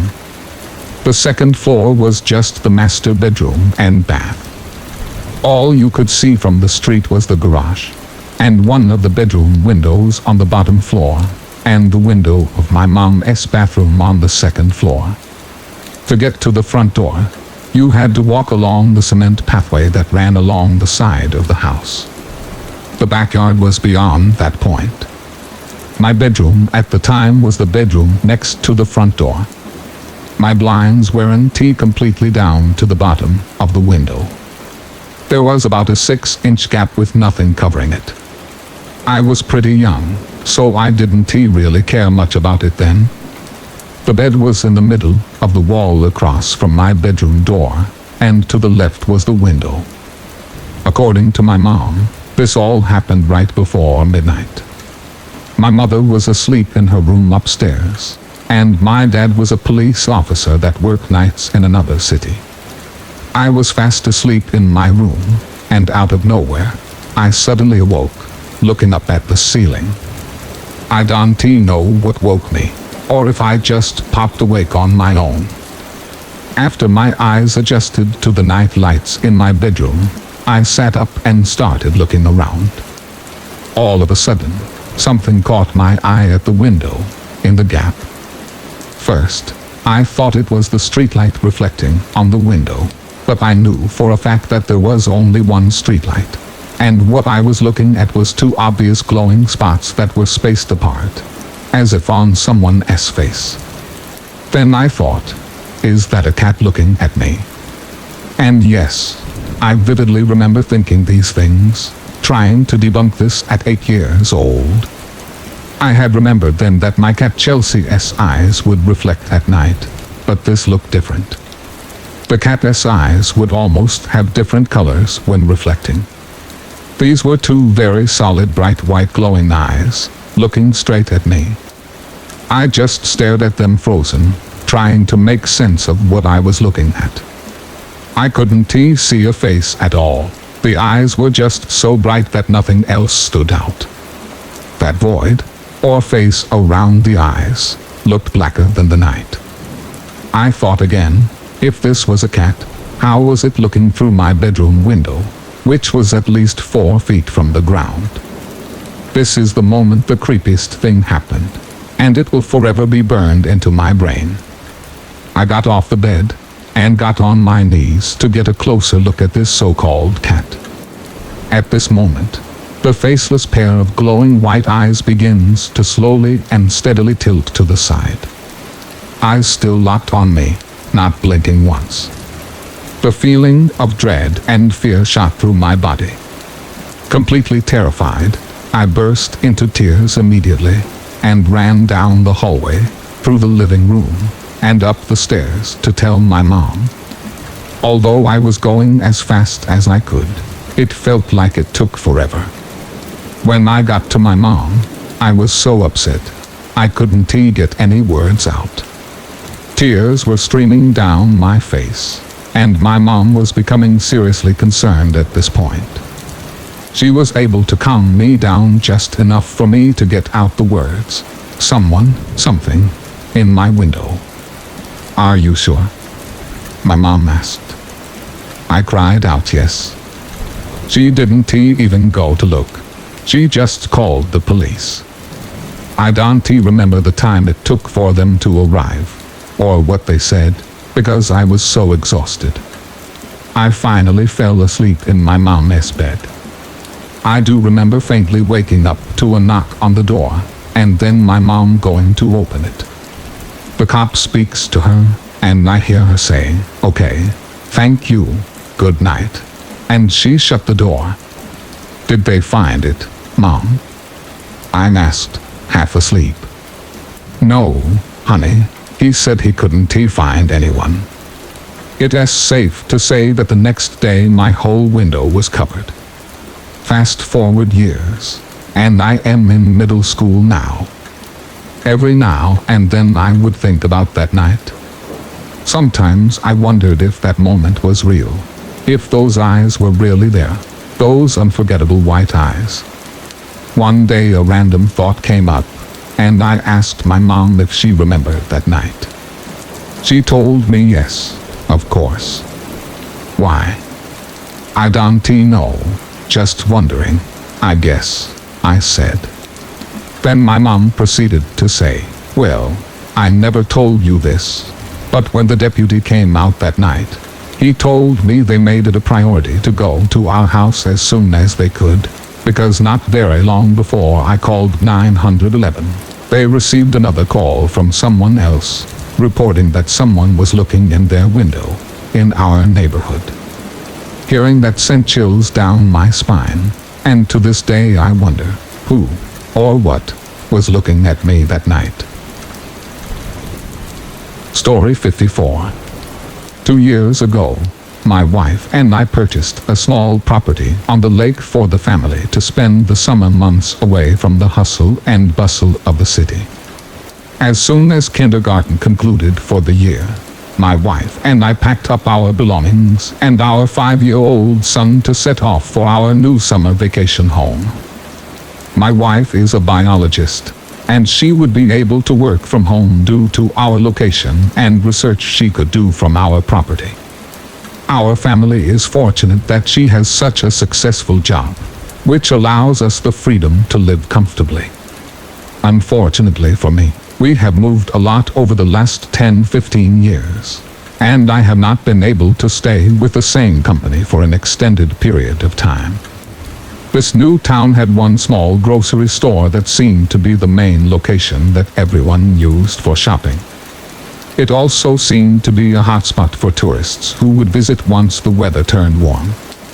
Luckily for me, I am a trained butcher from jobs I had from my early 20s, so finding work was usually not very difficult. I applied for a job at this small store and got the job almost immediately. There would be 2 butchers on staff, myself and the guy who ran the store, Will. the same person that hired me. For the first few weeks, he seemed like a pretty quiet and laid-back guy. I would get to work every day shortly after 7 a.m. He never really cared that I was usually 5 minutes late. He was about 6 foot tall, greasy black hair, and a huge nose. He had really small green beady eyes. His voice was really low and rumbled a bit when he talked, and he had baby-looking teeth. Like when he smiled, you could see a whole mess of teeth. After the first few weeks is when I noticed things started to get a little odd. His temper would get out of hand, and he would explode on me, seemingly out of nowhere, and then 5 minutes later be totally cool again. It didn't really bother me too much because he was technically my boss, and I just assumed maybe he had some kind of anger issues. I'm not one to judge. After these first few weeks of little outbursts, they began to get more uncomfortable. He would start saying things like, "You better get this done when I leave," or "You'll be sorry," or mumble things like, "Sometimes I think you'd be more helpful to me if you were dead." This stuff made me uncomfortable, but again, I just assumed that maybe that's how he managed. I've met a lot of old butchers during my time in this business, and some of them are really intense individuals, so I figured this was one of the same. Fast forward to a day when I showed up to work 15 minutes late. I got caught in a traffic jam, and unfortunately, there isn't really alternative routes to get to the store. I showed up, and Will was just standing in the meat cooler staring at me. He had a black apron on, covered in blood from cutting all morning, with a huge butcher knife still in his hand. I tried to apologize, and before I could speak, he put his hand up to silence me, and said in his deep voice, "This will be the last time you're late. The last person to disrespect me." And he kind of paused for a moment, and looked down to the ground, and then finished by saying, "Never mind, just don't be late again." The next few days he was very quiet, like something was bothering him, but to me, it was great not having to hear him complain about everything. He left early one day, and told me to just make sure I cut a few extra things, and to clean the meat room. It was about 7 p.m., and I was about to call it a night and head home, until I noticed something. In the back corner of the meat cooler, we had what was called bone cans. This is a waste can where you dispose of the bones and trimmed fat. Coming out of the bottom of one of the cans was a small pool of blood. Now ordinarily, this wouldn't be a huge deal, because I see this a lot with my job. But this pool looked fresh, and the smell was real bad. I tried to move the can, and it was much heavier than it usually was. They get picked up once a week, but this week they were a day late for some reason. I took the lid off, and almost passed out due to the smell. I also noticed meat in there that was a strange color, and again, a lot more blood than usual. I put the lid back, and left that night, trying to figure out what the heck was in the can, and why it smelled so bad. I've been in this business for a long time, and I've smelled bad meat before, but this was so bad. The next day I came in, and Will was standing in the cooler again, and he looked very angry. He came at me with a crazed look in his eye, and knife in hand, and said, "What do you think you saw in that can?" He started to poke my chest with his finger, and say in a really hostile and defensive voice, "Come on, pal, tell me what you saw. I know you were digging. Just tell me what you think you saw." His voice started to turn into a yell, and this is where I decided to call it quits. "Once you put your hands on me, I'm done." The crazy thing is, I don't even know how he knew I looked into the bone can. Maybe I left the lid ajar. I couldn't remember. I left, and he actually followed me to my car. Not to apologize, but to keep on hammering me about the bone can. I drove off and looked in my mirror, and he was standing in the parking lot, still yelling at me. Now, the reality is, I didn't actually dig or even look in the can longer than a few seconds. I drove home immediately, and my wife of course supported me and was happy to let me just spend the rest of the summer break with my son being a stay-at-home dad. About a week after the incident where I quit, I was awoken in my recliner in my living room close to 4 or 5 a.m. in the morning. I was woken up by lights outside that had driven by the property. My wife was already gone for the day, and my son was sleeping. All the lights in the house were off, and I made my way to the window. There was a massive red pickup truck parked outside my house. Now, the scary part is there was nobody inside the truck, and even though I couldn't make out a lot of the details, the truck looked like the one that was always parked outside of the grocery store. Will's truck. I went into my son's room and stayed there awake for the rest of the night. At about 7:30 am, I looked outside, and the truck was gone. For the next few nights, I saw that truck driving around the block, but couldn't see the driver. I told my wife what I had been seeing, and she recommended that perhaps we go back to the house in the city, as her current project was almost done. A few weeks after being back in the city, I needed to head back out to the lake to grab some of the items we forgot. When I got there, one of our windows was broken, and things were tossed around like someone had been inside the property. I did report this to local authorities, mostly to document the damage that had been done to the property. I know I don't have any proof that will cause the damage, or that my family was actually in danger. I just know something was off about that guy, and I think next year we are planning to sell that property and find something much further away from that area. Story 55.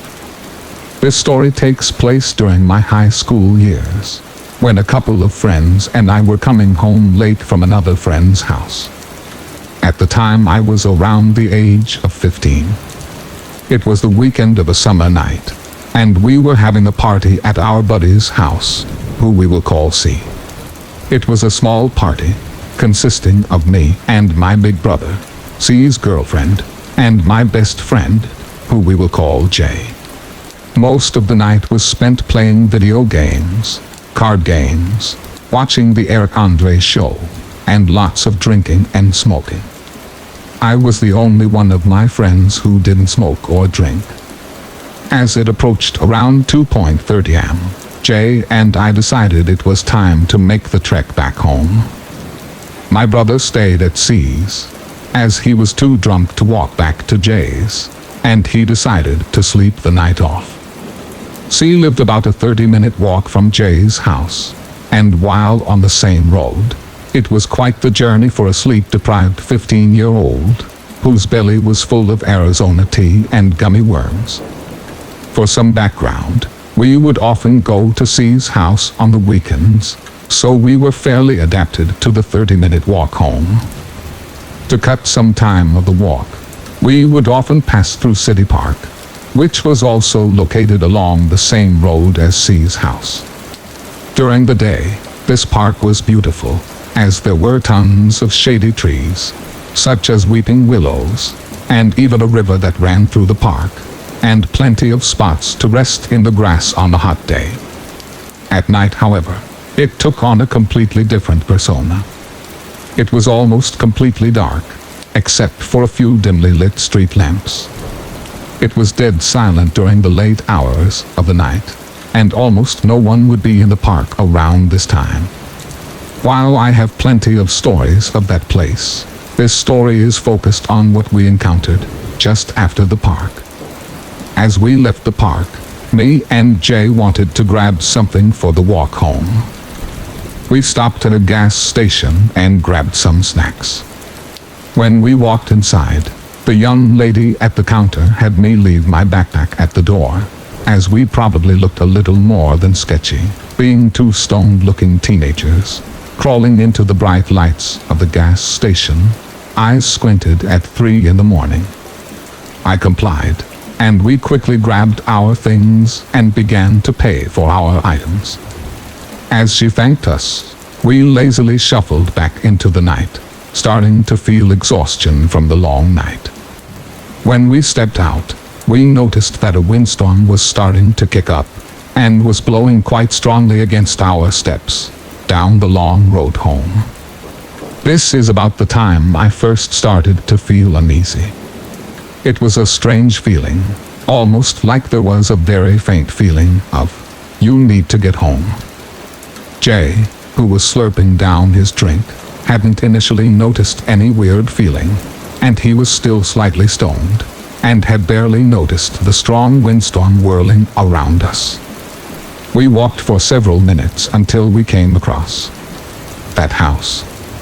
Along the sidewalk, set far behind a massive front yard, was a run-down and completely deserted house, with all its windows smashed, and a yard so unkempt that the thick grass nearly hid the front door.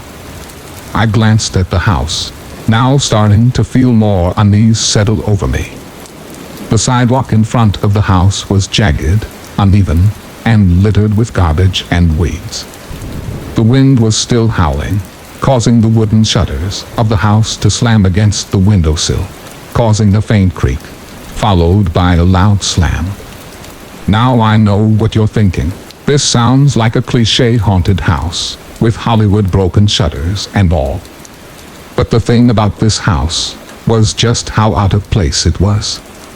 On both sides of the street, up and down the road, it was all well-kept suburban homes and townhouses. All the houses were pretty close to each other, and their driveways sat right up against the main road, but this house was very far back into the yard, looking rather small compared to the massive vacant lawn that enclosed it. While it wasn't anywhere near as scary as some of the other things I've experienced, it was just one thing that made me even more on edge for what we were about to witness just a few short blocks ahead. We passed the house, Jay now starting to sober up, and feel discomforted by the wind, and the long last stretch that we had left. At this point, we were only about 10 minutes away from Jay's house. What we saw next was one of the most bizarre, unexplainable, and terrifying things that I've ever seen. What we saw was a very skinny man crossing the road in the distance, just far enough away, where you couldn't make out much detail. He looked to be wearing some sort of women's sleeveless dress or blouse that revealed only his scrawny arms and head, covering his legs. He was very tall, and it appeared almost as if he was hovering across the street. When we saw this, Jay and I were immediately freaked out, as we haven't seen any cars pass by at all, or any people outside whatsoever since we left C's. We stopped in our tracks, and we just watched this man slowly hover from one side of the street to the other. We saw him walk into a small parking lot of a business building, and he did not come back out. We used this as an opportunity to speed walk down the street and make our way to Jay's house. We stood there in fear as we stood in front of Jay's house, staring into the darkness, as the house was almost completely black, as all the power had gone out, and about 3 car alarms were going off somewhere nearby. The wind must have knocked the power off. However, this was very terrifying, as after we encountered on the road just behind us. It was this moment that my gut dropped. Shit. Jay. I left my backpack at the gas station. I felt gut-wrenching dread as Jay looked at me, visibly scared. We both didn't want to go back, but we didn't want to venture through the pitch-black house either. So we decided to turn tail and run back to get the backpack, which held most of my belongings, including a PS3 that I had brought over to C's house. By this point, the wind was violent. We did not see the mysterious figure appear luckily, but it would not last. As we neared the gas station, we came across that damn house again. This time, I kid you not, the wind stopped as we passed the house. It was dead silent just like that, and I could feel the same uneasy, dreadful feeling wash over me as we passed the house again. Something in my gut told me, do not look at the house. Do not look at the house. Just as we almost passed it, my heart stopped as I heard the wind suddenly slam shut the front door of the house and we started sprinting to the gas station. I ran inside, the lady at the counter unfazed by our panicked looks, and I told her I forgot my bag. By this time, it is approaching 4 a.m., and we just wanted to get home. Jay asked if the lady could give us a ride home because we saw someone following us, but she said, "No, I can't leave the counter unattended. I'm sorry." She could now tell we were pretty shaken up and asked if she needed to call the police. When she said that, reality started to creep in, and we started to come to our senses. Jay politely declined and said that we would be all right, and we walked outside and looked at the time on our phones. We tried to talk ourselves out of what we just experienced, trying to chalk it up to us getting spooked over nothing, that the man crossing the road was probably just some crazy person who was lost. That road is known as a hotspot for crazies as it covers from downtown of my city all the way to the end of the city, making it easy for transients to get from one point to another. We calm ourselves down and start to head back, still jogging as we want to get some rest before the sun comes up. Now this is where it gets really scary. We run past the house, this time on the other side of the road with no issues, but that man reappeared, this time not too far behind us. He seems to be speed walking, coming directly at us in the middle of the road, but he almost makes no movement, and you can only see his dress moving with the wind. We start to run and the man follows, but it seems he disappears for a few blocks, and then reappears behind us again. We finally make it to the house and the power is still out, but we full-on sprint through the front door as the man is now right behind us. Being too scared to look behind me, I hear his footsteps scrape on the ground. It sounded like he was wearing sandals. I grab a quick glance over my shoulder as we run through the door and I see he is no longer pursuing us. I felt a wave of relief as we finally made it inside and we locked the door and shut off all the lights and closed the blinds. We light a candle in the kitchen, almost too scared to sleep. We look at each other and just laughing hysterically about what had just happened. We were so freaked out by whatever the hell that man was that was lurking around in a dress at 3 in the morning in the middle of the suburbs. We just had to laugh about it or we would be up all night talking about it and imagining the man peering through the windows of Jay's house. We got great sleep that night and we told C all about it the next day. It was such a weird experience that to this day I still have no idea what I witnessed. This man was almost supernatural in the way that he moved and what he was wearing that I sometimes feel like only I truly saw what was happening that night. Either way, I hope I never meet that man wearing the house wandering the streets at 3 a.m. ever again. Story 56. I live in Carroll Island, a place where you can find a good amount of forestry everywhere. This was located in Baltimore County. I love this bit of forestry. I have lived in the same house since I was 7 or 8 years old. The forests that surround my house always had some urban legend behind them. Some of these were mostly told by older kids who were just trying to scare the kids who would wander about the streets. The teens would always go into the woods to smoke pot and drink alcohol. I hated that, but it's how they got their kicks. I was outside my house sometime near January on a full moon. This is when clowns were starting to appear all over the place. I never believed in them and still don't, but this night was different. I walked inside my house with my brother and my friend who we'll call Kyle. Kyle was from the Dominican Republic and had always believed in the paranormal. We were hanging out in my brother's room watching the controversial Logan Paul Suicide Forest video. Once it was done, Kyle remembered it was a full moon that night and that the clowns supposedly were going to come out. I told him I didn't believe in it and that it was all just a hoax. He told me that if I didn't believe, they would get me. I laughed at that remark. That's when my brother, who I'll call Josh, sat up and said that I was just being a wuss. I told him that he was being a jerk.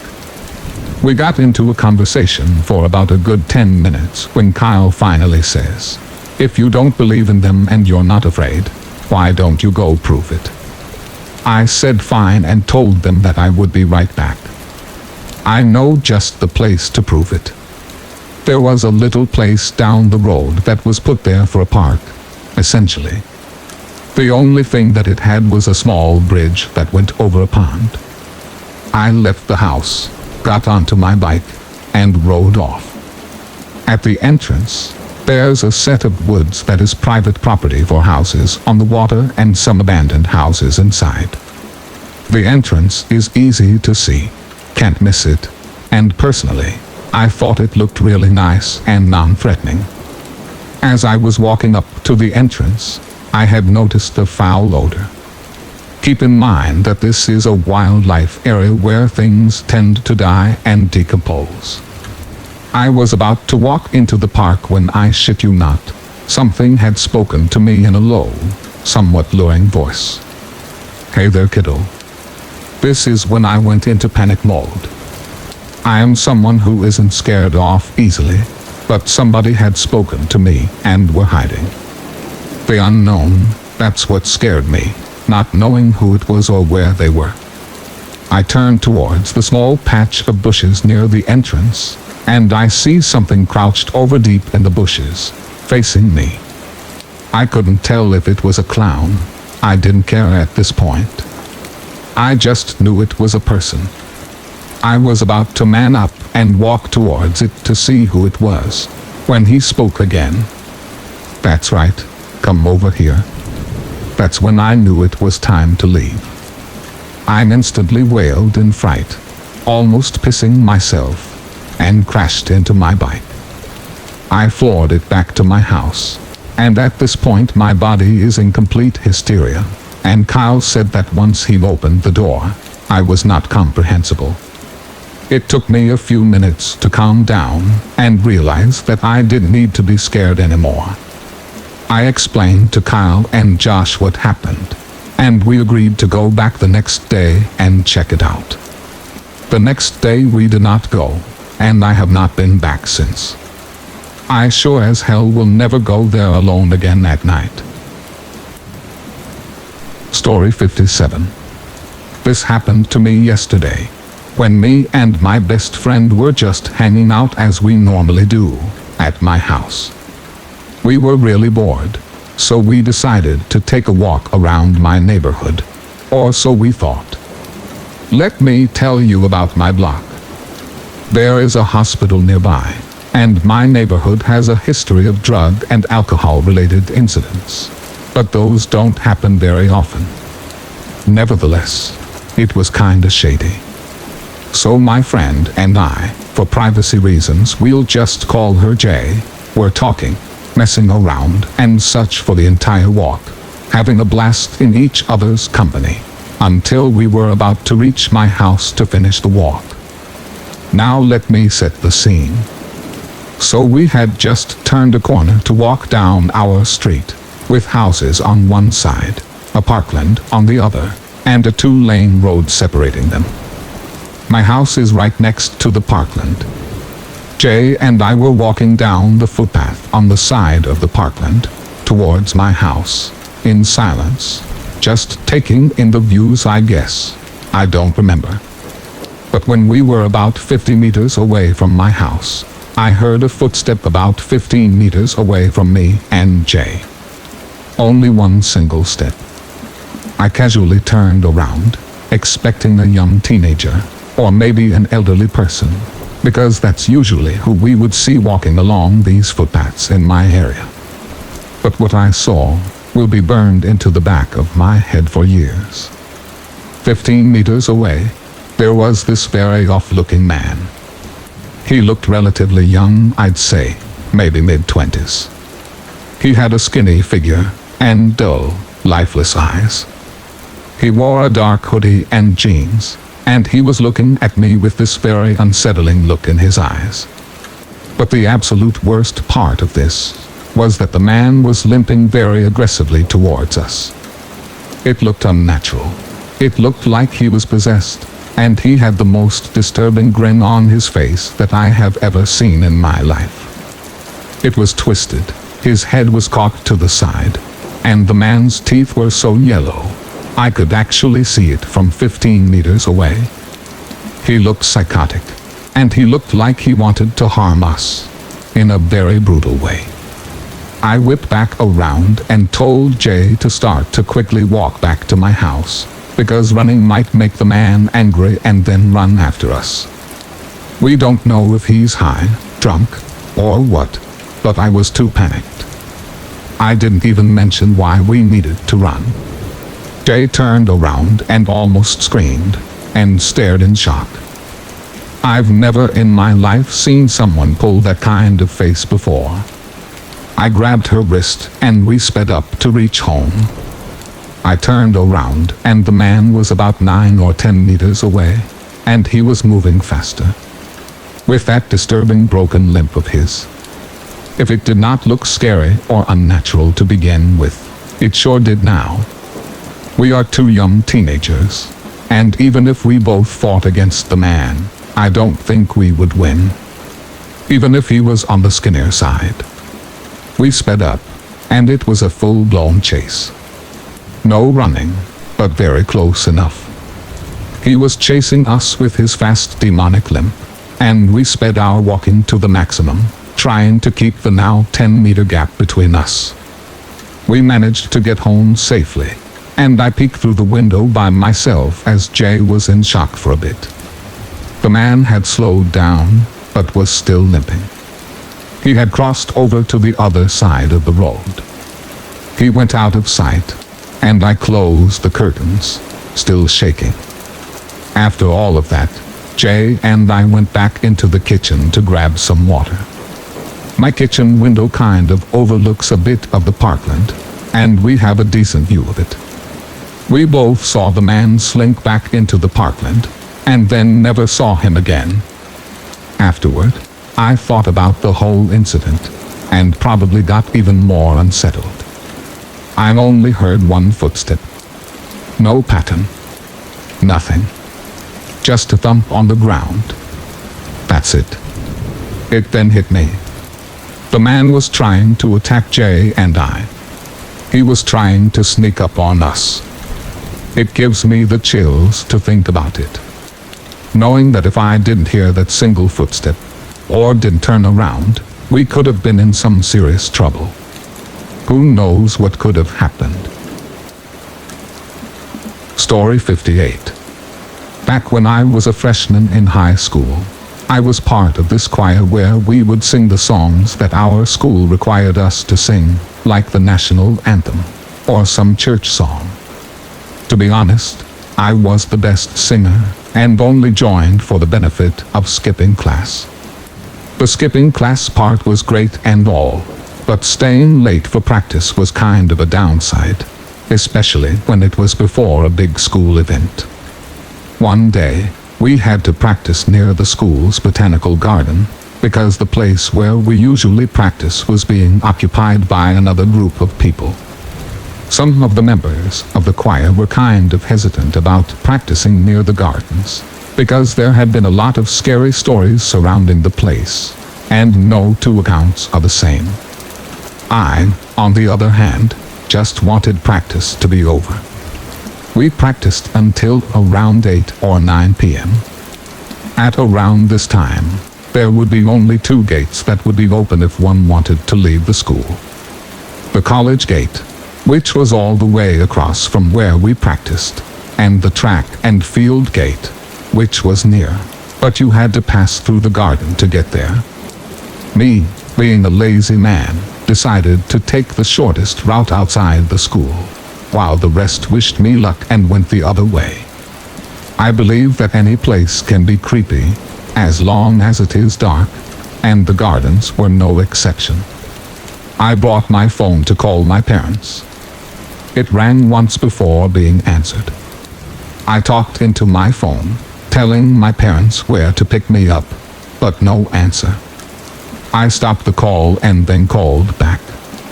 Same thing. No answer. I called for the 3rd time to ask them to pick me up, almost shouting into the phone for an answer, but still got nothing. Finally, I gave up and decided to text them. After walking through the garden for about a couple more minutes, I finally reached my waiting destination without incident. It was a creepy walk, but I was kind of relieved that nothing out of the ordinary happened. My parents came after about 15 minutes of waiting, but something was off. When they stopped the car in front of me, they got out and frantically asked if I was all right, and they seemed very worried. I told them I was fine. They told me that they got all of my calls, and I asked them why they didn't respond. They told me they did. All they heard was me screaming, "Help me," over and over again. Story 59. This story took place my sophomore year of high school. I was 15, young for my grade. It was a Wednesday in the winter. I joined the honor society at my school. Besides meeting and talking about how to help my community, we also had to meet at 7:20 a.m., which was 25 minutes before school. And since I was a morning person, missing more time to sleep was always frustrating. That's why I was always late. On this day, I was running late again. Being 15 years old, I couldn't drive myself to school yet, so I had to have my grandma, who lives with my mother and I, take me to school, since at this time my mother would be getting ready for work. My grandma hit the garage door button on the wall, and we got into the car. Once backing out and closing the door, she would pull out of the driveway. Now, she looked back towards the front windshield to pull out to the right towards the street in our cul-de-sac, and I screamed for her to stop, and she quickly slammed on the brakes. There was a man, about 6 feet tall, dirty blonde hair, wearing all black. He was only illuminated by the headlights, since on winter mornings, it was pitch black, and today it was raining. I noticed something in his hand. Being the observant person I was, I thought I saw a knife. The man didn't look at us, or wave to say sorry. He just stood there, in front of the lights for about 10 seconds, before continuing to walk through our yard, towards our neighbor's house. We watched him disappear into the darkness. I live in a neighborhood where we all know each other and watch out for each other. We all own about 1 acre of land. Recently, my neighbors have had work done around their houses, including taking down some trees, so my grandma, with her heart of gold, continued driving as we discussed what just happened. She assumed that he was just a worker or something, working on the property. I knew that he wasn't. I told her I thought he had a knife, and she brushed it off, saying, maybe he was just a worker holding a dustpan or shovel. He could have just been walking through our yard like a shortcut. But no. Something told me I had to warn my mother. So I began trying to text my mom, but no texts were sending. Nothing was going through. I texted her, lock the door right now. But when it went through, She didn't understand. She started questioning me, saying why. What's wrong?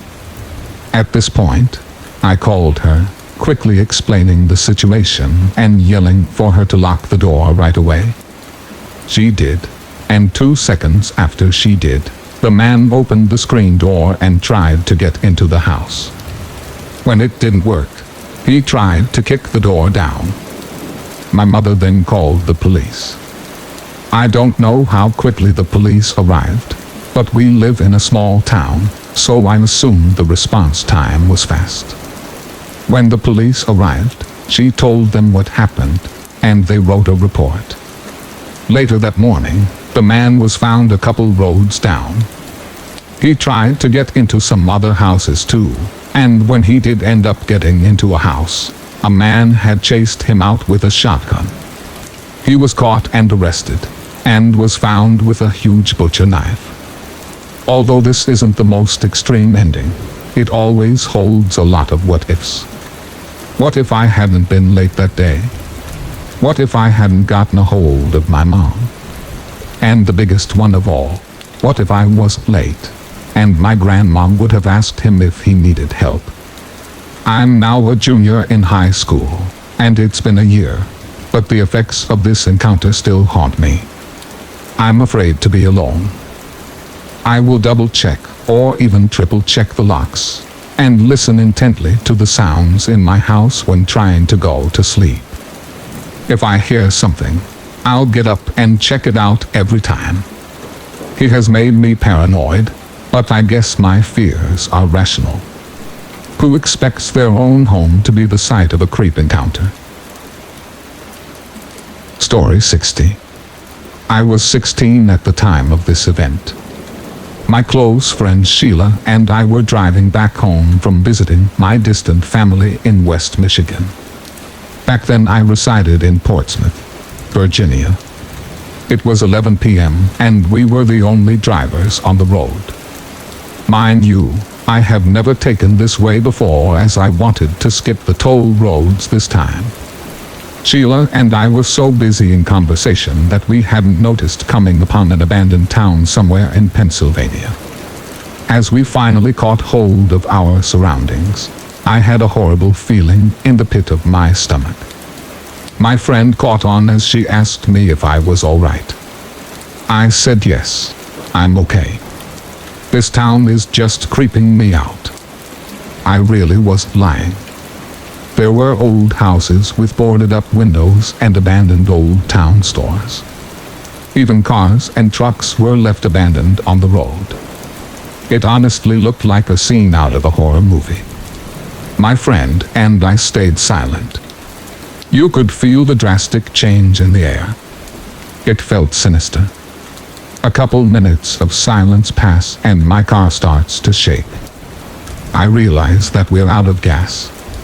I forgot to stop miles back in a different town. Shit, I yelled, pulling over in front of me.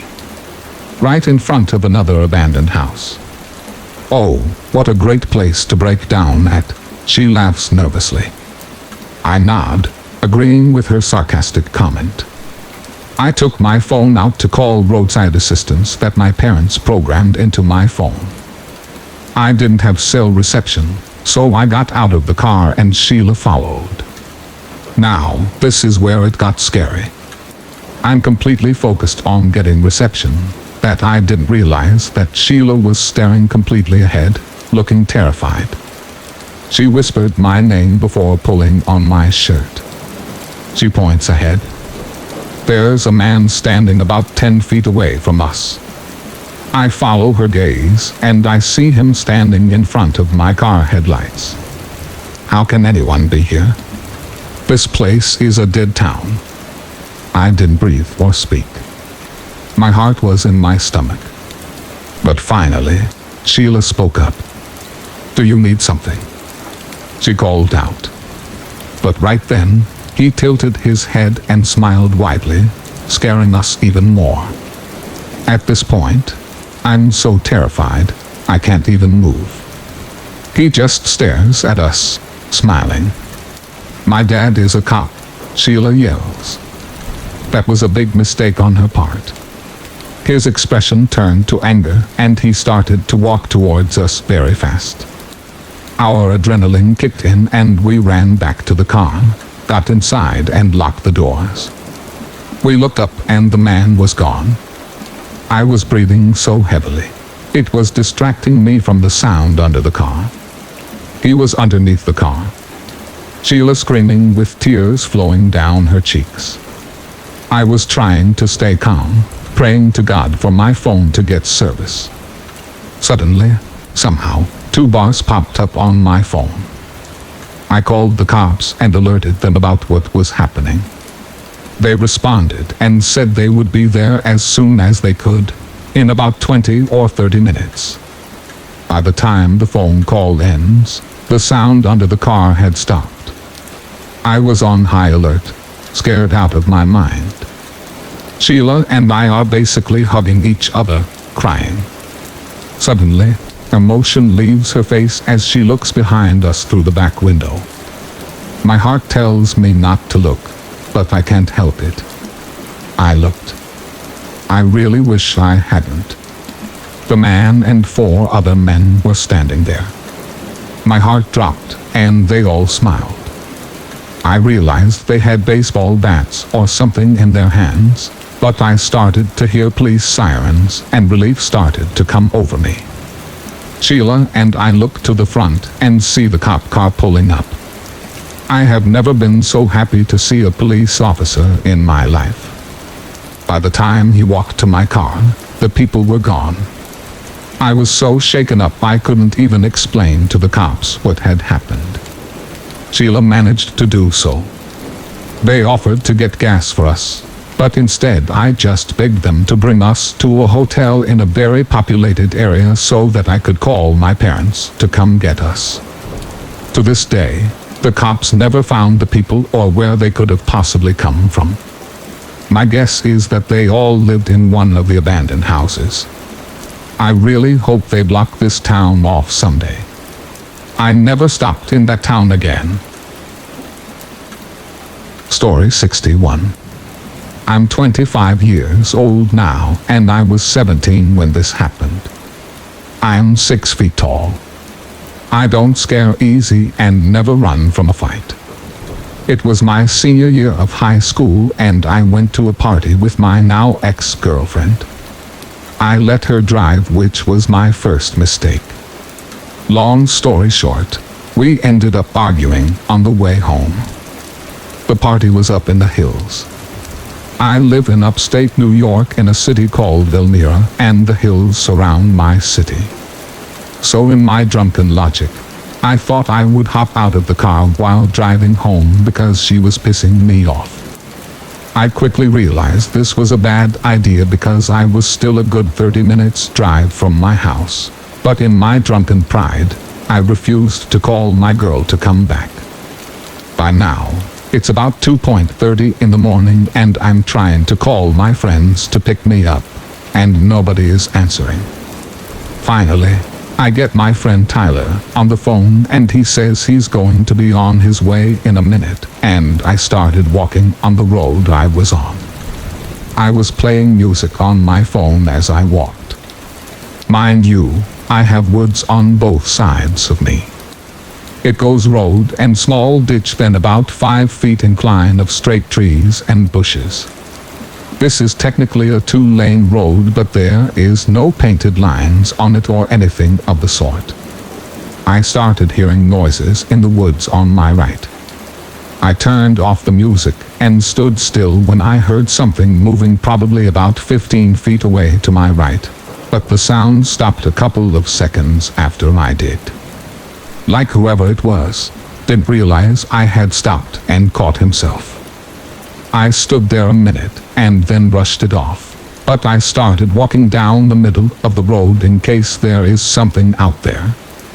Being drunk, the normal warning bells that should have been going off weren't. Now, I'm just listening to the woods and the bugs while walking, which is creepy enough. And then I hear it again. It's like someone is walking and not even trying to be quiet. I stopped again, and then the sound started to get louder. Whoever it was walking towards me. I always walk around with a pocket knife, and this time was no different.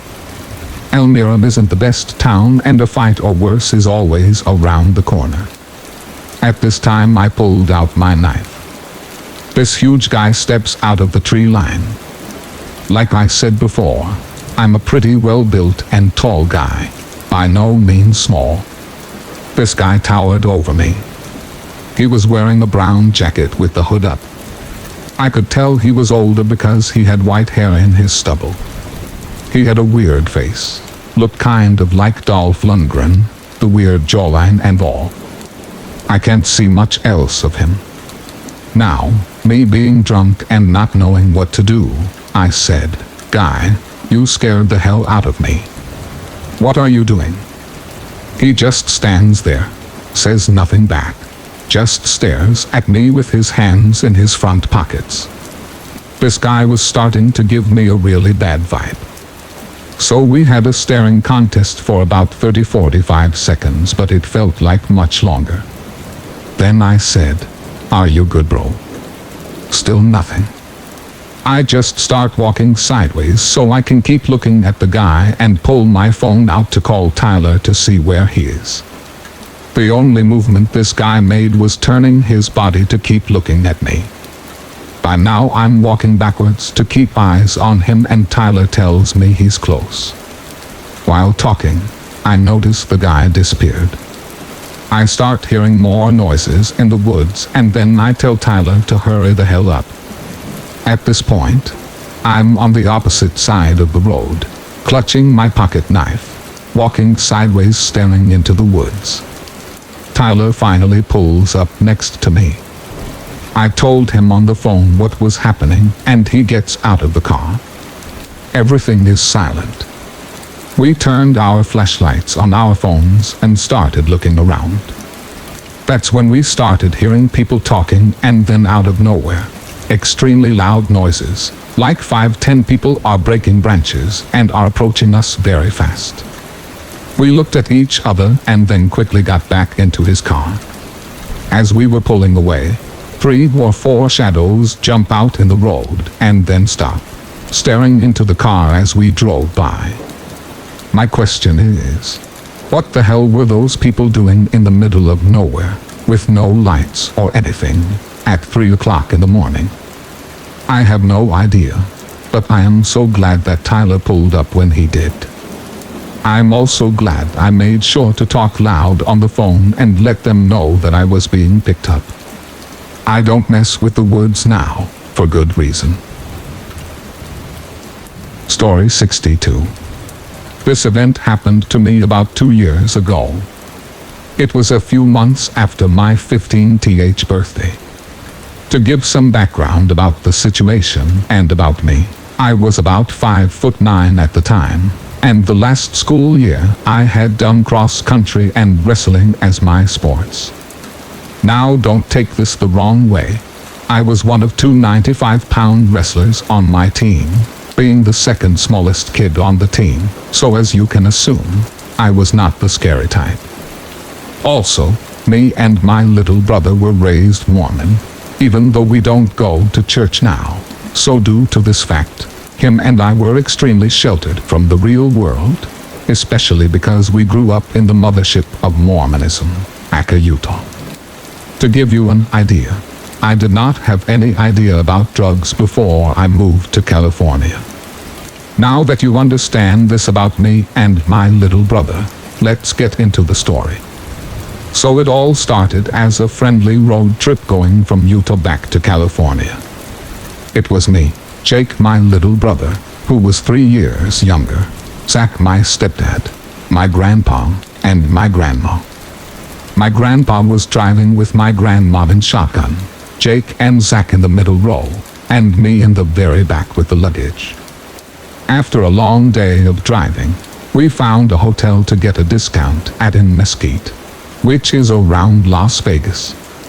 We stopped, parked, and got our room keys. Me, Zach, and Jake would be in one room, with my grandma and grandpa in the other. After we got there, we all took our stuff to our rooms, and Jake and I wanted to go down for a swim because the hotel advertised their pool and it looked awesome. My stepdad graciously said that we could go and told us when to be back, and we said all right. This is when I should tell you that neither me and my brother had a cell phone. All I had was a second-generation iPod to tell the time. So when we got down there, we went to the pool for a bit, and then to the hot tub. There were two women in the hot tub. Let's call them Megan and Annie. Megan was a mother, and her children were playing in the pool. They were around mine and my brother's age. Annie was a lady who seemed to be in her 30s maybe, but for some reason, she looked like she had lived on the streets her whole life. But no alarms were going off in my head yet. Looking back on it now, as a 17-year-old, with everything I have learned, she was 100% on drugs. And I mean something hard, like crystal meth or heroin. My little brother and I get into the hot tub, and soon we are all engaged in conversation. Annie was the one who pulled me and Jake into the conversation. She started off by asking how our day was going and questions like that, and soon started to ask where we were coming from, where we were going, and personal questions about us. This is the point where I want to say an alarm was going off, but I still just told her everything, not thinking at all. Later, Megan was talking to Jake and Annie, and I was listening when I glanced over at Annie, and she abruptly looks at me and says something along the lines of, "You know, it's very rude to look at someone's breasts without asking them first." After she says this, I'm completely dumbfounded. Then she continues and says something like, "Yeah, I know that they are nice, and I can understand why you were looking at them, me being older and all." At this point, I'm like, holy shit, lady, what the hell is the matter with you? What are you talking about? I'm only 15 years old, and I was not looking at your breasts. Then, Megan leaves abruptly and takes her kids back to the room, so it was just me, Jake, and Annie. The weird conversation continued, and eventually Annie said, "Do you guys want to come back to my room? I have something really cool that I want to show you," or something along those lines. Somehow, for some reason, Jake and I agreed to see what she was talking about. We started walking to her room, and we get to a point where we have to go up some stairs, and out of nowhere, Megan appears again and says, "Nanny, I'll wait here with them, go get it. We'll wait for you," or something like that. Surprisingly, Annie complies and walks up the stairs to her room to get whatever it was she wanted to show us. As soon as Annie was out of sight, Megan turned to us and with a terrified look on her face said, "You need to leave right now. Go back to your room. And do not come back out here again." Right when we heard this, everything clicked in my head. Extreme stranger danger. Then me and my little brother ran as fast as we could back to our room. The whole night I was afraid she would find us somehow, so I couldn't sleep. Looking back at it now, I could have never seen my family again, been raped, or even killed. I might owe my life to Megan, and I deeply wish that I could say thank you. Story 63. This was in January of 2016. I had gone up to the shopping center that was about a 30-minute walk from my house. I had taken the bus up there, but it only stopped at the shopping center once an hour.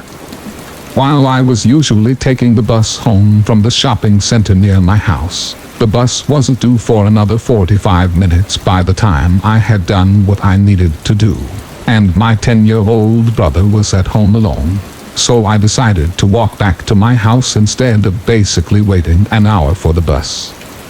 On the way home, I saw a man maybe 45 years old, walking in the opposite direction towards me. I got the impression that he was dangerous. He didn't look right, probably because as he was walking, he was just staring at me intently.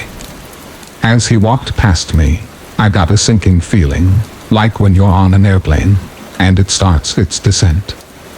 As I continued to walk, I felt like someone was behind me, so when I got to the bus stop, I made it look like I was checking the bus times, which gave me an excuse to turn around, and once I did, my heart started racing. This guy had changed direction and was now walking in the same direction as me. He was walking faster than he was before, and this scared the hell out of me. I was close to the road that I would usually turn up to get to my street. I turned on the street, and had walked about 25 meters up it, when I heard loud footsteps behind me. He was still behind me, and was getting closer. I decided that I would cross the road to put more distance between us, and also to get to the street that was across from me. From here, I could go a longer way home. This longer way home had lots of corners, making following me a lot harder to do. This street also had a lot of teenagers who were at home due to it being summer, so if the guy tried anything, there were a lot of people who would likely hear me screaming. Now, you may be wondering, why didn't you just call the police? I had been stupid, and left my phone at home, so that was not an option. Even if I did have my phone, I probably wouldn't have called, out of fear of provoking something. I'm about 170 centimeters, and weigh 64 kilograms. I am not large enough to take on this guy. He looked like he weighed about twice what I did. So I was going along the long route, when I turned to look behind me again. He was still there. This is where I started my plan to get back to my house. I turned the next corner and sprinted along the path, as quietly as I could. I was on the street that my house was on.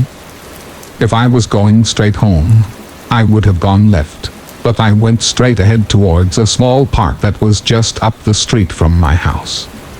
The reason I did this was because I could go up through the park and around to get to my house.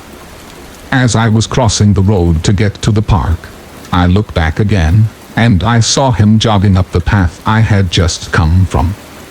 He saw me and started sprinting towards me. Luckily, I had a 150-meter head start. I ran through the park, up and around to the left. The area behind the park is like a maze, so this gave me an advantage. Once I was behind the park and out of his sight, I continued sprinting for a house that had an old shed in its front yard. The shed was empty, and the door was open, as always. So I hid in there, able to look through a mirrored window, and he was looking around for me. He then walked the way that I was planning on going to get to my house. I was still too scared to leave the shed, so I waited for about 10 minutes, before I saw him walking back towards the park, on his phone, and I could hear part of what he said. Yeah, I lost her, but I think she lives around here. After he passed, I waited another 10 minutes before leaving the shed, and sprinting to my house. I called my mom, who called the police, who in turn called me. I gave a description of the man, and refused to leave the house alone for weeks. I never saw him again, and the police never found anybody. Story 64. I recently moved into a big house, just temporarily. It's kind of a complicated situation. The house belongs to a family member. They were going to be gone for a few months, that sort of thing. I was going to be there on my own, so obviously I thought, what if it's haunted?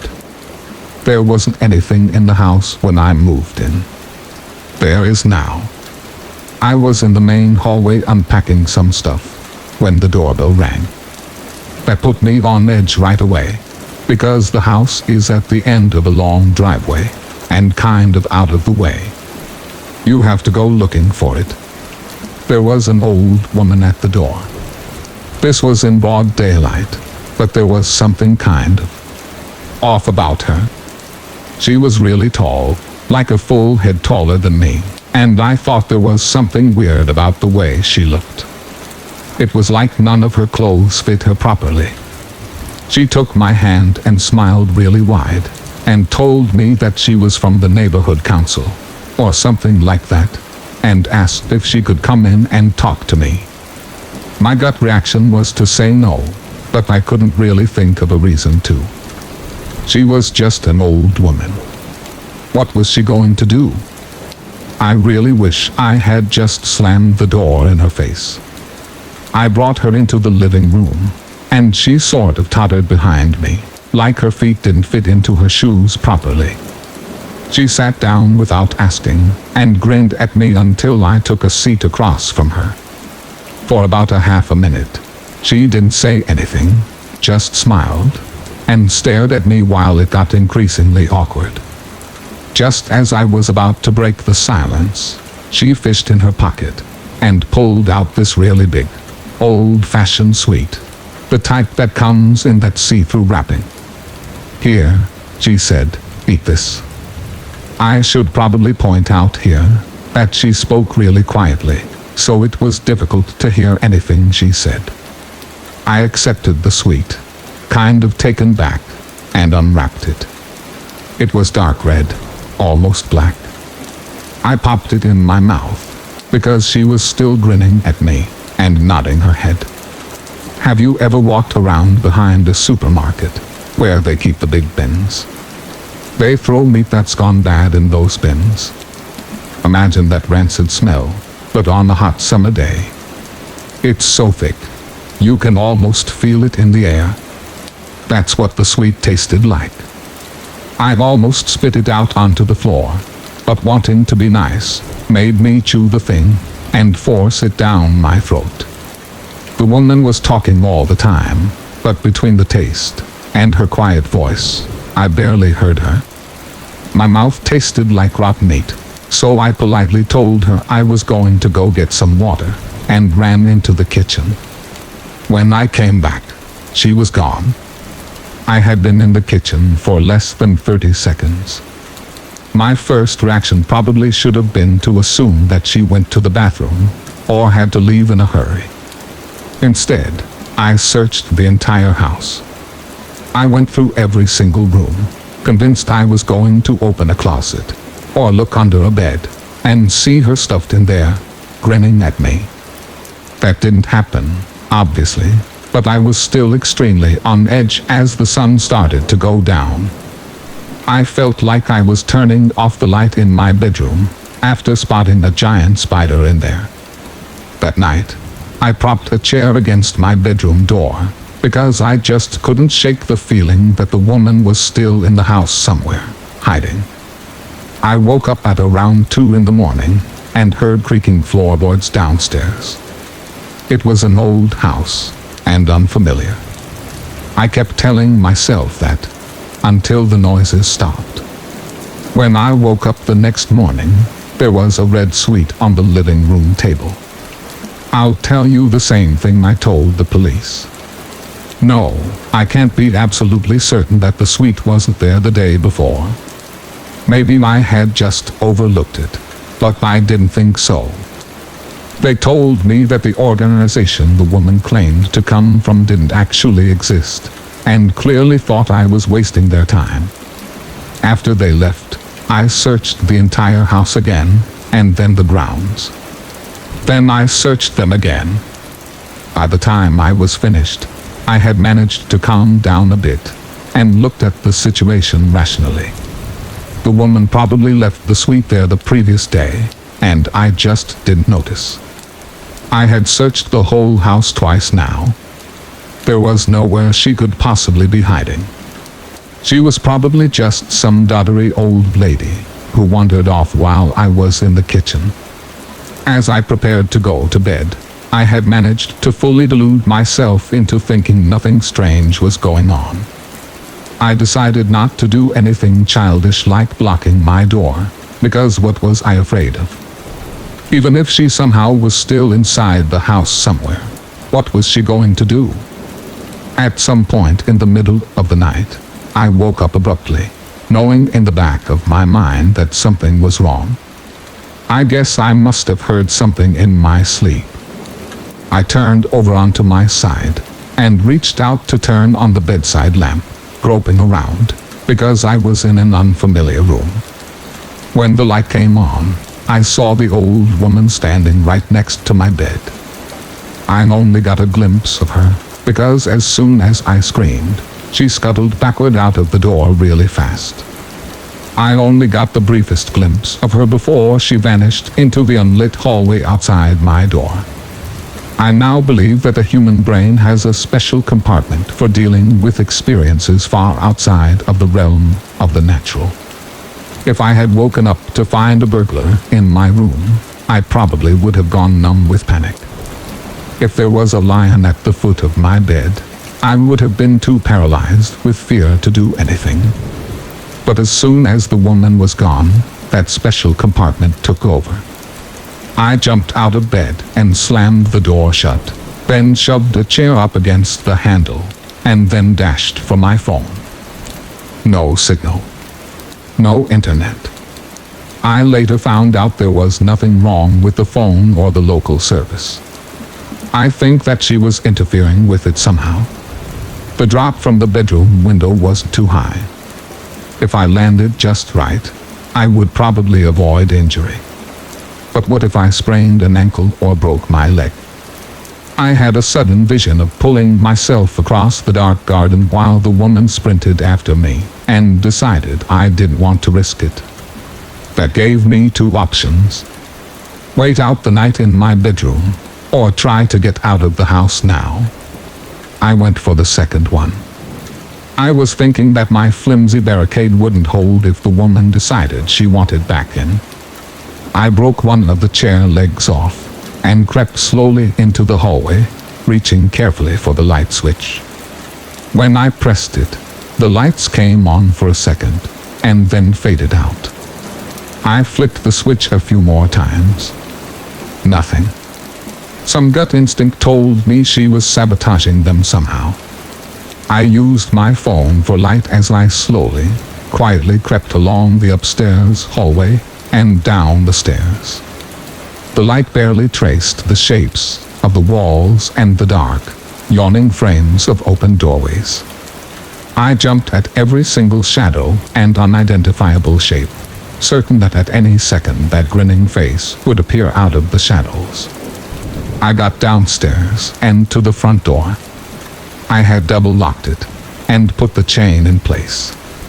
Just as I was reaching for the first lock, I heard rapid, uneven footsteps at the top of the stairs, approaching swiftly.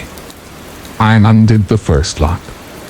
A high-pitched shriek came from halfway down the stairs, and I screamed as I undid the second lock and wrenched the door open. It stuck fast. I had forgotten the chain. I glanced behind me and saw the tall, spindly shape of the woman half running, half falling down the stairs toward me, her head lolling backward, and her mouth hanging open. I can't even remember getting the chain off. I might actually have just yanked the door open so hard, I broke it. In any case, the last I saw of the woman was her face, inches away from me, as I slammed the door shut. I sprinted to the nearest house and eventually they called the police, possibly because I was half delirious with fear and babbling incoherently. The police once again failed to find anything unusual. It's been a week. I'm staying at a friend's place, sleeping with the lights on and the bedroom door barricaded. The house's real owners aren't back yet. I'm not sure what I'm going to tell them, but I have to stop them from going back there, somehow. This isn't a haunting, it's an infestation. I can't stop thinking about all of the holes in our defenses, The windows and doors left open. The strangers invited into our living rooms. I just hope to God it's the house that she wanted, and not me. Thank you for listening, and I wish you good health. Don't forget to subscribe to the channel to support us. Thank you very much.